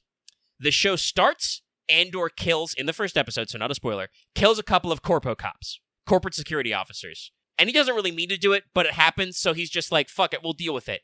So the show starts with you dealing with corpos who are, like, Empire-aligned, but are not Imperial. And it slowly ramps up the difficulty, like, next we bring in some, like, Imperial Army pukes, you know, conscripts and stuff. Later we bring in stormtroopers to, like, eventually you are dealing with ISB, Imperial Security Bureau, like, actual, their guys, their tactical squads. They slow roll on the KX droids, but look, you remember the first time you fought a KX droid in Fallen Order, right? Jedi Survivor? Yeah. Probably slapped you a little, beat you up a bit. Yeah. You know, you learned their tells, you got used to them. Eventually. So imagine how those guys are for people who are not Cal Kestis. This show does a very good job of making you feel like, okay, so if I was a Jedi guy, this would be a problem. But these are regular humans, so, like, it was cut for time, but the director and showrunner wanted to do a horror episode with a KX droid originally, where it's just, like, killing people on, like, a ship. They decided to reformat that a little, but, like, you feel the vibes. So, like, it does this algorithm so well, to the point that it doesn't even really get to, like, the big guys until you get to Rogue One, and then you get to Rogue One and, like, Tarkin shows up, Vader shows up, the actual Death Star shows up, and it kind of peaks in, like, this kind of, like, idealized moment that so many other bits of Star Wars media, like, that's what the original Dark Forces game is based on, you know, like, that Kyle Katarn helps steal a little bit of the Death Star plans, you know, stuff like that. I don't want to say Andor is a Kyle Katarn. Kyle turns out to have force sensitivity, for instance, that this doesn't fuck with. But he does have a Briar pistol, which is basically, like, canonically a cut-down blast rifle into pistol format. So he has Kyle Katarn's gun. It's great. So, like, they do all these little moments that I love. But the show, like I said, becomes this, like, escalation of, like, dealing with small shit to bigger shit to bigger shit that I love. It's perfect. No notes about that. It also does rebel spy stuff so good. So the first arc is Cassian's a scumbag criminal who's, like, kind of disliked in his hometown. He's shady. He's always asking people for money. He's taking these, you know, bad jobs. He's killing cops.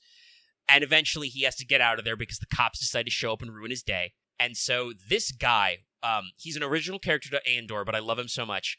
Luthen Rael is kind of this, like, proto-rebel spy master guy who, like, recruits Cassian because he knows Cassian's, you know, old girlfriend, sometimes partner in crime, Bix, and he has, like, a covert radio in the back room of a parts shop that they can call him to do shady deals, and he shows up to recruit Andor. So the next 3-episode arc is a heist, and it's really good.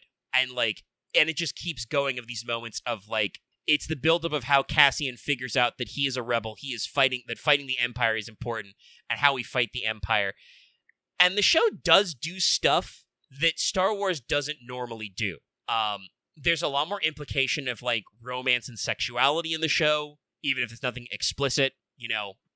There's a little bit of implied canoodling and stuff like that. Like, they actually use the words, like, boyfriend and girlfriend. Also, they cuss in this show. Like, I don't think they get away with an F-bomb, but canonically, this is the first time anybody in Star Wars has straight up said the word shit. It happens in this show. But it's so right. Like, I think the first person to do it is, like, this scummy corpo cop sergeant is like, oh, we're in the shit now, sir. Like, it's so good. And the show does really good job with, like, character dynamics. Like, Andor's really well written, Luthen's really well written, but also the bad guys are really well written. To just be, like, normal. Like, Cassian's first antagonist is a guy called Cyril Karn, who has too much chin, and has tailored his corporate security uniform. That's how he's introduced.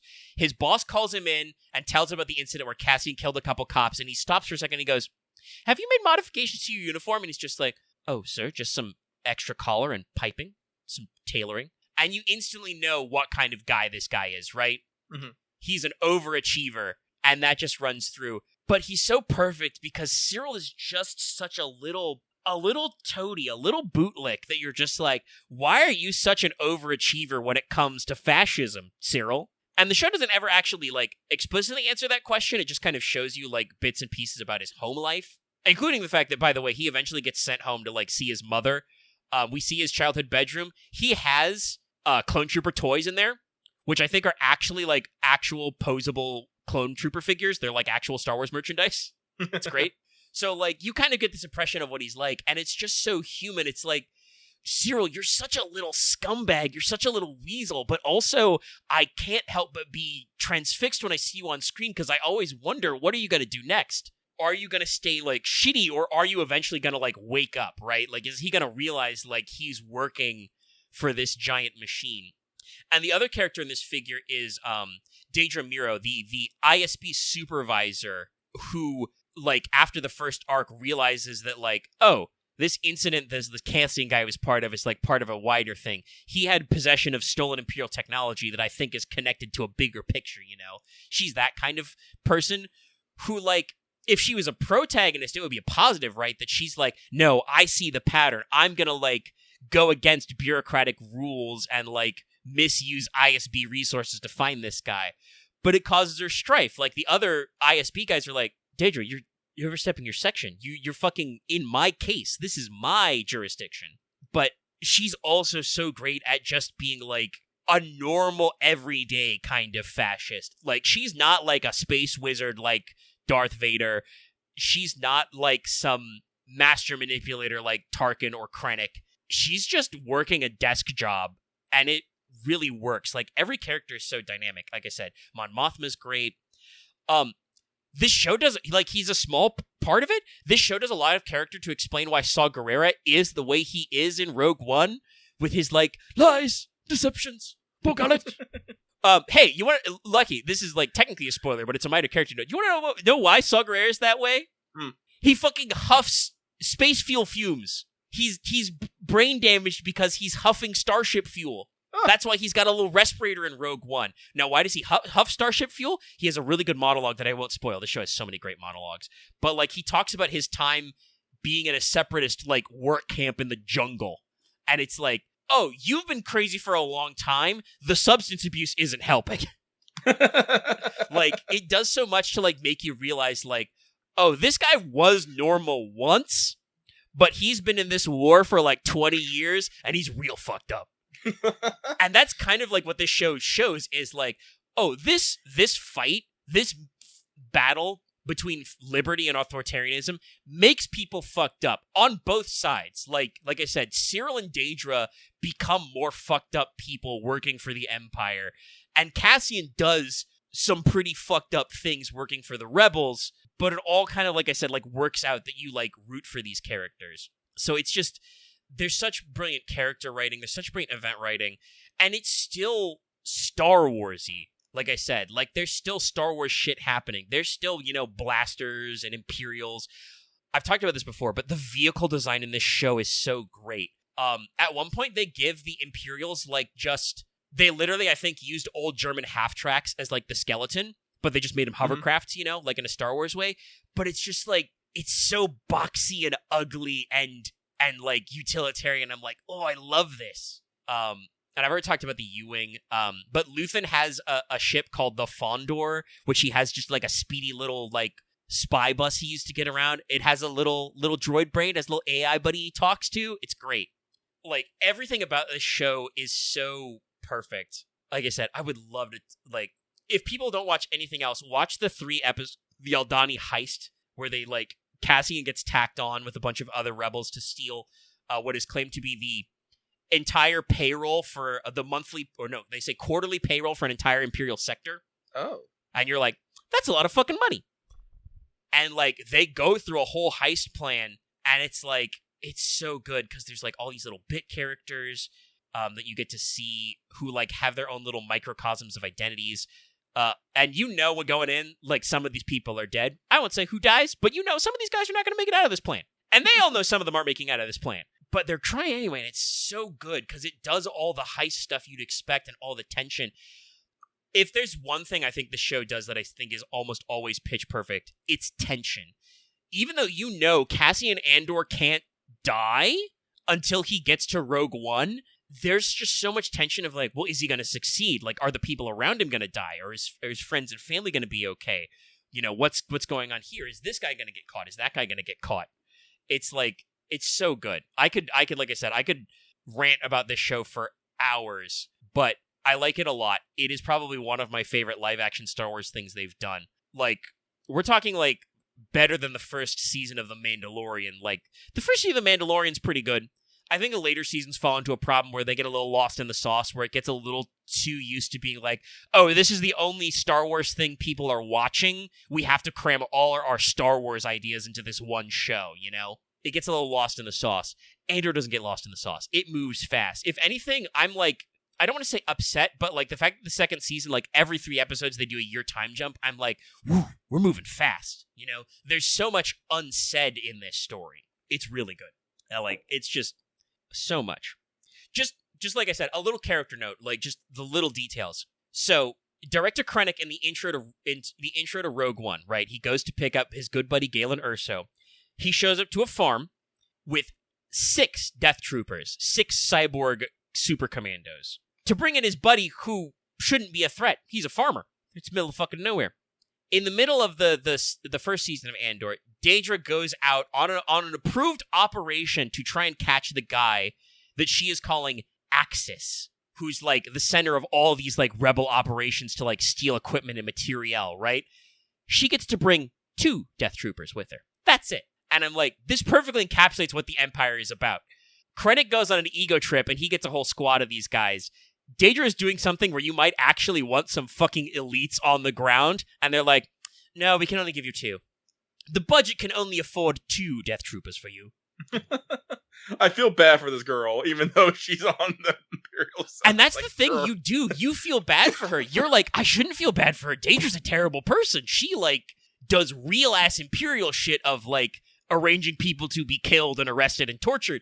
But the she's way like, this show does character writing, you feel for her. You're like, she's in a job working, and like her colleagues like step on her and like get in her. Even her boss is like, Daedra, I like you, but you can't be out here breaking rules. You have to like do the things by the book. That's how we do things here. Also, yes, her boss, Colonel Partagaz, is like very British.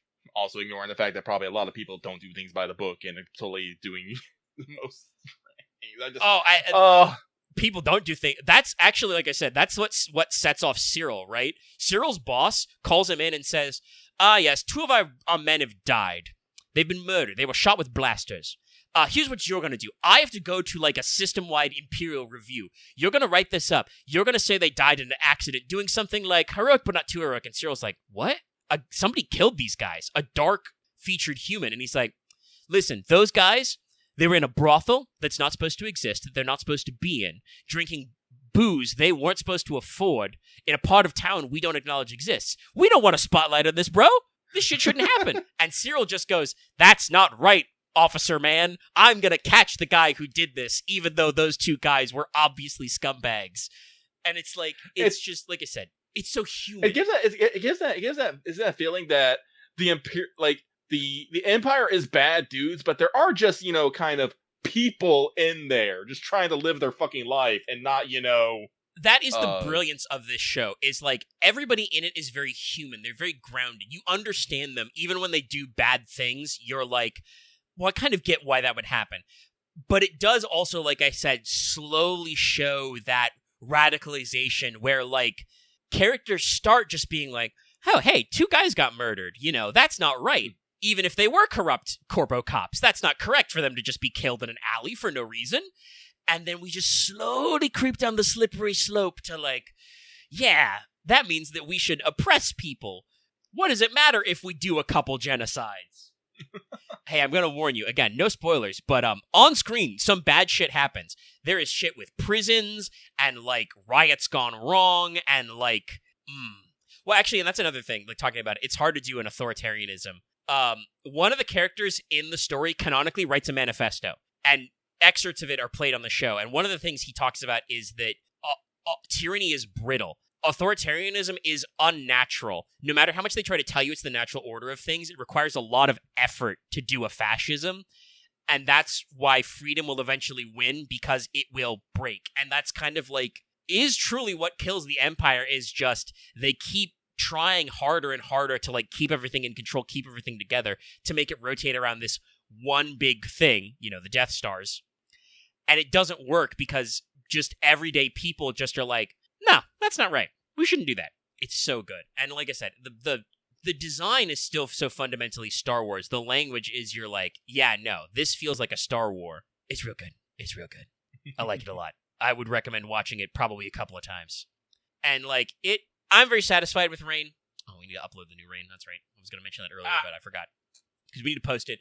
I'm not in any mood to get out of Rain, but it reminded me that like I think Andor is kind of like the archetype I would love to use for another Rebellion era campaign of just like, you guys start small, you start small time, you're not even really rebels, but just stuff happens in your home planet that you're just like, this shit cannot fly, and it turns into like, oh hey, you're part of a galaxy-wide movement now. Like, yeah, no, back with Mayhem Squad, I think we like, now that you mention it, I think we went from outlaw criminals to rebel operatives way too fucking fast. There was like no like build up in there. Mayhem Squad was hilarious, and I loved it to death. But it was a good campaign, but it was just kind of like the players bouncing around just bit to bit. I think the way it worked is you guys like, I started you guys with like an intro adventure from Edge, and you were like kind of criminal smugglers, but then this very rapidly turned into, because at least a couple of characters were using Age of Rebellion splats or like had rebel backstories. It was very quickly like, okay, we'll reconnect with our rebel buddies because, we like bases and secret hideaways and stuff. Yeah, Lucky loves a good base. Yeah, but like that's kind of the thing that would be like, no, I would start you small, and it would just be like I feel like my inciting incident would be some effect of like, okay, you guys show up to kind of like a play on the you all start in a bar thing. You guys show up to like your like monthly or weekly like underground community meeting, right? Where you're like, hey man, these corporations or these local officials are like doing some corrupt shit that they're getting away with because they're plugged into the wider empire. We should do something about that, and you get that kind of like steady growth. Because like I said, that's how the scale ramps up to like, again, Andor's involved in stealing the Death Star plans and stuff like that. Like he becomes without being too big of a guy, he becomes an integral part of the Star Wars story. So it kind of like slowly ratchets up. And I do also like that this show doesn't shy away, like I said, from like talking about how like the speaking about like morals and ethics, the ethical cost of doing a rebellion is high. I mentioned before, Luthen, the kind of like spy master character, he has a lot of really good monologues talking about like what it costs him to be this guy in the shadows running everything, where like sometimes he has to decide who lives and who dies. Like he gets action that intelligence that like, oh, the Imperials are onto this rebel cell. They're going to stop this operation. I could warn them, or I could say nothing. If I don't say anything, a bunch of guys are going to die. But then the Empire doesn't know that I have this information. What do I do? What's the correct choice? It's, like I said, really good. And it's got some, it's got some Star Wars action scenes, some cool shit in there. In the second season, there's a TIE Avenger. There's a big, scary prototype TIE fighter with all the bells and whistles. It's really cool. So there's, like, still plenty of Star Wars stuff. But yeah, like it a lot. Let's see. What are we at now? We're only about 3:30. I only eat after about 30 minutes. I can probably contain myself to that for today. For today. Like I said, I could probably talk about this show. Do you want to talk about like deep dive phases? I could do a whole podcast where I like deep dive each arc and all the things that are cool about it for all 24 episodes because it's really dense. I like it, but we don't need to do that. We'll put a pin in it for whenever we want to do. I'm pretty sure once we get out of doing Let's Talk FGO, we will just talk about nerd things we like in general. And unfortunately, that probably means Star Wars and Yu-Gi-Oh is going to probably be up there a lot, probably. At least the Star Wars part. I feel like I can contain my Yu-Gi-Oh talk to specific streams because it's easier to discuss with like the structure of the gaming. But you never know. There's cool cards that come out. I can be like, hey, look at this. This is neat. Check this out. All right, well, next on the list, you put here Voices of the Void. I am slightly curious why you put it there. Well, I just want to put it there because when I'm writing these What's Up notes, I like to if I've seen you talking about something over the week, or in a couple weeks in this case, I'm like, I want to make sure if Lucky doesn't remember to jot this down, that I jot this down so I can be like, hey, Lucky, I've seen you doing this thing a lot. Do you want to talk about it? Mm-hmm. So you have been both playing Voices of the Void, and we talked about last week, that's what we did instead of record an episode, is you streamed it to the Discord, so I was there for that. But besides that, you've been playing a lot, and also watching Loth play a lot. Voices of the Void, it's fun. So I will make a confess. When I was doing the stream, the other one, I was not really familiar with the game, so a lot of me in that game was me learning how to play the game. And this is like one of those things, when I am learning to play the game, I am not necessarily the most communicative, because I am trying to, burn controls into my memory so I do not forget them. So I think I only got through like a few days before I got my first actual death. I got edited several times. Cannot survive the most measly of falls, it seems. But after that, you stumbled down a few cliffs. But after that, I've been playing in what's known as ambience mode, which is you basically don't get any freaky or weird signals, but you can do like daily tasks and stuff, which I've been using to help me get better at the game, understanding, how to quickly process signals and, move things around, figure out how certain items work, how to like decorate and move things. Because that was the thing. Like, I was doing a lot of bumbling around in the stream we did, and I didn't feel necessarily great about that. So I do want to go back and show people like the game some more, like with the story content, with sleep paralysis demons, alien cat girls, and cognito hazards. But I want to be at least competent enough at the game that when I am doing said things, I am not, somewhat drowning in my own incompetence. And I think I'm getting to that point. Learning things here and there, because fun fact, Rivers Raptor released his third playthrough of Voices in the Void. He said he did an audited version of the VOD that he streams on Twitch and uploads to YouTube, so you can have a record. And I can tell from like him playing, he's not necessarily going into everything blind as well. He's looking up things and making sure he is prepared to do things. So it's one of those things of like, yes, I want everyone to come and join me on the spooky fun times when I don't exactly know what I'm doing, but I don't want to be so incompetent at the game that I am losing my fucking mind trying to juggle like 17 things when I can be efficient, and we can just be enjoying the fucking weird times as they show up. Yeah, there was a decent chunk of the stream. It's like, yeah, we got some good scares and we had some general vibes, but there was also plenty of time of just like wandering around the Swiss Alps going, where the fuck is November?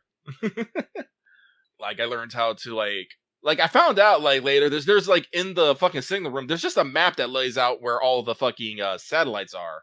Son of a bitch. So it's like you can like look at the map and be like, all right, so I'm gonna probably be heading in this direction. And while I'm here, I can hit up this particular transformer and slap it. I've learned like there's a bunch of items around the base that I could be using, or I've been learning from online that MREs aren't that actually useful to eat. It's better to just sell them and get something smaller for them and stuff. People say, you should probably fast track yourself to a curve first so you can send it to repair servers instead of you running around all the time. So that leaves you more time to do stuff in base. Like clean, because if you don't clean enough, roaches are going to start showing up and it's going to slow the fuck down out of your game as they get huge. Practical solutions. Yeah. So I think, So I think, like, at some point, I'm not entirely sure when. I would like to stream more Voices of the Void for people, especially if I can get some sort of advertising so I can find out when people would actually watch me play that game. Like I said, we did the stage playthrough, and a few people did show up, but there was a lot of people who would just show up for a moment and then leave. I was a little curious about that. I was kind of wondering what was up. Yeah, I brought this up to you, but I don't know if that was like people were just unfamiliar with how the stage thing worked. Yeah, so I'm not entirely sure, but like I said, I do enjoy it. I am slightly trepidatious about going back into story mode with all the thing, because the thing about ambience mode is the servers and transformers don't break down as quickly, so you have much more time to run around and vibe. Like I said, so in story mode, the servers will be breaking like constantly, have to be constantly doing satellite calibrations, pinging them and stuff. But like with the knowledge I have now, I should be able to maintain that better work clean balance. So I'm not entirely sure. Maybe we'll do stage, maybe not. I did record our first thing. Unfortunately, it's not the most entertaining, but I'll I am once again tempted to, clip it down, and I'll put fucking, the Majora mask sound cue of, like Dawn of the First Day, the dun dun, and just put attempt 1, and then go from there. I have ideas. Once again, I need to remember to install DaVinci Resolve and start working on that. But no, I like Voices of the Void. I'm actually wondering when their next update is planned. I think it's been a while since they've actually done an update on it. And I know they're watching people play it because Jay constantly talks about how the devs are in his chat fucking with him. Yes. That has happened several times on his streams, which are then edited down for YouTube. Also, funnily, in the latest one, he actually got on a Discord call with one of the devs because his save file got discombobulated somehow, and the dev was just like, "I guess that's your new main save file now." And you're just like, "Huh." Ooh, excuse me. But no, Voices of the Void is fun, and just in general. Like, at some point, I probably am gonna actually give some fucking money to the developer, because they've done a very generous thing that you can go to. Actually, I'll just copy paste it so people can go and check it out themselves. You can just go to the page. You can download it for free. You just basically pay what you want. Keeping in mind that you've linked their itch.io. They say it's pre-alpha. Like it's very much being built and is weird and has great change logs. Removed things, fixed bugs, added him. Or however that exact changelog went. So it's very idiosyncratic. Now that I'm done with both Andor and caught up on Ordeal Call, I should probably have some time to either try out ambience mode myself or do some other things. But I also do need to get back to Clair Obscure. It's been like a fucking week since I played it. There it is. Thank you, Lucky. Fixed things, changed stuff, removed something, added it. And that's all you need to know about Voices of the Void right there, everybody. That's the game. But yeah, Voices. All right. That's Voices for right now, I think. Yeah. I put a question mark on my notes about Helldivers 2, because I don't know if we really want to talk about it at length, and we are getting late. I probably do want to have a bit of a rain talk a little bit at the end, but we can mention Helldivers 2. I especially want to mention that while people, I had a note here, I was going to mention the recent DK controversy, but I am going to talk way too fucking long about that, and I don't want to, especially when it's so late. But Helldivers 2 has made me think about something. Like, when people bitch about certain things they want to get fixed, developers have to focus on those things, and they kind of ignore other things. Like an issue that me and Loth have been having for the past week, where we still can't reliably connect to each other in Helldivers 2. Me and Loth have been trying to play Helldivers 2 together for the past week so we can go enjoy, Super Earth and other things. We just cannot. Literally cannot. We have failed every attempt to do so. And this has been a problem since the game has fucking launched, but it has never been fucking addressed. I am out here searching up all sorts of issues trying to figure out. We are checking ports, we're checking download regions, we're checking fucking IPv4 versus IPv6. Just so it's one of those things that's just like, we don't know what it is, so it just doesn't. And obviously, if it is one of those things where it's like, well, if somebody can't tell what the fuck the problem is, it is hard to fix. But there have been connection issues for forever. This one feels a little different, but we did still sometimes have those outage days where just like, yeah, I don't fucking see anybody on social. No, these connection issues have been a problem for forever, and it's just all like, why has this particular thing not been fixed? I feel like, as your entire gameplay thesis is, we don't actually want you to play by yourself. We want you to play with a whole bunch of people at once. You would put put a focus on fixing connection issues. But no, because people are constantly bitching about, nerfs and balances and patches and stuff. I feel like Arrowhead has to constantly address those things and not pay attention to maybe some of like the underlying like problems in said game. I think I mentioned this, that like I did a Sief artillery strike for like static field, and I got the like glitchy missing texture for the lightning, which isn't a game-breaking bug, but has been there since the game launched, and just I don't think they've had time to fucking run down every version of that error and fix it. Which sucks, because like they should have it should not do that, and they should have the time to be able to fix it. Because, like I said, Arrowhead, like, despite, what everyone may say, they are a company trying to make money, which means they need to maintain a player base or entice new players. They want people to want to spend money on their game and buy microtransactions. This means they have to be constantly coming up with new stuff to keep people interested, which means, yes, a lot of their dev time is going into generating new stuff, but should also be spending time to fix old stuff. Like I said, all that old stuff fixing is going into fucking people bitching about how their weapon isn't the single most fucking greatest thing in the world, and they can't imagine playing this game with anything else. Like, which, doesn't make sense to me, who has been playing with the fucking Jar Dominator fucking forever, which most people, people turned around it eventually. But I was just all like, no, this thing's fucking great. I love this. Bang, bang. Yeah, it's definitely one of those things of, like, they needed to kind of, like, and I think they did need to do something to address player concerns, because they had some big player dips. Some stuff was not entirely inside their control, so they've had to kind of, like, work it back. But yeah, it is definitely one of those things of, like, that. I mean, they do have I think it's more focused on the latest Warbond, because they have actually slowed down Warbond production. Like, they're doing one almost every 3 months, I think, now, as opposed to when the game launched, it was, like, a new premium Warbond every month, which I think was way too fast. They do have, like, a survey, like, asking how people are about things, and I did answer it, and I did talk about how, like, yeah, I don't think you should have the melee weapon flag should not be a stratagem weapon. That, at least last I heard, this admittedly was last year, but last I heard, our stratagems are important. They're our primary way of interacting with the game. That's probably not as true as it was when they said it, because they did add, like, primary weapon customization and things. They're, like, adding stuff, working on stuff.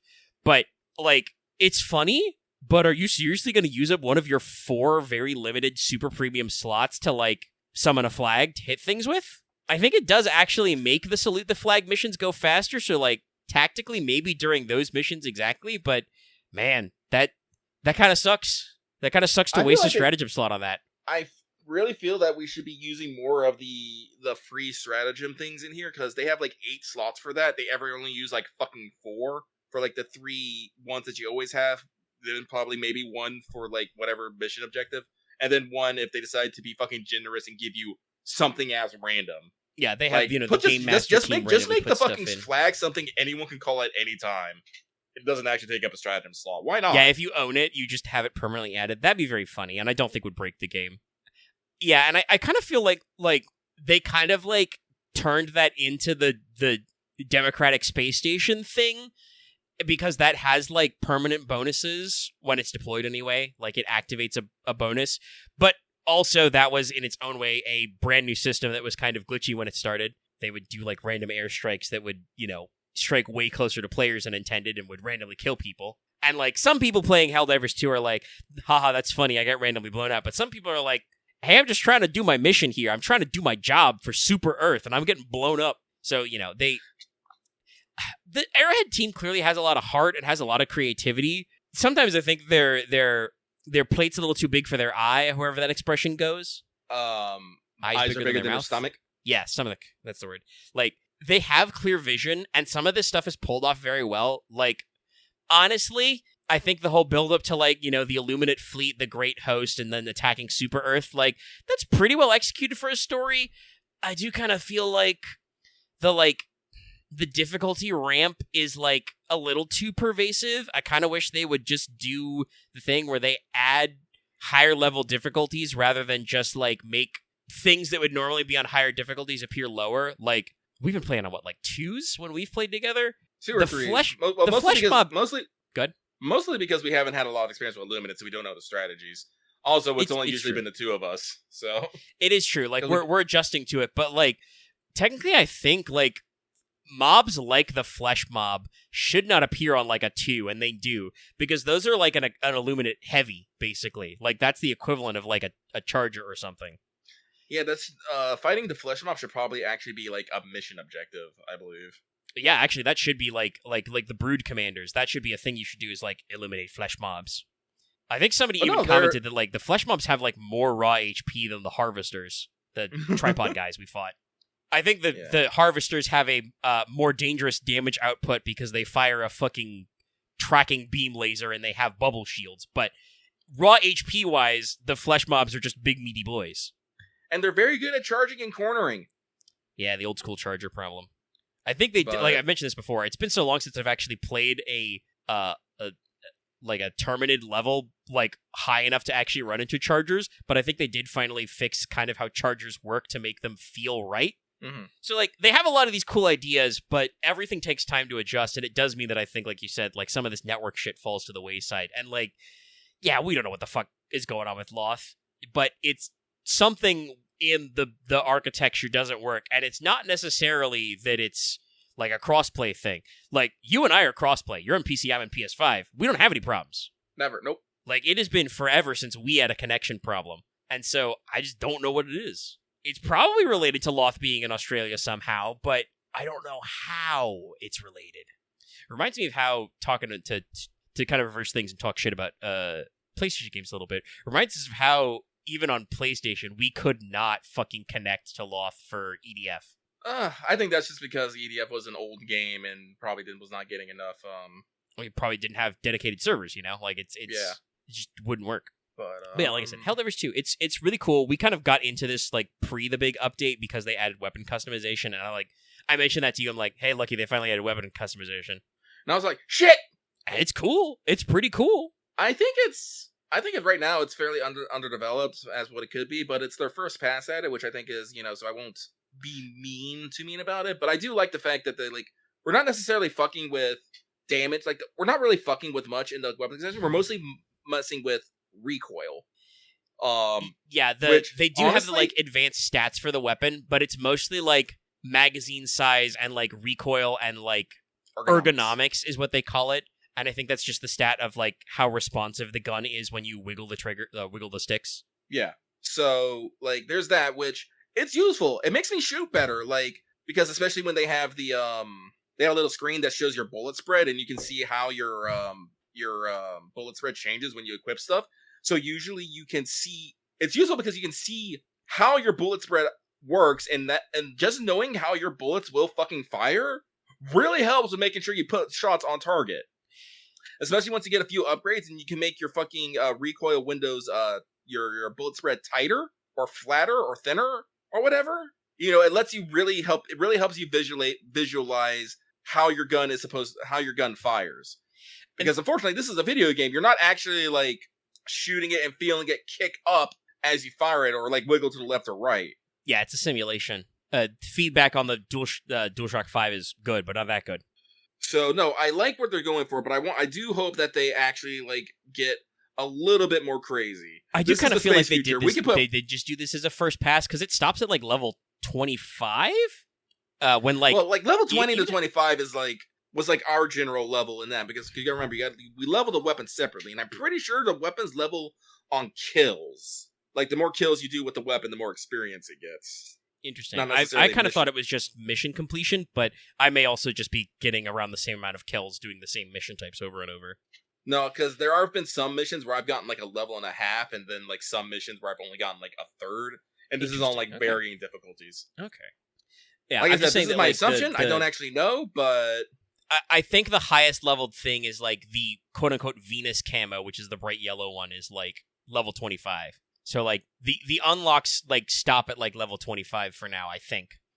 And the, like, player level goes up to, like, even before they added more, went up to, like, 100. And then they added, like, 50 more. So, like, they've got room to expand that as well. And I think they've got spots for it. Does make me kind of wonder, because they, like, something that was, like, data mined and teased forever ago. They, like, I think one of the first things they talked about was, oh, yeah, we've experimented with suppressed weapons, like a suppressed SMG that, like, affects how much enemies hear, and like that could be a high level mod for your muzzle, which would like would probably adjust your like recoil and ergonomics, but would also probably make your damage a little less, but would have that factor of like, oh, enemies react to you less. You know, they have to be closer to before they react to your shots, kind of a thing. That could be neat, and that could just be a mod, and I would honestly kind of prefer if it was a gun mod rather than have to buy a whole new gun that is just the Liberator but suppressed. Like, I actually think even now that they have mods, the 4 different Liberator models they have are like very distinct. For the Illumina, I've been actually just running around with the base Liberator. It's actually very good for dealing with voteless, which is a majority of your problem at the time, especially on lower levels. Yeah, we'd probably have to get fancier if we played higher, but just mobs of fleshy guys, normal gun, good. Yeah.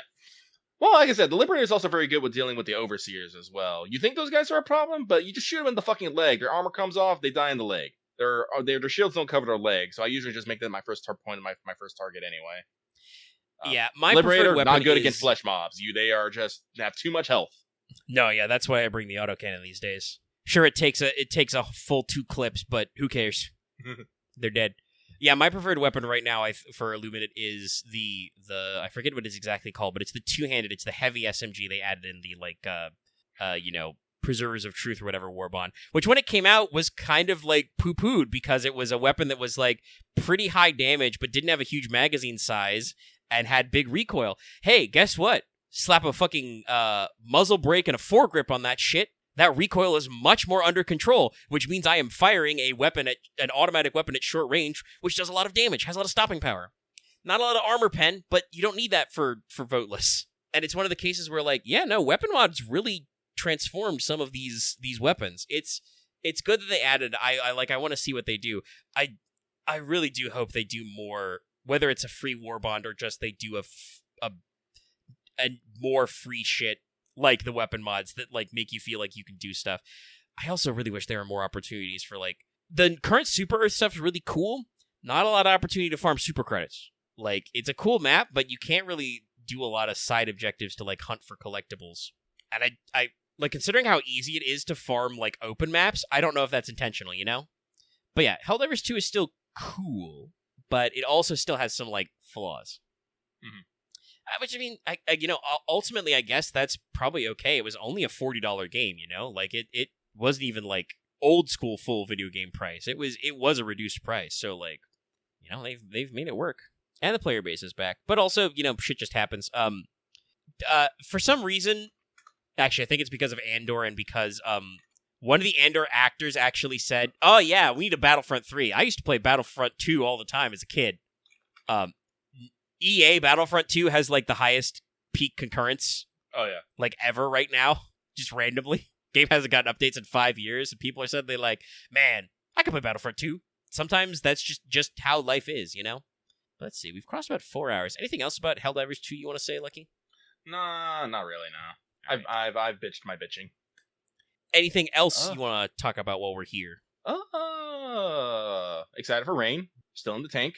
Interesting things happened last episode. I did upload it, so that should be able to go. I'll post it soon. Whenever. Some interesting things, like I said, happened. We've had a few interesting discussions throughout the weeks because of what happened. I don't think there's anything we necessarily need to get into right now, but I've been thinking character thoughts. I've been thinking my own character beats. Like I said, I know it's weird but that we're like closing out on 50 sessions, but I think I have finally crystallized Enos's character, for lack of a better word. I think I've said this before, but I'll say it again. I honestly, it does feel a little weird, but I don't think it's like bad. Like we've joked before about how like, session 20 we're locked in. Session 40 we're locked in. But like when I started this, and my caveat was, okay, we're gonna start with a playable prologue where you guys are still basically kids, and arguably even after a 3-year time skip, you're still basically kids. Mm-hmm. That like. No, your characters are still young and figuring stuff out. It should take them a little bit for them to click, you know? Yeah. And I like think some we of these have had some false starts along the way, kind of. Yeah, no. Like I said, there's been plenty of things I've tried to, I've basically retconned as Enos and, whatnot, but overall, I think it serves the narrative a lot better. One of the things I did with Enos is I actually, depowered some of his skills, because I was like, yeah, actually, I don't need to be having 3s or 5. I don't need to be having 5s in dodge It's like, yeah, that's like a very good dodge, but would Enos actually be that good at dodge? I'm like, no. He be skilled in dodge, but he's not going to be a master, like, a master at it. It's like same with ride. Enos's ride used to be a 3, and even though he really didn't start horse riding until he picked up Onyx, I'm like, no, like 3 is like very competent. Like Enos has a 3 coordination, so he probably just rides through a lot of more, like instinct and intuition rather than actual skill. So no, I'm gonna drop that down to a 1 and a 4. Like 4 dice, that's like a 50-50 chance on rolling on like in a challenge stuff. That's like pretty decent. And you got a good horse, like, so I think you should probably get like a little bit of a bonus from that too. Yeah, he is a good. Onyx is a good horse. He listens to Enos's problems with a patient ear. And I think actually, because this is something we can mention because we did not record a podcast episode last week, I think you came to this thought because I started making way more and posting way more stat blocks for NPCs, because we discovered a thing about esoteric disciplines and martial paths that you're supposed to have tutors. Yeah. And then that really got me to go like, oh, so I need to like think about a lot of major NPCs you hang out with to understand what disciplines and martial paths you would have access to. Yeah. So it's really galvanized me to, and I should actually get back to that. I'll do the next the Durga Wanted first, but I should get back to that this weekend. There's still a couple of advisors I haven't run through. But yeah, no, but like you're generating. Okay. Good. You're generating all these characters. I'm looking at their skills, and even though these people are, like highly skilled, highly trained, and like there's several fields, a lot of their skills, like they have usually like a couple skills that give them the master die or give them the 5 or something. But no, a lot of the stuff that they're quote unquote good at only ends at like 3, and I'm just like, yeah, no, 3 is like, hey, I can do this for a living kind of thing. It's like 4 and 5 is when you start getting abnormal with it. And for Enos, I do want him to be abnormal in some things. Like he still has a fucking 4+ master die and fascinate with his command 5 means, I roll 9 dice and get to pick something out. Like he's very fucking charming, but like I said, he didn't need you ride, you dodge, that kind of stuff. Ride and dodge and stuff, because Enos's character is not supposed to be, this acrobatic, physical character. He's supposed to be more of, well, a socialite, for lack of a better word. Which means, yes, he needs to take care of experience and he needs to be able to move in a jiffy, but it's not his focus. So, I went and looked at a bunch of things and actually tweaked down a few skills, and like looking at it, like I actually felt a lot better about Enos because it let me feel like I understood what he was as a character more. Like I was talking about this with the guys here. It's like, especially now that Enos does have a magical sword, that Enos is, I want Enos to be, the Merlin of the group. He's kind of weird, gives out magical swords, gives out sage advice when needed. Also, might get trapped in a tower for being a little too horny on main. Yeah. So it's like I've really like crystallized. Oh yeah, also be mentor / teacher. This is another big discussion we had during the week, which is something that has slowly been evolving throughout the series, but is, like I said, has crystallized for me playing Enos, and I think for Enos at the same time. Like I said, there's literally a moment in the episode you've just uploaded where you were looking back at you and you're like, oh shit, as a character and as a player, I should have tried harder to pick up some subtext because I'm thinking complex thoughts now. And I think that Enos is also thinking those complex thoughts, and he's like, So yeah, we do a lot of this interplay stuff. And yeah, to talk about the NPCs, like basically the way I'm generating NPCs, because I have access to all the different, I have just dug up all the different like Rain partition books, when it was being worked on before it got boiled down into this final core version that we use as like the core rules, the second edition complete. There's a lot of examples for like how to build NPCs with one role or build PCs with one role. Depending on how you do to kind of figure out what their life is like. There's an example of this in the core book that I've been using, but it generated me a lot of samey NPCs, Mm-hmm. So I went broader afield, which is great. But when you do that, I'm just picking options rather than rolling. I'm like looking at the different options and going, this job fits this character, or this section fits this character. When you do that, like, even if you go all the way to like the most like impossibly dedicated, like God forbid you rolled like a 5 width, right? Right. You usually don't go all the way to like 5 in something. A couple of them will actually take you to like 5 plus master die. But most of them are like you said, you like end up with like 3 or 4, maybe 5 in one skill, and then a couple of other skills, and you might end up with 1 or 2 points in an extra stat. And I do move them around so that I don't like completely overlap. Like, especially for like the younger generation characters, I'm like, well, I don't want this guy to have like a 6 out of nowhere. Like, not to like shame Axe. I know he has like a 6 and I think Graces. I think that honestly, maybe not exactly 6, but Lesluck having a very high Graces despite his age makes sense because like, we've talked about it in the backstory. During the time skip especially, he was like, turbo funneled into like, no, you're gonna be the Marquis. We need to make sure you've got everything on lock. Nobody can find anything fault with like your manners and presentation. Otherwise, shit gets bad. Most characters are not gonna have that kind of like hyper focus, you know? Mm-hmm. Like they're gonna have a little bit of this, a little bit of that. And something you've talked about that I'm glad has come across is like a lot of these NPCs feel like they have backstories that are implied, even if I didn't think them out. Oh yeah, no, just from like little like skills or something they've picked up. Like I'm still flabbergasted that Lady Maja has Jest. I'm all like, what? Yeah, I don't remember exactly, but it was some kind of like courtier or like social package where it's just like, oh, just 1 or 2, and I'm like, no, we'll do that. That makes sense. Like, I don't think she shows that side to the kids, but like she had a life before she was married, and while she was married, that's like, yeah, no, she probably knows a few things about a little joke, a little tension break. And it's like those things like that makes me wonder about characters. Like I found it rad that like Lord Palick had like expert construction. I was just like, huh, that's neat. But Lord Gridafall had student of architecture, which was from he once studied under Palick, and I'm just like, all these little things. Hecking was it our head constable who has drill instructor, but also sing or perform. I think it was just like straight perform, but I asked what the perform was, and it was it like military cadence? So like seeing like your Sergeant at Arms Tancred Ferran. Sergeant at Arms, that's what it was. Yeah, younger brother to Lord Ferran. Yeah, I think that's. But no, looking at these, it makes me wonder like what have they been doing in their lives to like learn these skills and stuff. And again, that's why I look to my characters. Like, is my skills like actually representing like who Enos is? And I was like. And like for a lot of them, it's like no, not really. I shouldn't I shouldn't say like no, not really. There was some that was like pretty fine because of just how things work. But no, like I did use those lowered skills to maybe like spread him out a little bit and make him.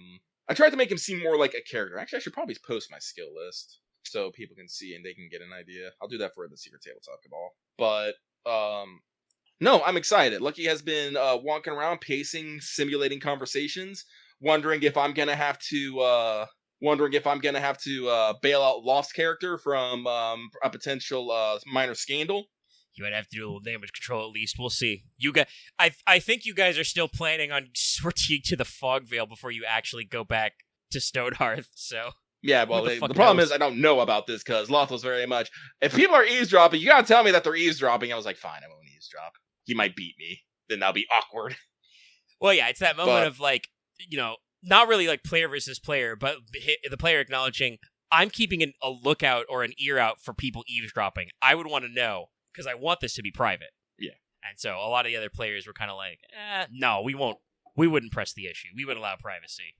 No, so we don't know, but I'm already like thinking potential countermeasures in my mind to do it. It's like, no, actually, the Marquis actually signed off on this because he was just transferring Leslock. It was actually an error it was a clerical error. It's not his fault at all. It's mine. If you must be mad at me. Enos takes off his shirt. Yeah, I think our next session will probably be as the previous Silver Tower session was. Spoilers, that's what the last session was. It's going to be probably about like even keel exposition and character interactions. I just think it'll be arranged the other way around. So it'll be like exposition up front, and then it'll be like break to be like Enos wants to have a couple conversations. I think another couple of characters are going to have conversations. It's very important that I have a conversation with Alestra. This has been the focus of my mind for at least a week, maybe to like a lesser extent the week before that. Boy, howdy. But no, I am excited. Although I am excited. I do need to pick up some more spells though, so I can say that I have Mastery of Souls of the Place, because Like, when we go to the Vogvale, it'll be fine, but by the time we get back from the Vogvale, I want to make sure I have all 4 chains, which I do think was a neat touch. Well, hey, I mean, yes, thank you. I love little, you know me, I love little details. I'm like, I know they've got a silver chain thing. Why? What does it mean? And then, 4 weeks later, when I've had time to think about it, and I'm, my brain is relaxed, I'm just like, oh, duh. 1 for attunement, 1 for each, aspect we've said is governed by Soulcraft. And we've been expanding out a few things. I did add just today Soul of the Trees. Oh, you did? I should probably look at it. Yeah. What did you make it like we discussed, or did you change it? Yeah. You talking about help and hinder really made me go, okay, yeah, that works both ways. So it's like, short version is you do it on a natural area, like with growing things. It has to be at least a square mile, so you can't just cast it on your front garden, unless your front garden's very large. But you choose when you cast it, help or hinder. If it's help, anybody in the area gets your width as bonus dice to direction and student wilderness and other appropriate rolls. Ooh, neat. And if you pick hinder, they get penalties. Ooh. And this cuts both ways, so you got to be careful. You are affected as well.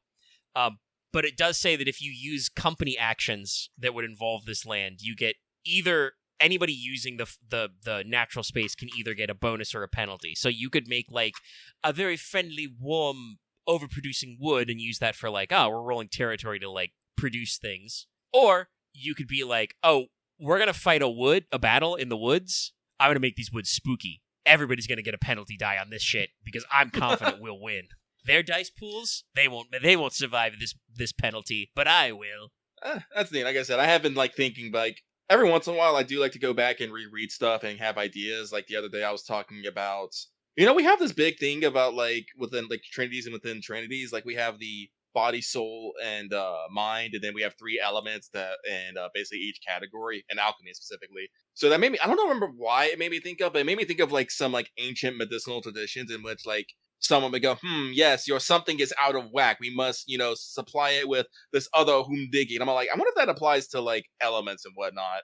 And, if certain people just have naturally high, levels of elements in their body, I explained to us, Anos is probably high fire, metal, and, Umbral, just, a case of him being, an iron demon. I don't think it's actually been canonized anywhere, but I always like to think that Deatastida created the iron demons from a river of fire and molten metal. Is that? Yeah, I believe you mentioned that, and while I have not had any reason to in story bring up that story, I have kept that one in the back of my mind. Maybe when you guys actually visit the Dragon's Eye, nothing else I can say. And here's a giant mural that shows the thing. Yeah.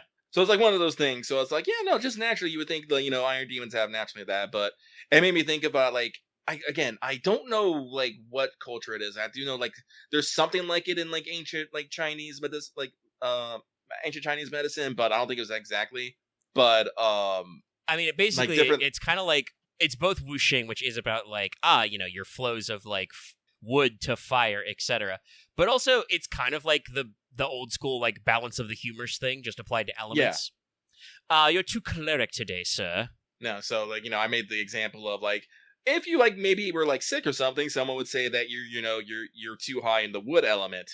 To balance this, we need to increase your fire element. But if we increase your fire element too much to burn out the wood element, well, that's going to be bad too. So you got to make sure that your water element is raised enough to balance it all out, which I think is good, and I think you like the idea as well. So yeah, because the way you pitched it, and I agree, you basically described it as oh, too much wood. So you get a fever, which means that you need more water, so you hydrate, which is a thing that works. Yeah.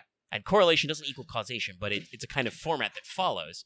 And again, we don't really get into the mechanics of it, but Alchemia is I feel first and foremost, it's 2 phases. It's people either think it's for throwing bombs that explode or for healing. Mm-hmm. And that's definitely what Nicola uses it the most for. And it's yeah, no, I mean, that's probably the foundation of stuff like healing potions and with alchemy. I think it's a fucking 1 or 2 intensity spell. You can do a panacea and just cure any poison or infectious type disease with a spell. You got to, have ingredients and do prep work and stuff.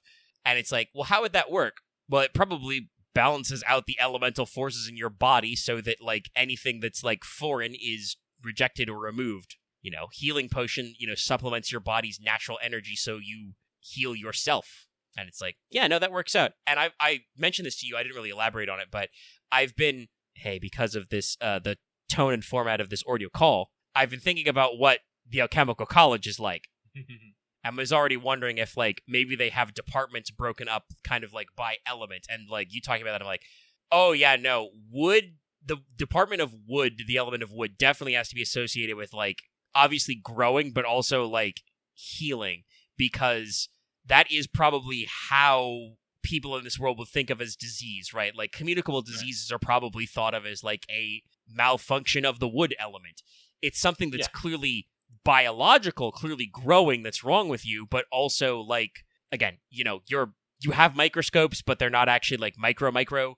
I don't think you have the technology to, like, take, like, a lab slide of, like, bacterium yet. Yeah. So, like, these guys don't have, like, germ theory, but I think through alchemy, you could understand the idea of, like, there is a pathogen. There's something, like, growing inside you we've got to get rid of. If we do this to you, it's all corrected. And, like, okay, so the wood department are, like, doctors, healers, growers. Okay. Like, locking all that stuff in. Which I'm sure will turn into a giant text dump on Nicola at some point, which will be phrased, as you know. Nicola, as you know. Like I said, we do have plans to go to Celticy. Well, and honestly, once we get through the fog veil phase, like, your remaining months of spring and summer up until summer court, I'm definitely going to be, like, full loosey-goosey of, like, no, this can be company time. What company actions you want to go? What big-scale projects do you want to do? Like, obviously, I think there'll still be some room for personal stuff, like, if you actually... I feel like we talk about Lorelei Rock for forever, but if you guys actually go down to the fucking rock and start kicking ass, that'll be, not 1v1, but you know what I mean? It'll be in-person stuff, like, small scale, but most of your projects can probably just be like, hey, what are you doing this month? What company plans do we got? I'll definitely have to talk to make sure people, like, understand that we can plan these things in advance. Give them some and because, like, I was about to make this joke of I was gonna make this joke of, like, earlier when I was saying we're probably going to Celticy this center. It's like, I want to go to Celticy. Everyone else is probably just gonna come with me. Because like I said, the rest of the guys, they have their desires, but I don't necessarily know if I feel like they have it necessary to move the plot in the same way that I think about moving the plot. Like, I think some people think about it, but definitely there's a little bit of, like, error in the communication. I know that Aaron literally talked about it earlier, where he was like, "Oh, I kind of missed my opportunity to do something because we jumped in," and it's not that we just hemmed and hawed either. It was that, like I said, when I gave downtime, Leslock was first in line. He was like, "Oh, we have downtime. I have a project that's going to take me a lot of time. I'd like to get started on," kind of a thing, right? Like, it was proactive, but it ended up basically using all his free time for other stuff. So it's that moment of, like, I do make sure to ask everybody, like, what they want to do, but usually that's towards the end, and it's kind of that moment of, like, maybe I should have, like, asked at the front if there were any character interactions that needed to happen, because that's kind of happened. Yeah. Like I said, my character meant I meant to have a conversation. Was meant to have a conversation with Conrad, but I couldn't find a good moment to pump it in, so it kind of just petered out. Well, if they don't have to be, like, super private conversations, if you guys are in the field in the Fogville for a couple of days, I can always be like, campfire, you're all sitting there. Anybody want to talk about anything? Go gadget roleplay, go. Yeah, that was a thing that happened that apparently was quotable enough. Go gadget roleplay.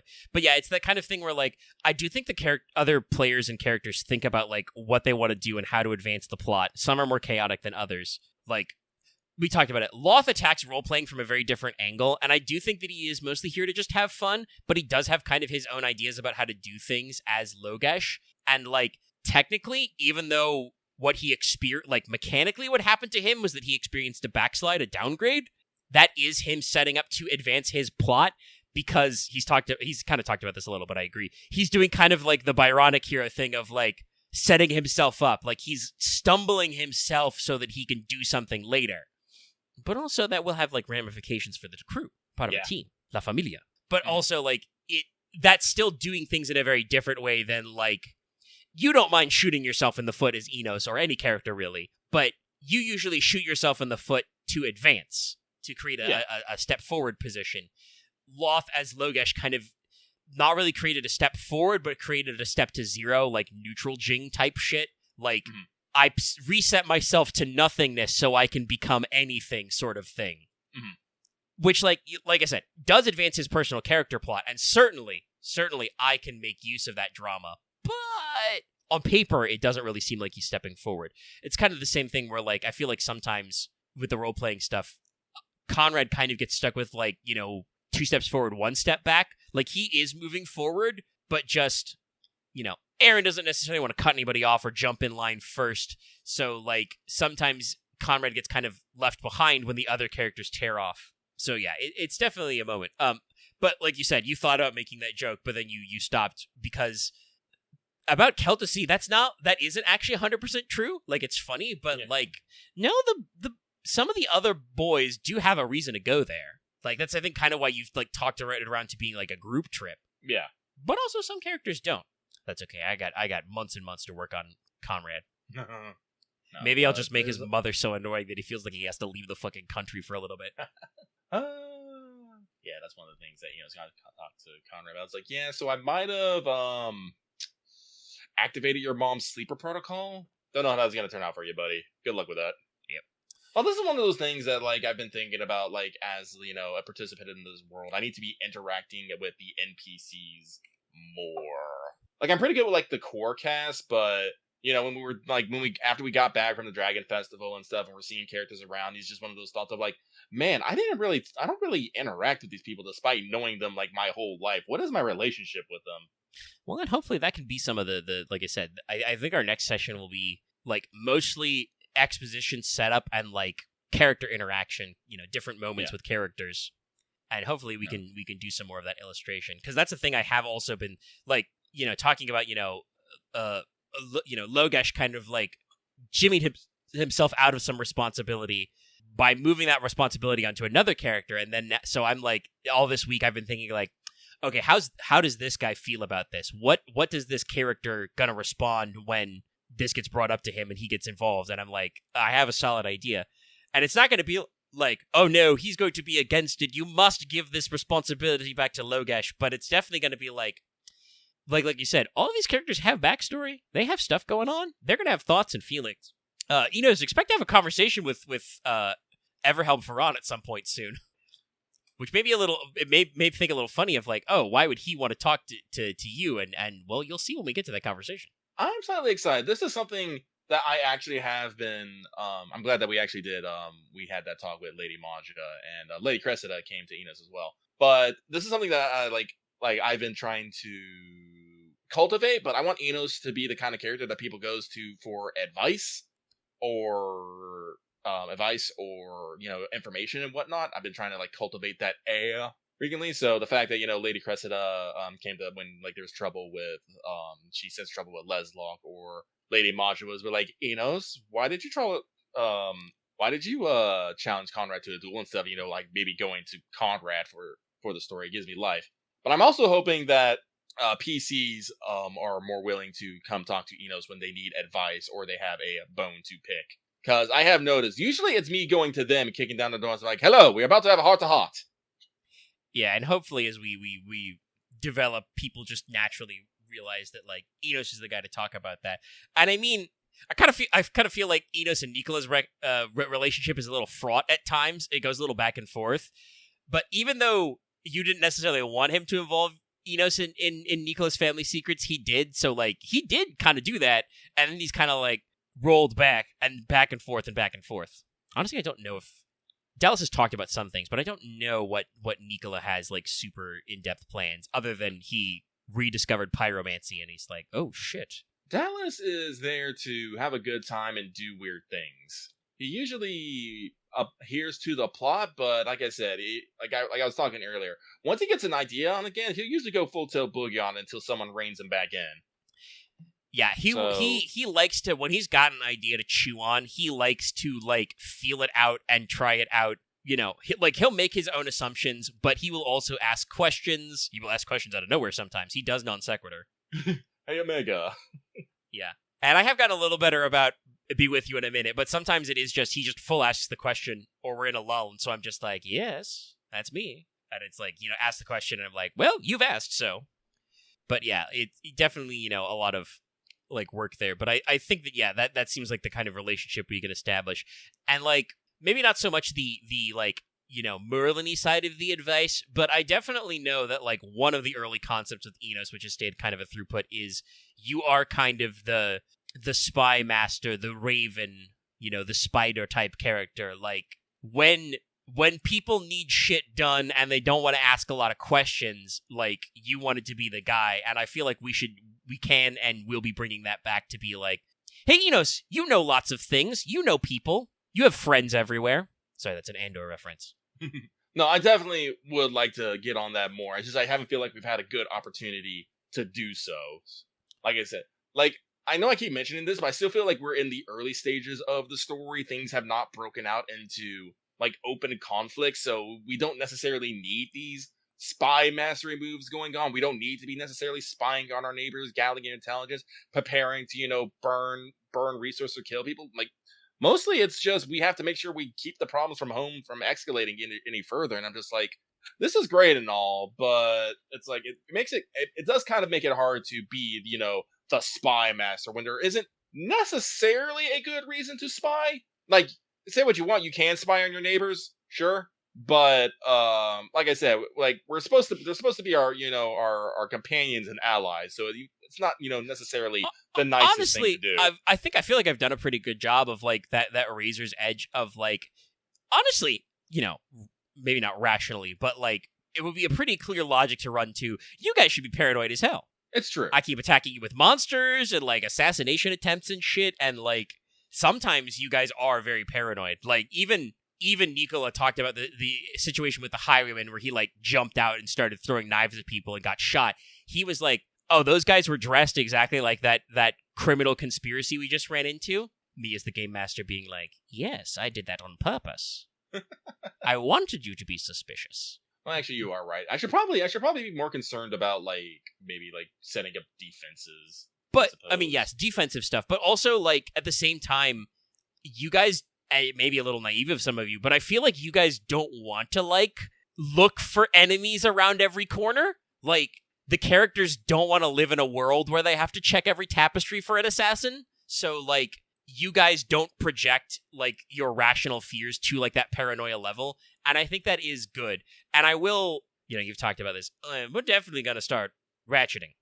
Like we should be in rising tension, rising action kind of stuff, and like introduce new foes, old foes, and like it's still a little ways off, but definitely I feel like one of the things we're going to see at Summer Court is like, even though these people are your guests, they're all supposed to be peers. Like that's going to be a perfect time for all of the houses to really showcase that like, hey, on paper we're allies, but every single one of us has our own agendas, our own cultures, and like our own shit to deal with. And sometimes it's going to be like, hey buddy, if you're not part of the solution, you're part of the problem. Like, it's funny you mentioned that. I've actually been considering a scene that I want to have with Baroness Marin once she hits Summer Courts, and it could go either really badly or really great depending on how it goes. Like, I think. Well, funnily enough, you did just talk about how you have a lot of dice at a Master Die and Fascinate, so Enos will probably be able to spin that in a way that he doesn't get shot. Probably, not killed, but obviously she would aim for the torso, center of mass. Actually, considering I have a ring that gives me AR1, and I'm just naturally, could I tank the shot?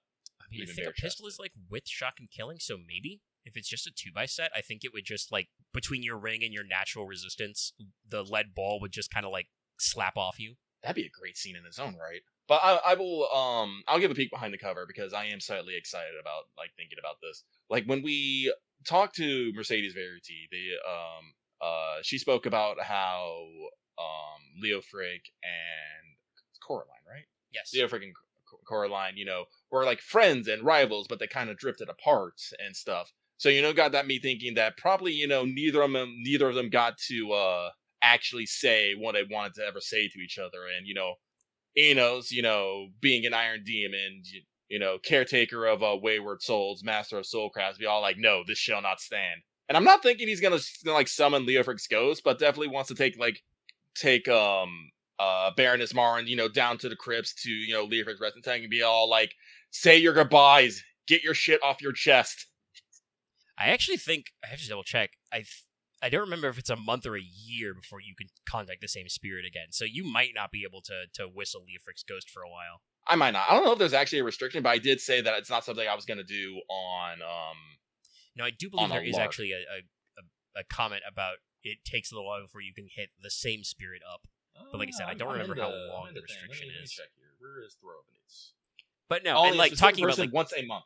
Once a month. Okay, so yeah, so it's the deadline has passed, but there is a limit. There is a limit. But yeah, I think that does kind of, like you said, that definitely hits like a strong recurring point of Enos, of like, because Enos is so close to death, as it were, you are in that moment of being like, yeah, no, we should resolve people's unresolved shit. And hey, guess what? You said the subtext out loud. Yeah, that's kind of what I imply with that conversation with Mercedes, that like the problem is that like the two of them left a lot of shit unsaid about what their relationship and their friendship meant, and then the two of them were like, we're locked into our positions as leaders of our houses, and also we kind of have some baggage that we never quite sorted out.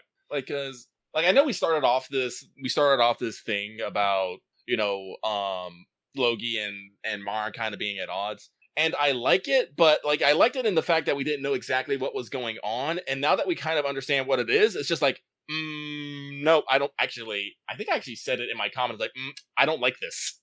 Yeah, there's like, now that you've kind of unpacked what the tension is, you're like, oh, we need to resolve this. Yeah. Unlike like other moments where like you guys have a little tension with Ferretti, but that's more just like, I feel like just mild irritation. You're like, okay, this guy, he's not like a bad guy, but also he's not gonna like help me out for no reason, kind of a thing, you know, like, you know, that Count Ferretti is like, go ahead. Oh, sorry. It's also because of like his dealings with, you know, our good neighbors and whatnot. But Omega, you've done this thing where you have thrown multiple fairies at us of reasonable temperament at us, and I'm like, well, I can't be mad at them. Lady White's also kind of fucking scary. She's very scary. But she's quote unquote cool with us. Well, I think that's really why so much elf stuff got written into this block was like, first of all, before you guys even met any elves, there was a lot of preconceived notions. And then I did want to introduce them as like not a danger, but a tension factor. A thing of like, hey, this is another kindred, and like genuinely, the Forest Fae, the elves, are probably the most like politically active kindred that people regularly meet with, like on a broad scale. Like the Iron Demons, of course, you know, they have their princes, so they have their own internal politics, but mostly your interactions are limited to, you know, the two Norwan houses. The Mer are also probably pretty active. They have a whole thing with like the Conch King and stuff. But people don't just casually find out about like, you know, hey, how did the town hall merfolk meeting go last night? The Forest Fae are like, have a political scene and have active relationships and alliances and grudges. There was another thing you guys found in the exposition, that like House Farron's ancestors apparently had a tiny little fairy war. Yeah, I actually need to comb through that data again and start pulling my plot tokens out of it. Yeah.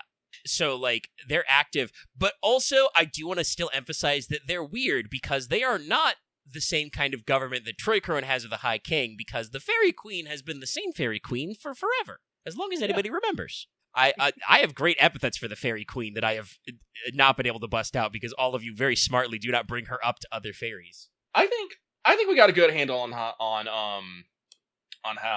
fairies work. Like, it's such a small thing, but I patted myself on the back so much speaking to Lady White when Enos asked her, "Can I have something to call you by?" instead of asking her name or whatnot. You know, just that little bit of wordplay. I was like, yeah, look at me, I'm smart. Yeah, and it fits right in. No, so like, but because you have introduced, you know, Lady White and Aesilfur, I have been, you know, forced to I'll say forced. Basically forced to you know, look at the elves and be all like, are they as bad as I think? No, not really. Are they still scary though? Yes. They went from kind of something like incomprehensible that like I think Enos, possibly correctly, kind of treated as like the antithesis of his people. Oh, there's these weird woodsy people in the other side who don't die. That's weird. And the truth is, I have the line that, like, I don't think you've ever had this conversation with Aesopher, but the line in my mind about what that would be like is, if Enos ever brought that up, Aesopher and even Lady White could say, no, we are born, we do live, and we do die, just not the same way that other kindred do. Like, fairies don't die from old age, but things do still kill them. And I set that up a little bit when Aesopher mentioned that, like, she thought that Lady White, the White Lady, must be very strong if her grief after 500 years hadn't killed her. Yeah. Which is kind of like, that implies a lot about elves and forest fae, if, like, Aesopher is, like, seriously discussing that, like, oh yeah, grief, that could do her in. She could be dead. No, so it's like, no, I appreciate it. It gives me fun. It has given Enos and me some perspective. Like I said, like, where does Lucky end and Enos begin? I'm not entirely sure, but yeah, that's charactering. Yeah, but it's definitely, like, something I enjoy. I like being challenged on my perspectives. I just don't like being told that my perspectives are wrong, and I think you're very good at that. That's like, something I think, especially for this session, I've been, like, this situation, I should say, I've been thinking a lot about, of, like, I've straight up said, like, you guys as characters, obviously Enos very directly with fairies, but other assumptions have come across my board, and, like, I have been like, that's interesting that you have that assumption or that preconceived notion. How will I challenge your worldview? Mm-hmm. Like, that has been a very direct thing I've said out loud. But I feel like for a game like Rain, that's the way you want to do it, because I don't want to just, like, railroad you or shoehorn you into, like, no, you must be the good men of Goodshire and fight the bad men of Baddington. It's like, hey, you've got a rivalry with those guys from Baddington. Why is that? And you're like, I don't rightly know. And then I'm like, oh, so that means I invent why that is. If you don't tell me why you think it is, I come up with why it is, like, and then we get these moments, and then I after, like I said, sometimes weeks or months of chewing on stuff, my brain will finally, like, click the moment when I'm writing and spin it back, and then it's like, oh, like, I do a lot of writing for Rain, but I want to emphasize that I do a lot of writing for Rain in stages as I need to come up with ideas. Like, other than the initial blurb about Forest Fae that I pitched when, like, right after we did Session 0, we decided, we're going to have, like, non-human species, talking about the allied tribes, the kindred, of, like, I didn't have a lot of this shit in mind for elves, but because you guys have asked questions or come up with backstory notes, or just I've thought, boy, wouldn't it be really interesting if this or that happened? It, like, starts to ferment into ideas, and then it keeps going, and then it comes stuff like, oh shit, if they ask about what this is like, what is my answer? Mm-hmm. And so I have some of this stuff in my pocket for later. Like, you guys haven't actually sat down, I think it would be either Enos or Leslock, but you guys haven't actually sat down and asked Aesopher, like, hey, Aesopher, what the fuck is the other side like? This is the other problem. This is the other problem I have. Sometimes, like, I can get what I'm curious about through the Enos, but sometimes I'm just like, I don't know if Enos would actually care that much. I think there's definitely bits about that stuff that Enos may care about, but it's one of those things of, like, I haven't needed to explicitly outline it yet, and, like, Aesopher doesn't need to exposition dump on you. And it's like, yeah, because you haven't asked, and it's like, but I've had to think just in case what's going on over there. And I hope that, like, because I've said that basically because, oh, you shouldn't worry about it, X, if you haven't figured this out by now, we're almost at 50 sessions. The exposition will happen whether you want it or not. It's already there. It's waiting. And absolutely any character, saying this for the player characters in this call right now, and for any of it. Well, I don't know if Loth or Dallas would listen this far, but if I have to repeat it, I can repeat it separately. But, like, if it's about stuff your character should know, or your character doesn't know but wants to know, you should never be afraid of triggering a drop right there. Like, obviously, we want to be careful about not interrupting the flow of the improv, like talking about how sometimes Dallas non sequiturs, but, like, if you care about something, I care about it as the game master. I am here to detail the character stuff that the characters are interested in. Sorry, the listeners are dropping like flies. We're going to be at, like, almost 5 hours before this ends, so we do need to pack this in, because I have to edit this before the sun explodes. But, like, I paint the world based on what I find interesting and what the players are interested in. obviously, so some stuff happens regardless of, like, the player's input. But, like, absolutely, sorry, I slapped my pop filter there. I think that Leslie is very interested in the other side and how fairies work, and, like, to put a little bit of a selfish tone on it, but to kind of, like, talk about how thematic stuff, I don't think that's bad. I think that every character should have some selfishness. Like, they should have some stuff they want. I feel like that's been, part of our, like, in-character struggle with Logesh is, like, Logesh doesn't know what he knows some things he desires, but he does not have, like, action item desires. He doesn't have tangible things he can grasp, and he doesn't care so much about that, but the other characters, especially Enos, are like, bro, I need you to have some tangible desires. I can't help or hinder you unless you have an idea of what you're doing. So, like, absolutely, like, feel free to ask these questions, but it's definitely one of those things of, like, obviously, if you don't want to interrupt the improv flow, that's fine, but I've got some of this stuff in my pocket, and I have been working towards the White Widow, the White Lady, for fucking months, man. Oh, really? Like, yeah, I think I said that there were... God, I think I may have even mentioned there were rumors about hauntings before you guys left for Lampclair. Like, I've been sowing the seeds that, like, there's something going on with the mansion, and, like, she wasn't, like, this version of the White Widow with her exact backstory tying to, like, the War of the 13 and stuff until, like, when I wrote Ghost Bros Adventures. But something like this character I have had lurking on the shadows for, like, months. I've been trying to build up to this moment, and now that she's here, it's going to be one of those things of, like, expect this character to keep coming back and forth. I'm giving Aurelia a patron. Like, this shit will keep coming back. Aurelia's fairy godmother. And like I said, that's the thing. There are other characters that you guys haven't even really met yet who will have this kind of, like, similar level of element. And I was going to say before, I was like, I hope that when we do the Celtasea trip, maybe not, like, quite the same way, because I don't think you guys have, like, negative impressions of, like, the desert kith, but I definitely feel like some of the trip should be like, no, I want to shine a light on what these guys are thinking, what their guys are about, because, like, every kindred has kind of, like, an arc in this story. They're part of this tapestry, man. I understand, like, there's something about the Kith that we might need to look into, talking about how there's been the border conflicts between Oro and Espada, and how some of maybe the Kiths are trying to make themselves into a new clan. The other Kith are like, no, we ain't about that. No, so I definitely think there is something there. It's just one of those things of, like, our characters doesn't have necessarily a reason to get involved with said conflict, but once we go to Celtasea, well, then I'm pretty sure you're going to figure out a way to get us involved in said conflict. Well, and if nothing else, we've talked about this before, like, I've mentioned and sown the seeds, and this is a thing that I think, like, I just need to give Enos the couple of crumbs and he'll be locked in, but, like, you know, hey, there's the one specific Kith, you know, one tribe of the Kith that are Dea Tacita followers. They are, like, They follow a unique version of the religion that is different from the other Kith. And I feel like just, you know, slide some of that shit in front of Enos, and Enos would be like, that's very interesting. I have to figure out how and why they do that. Oh, no, you've actually mentioned it before, which is one of the reasons why, like, I'm so keen on it, because I don't know if they're directly tied to the City of the Dead, the Necropolis in Celtasea, but they are probably, at the very least, a good starting point to figure it out.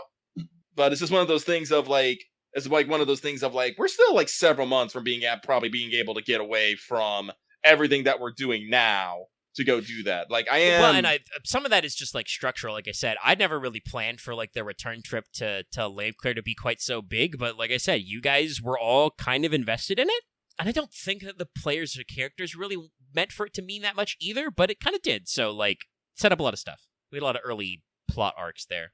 Well, I don't know if you'd want to leave Logesh and Celtasea by the time we get to Celtasea, you know? We have to see. Especially because you guys are probably going to start in Akunar. Baron Oro will be like, my friends, my guests, welcome. Look at all my shit. No, I'm actually, like...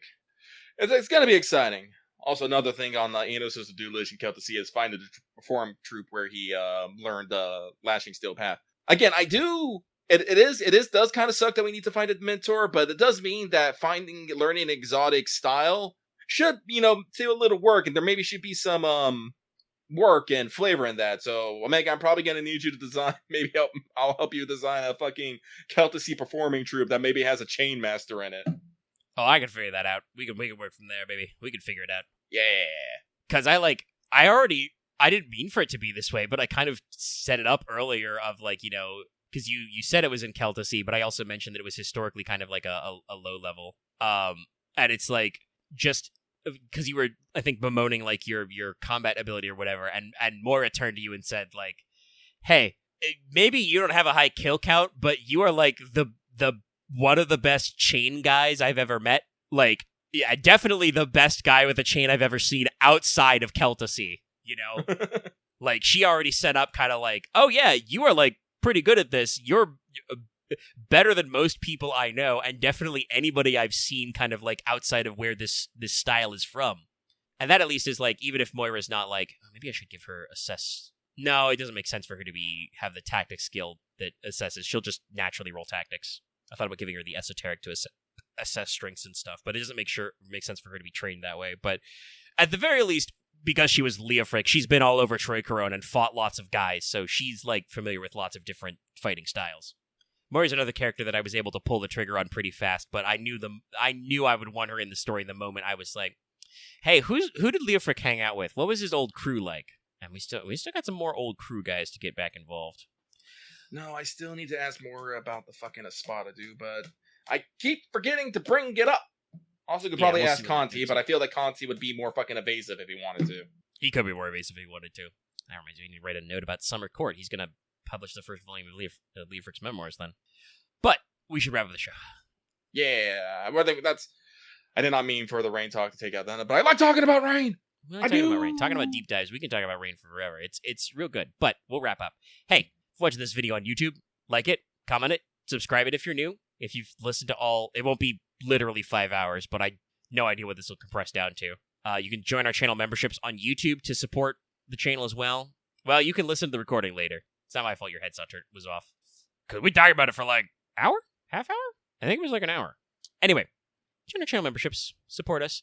And if you want to listen to the show live, you want to get audio early or anything like that, you can support us on Patreon, like Adam Harp, Black G, Call Me Zed, Carlos, Dragon, JDV9000, Starlight, Legendary Boss Hunter, Rise of Kenji, Rogram, and Charvor, and Varen the Crow. Thank you very much for your support, patrons. Thanks everybody for listening. We'll see you next week for, we're going to do Big Deep Dive, Paper Moon Dive. Yeah, again, apologies for the attempt this week. Like I said, we'll do it like normal next time. We'll refactor and reapproach. But remember, kids, dodge, duck, dip, dive, and dodge. And that's all.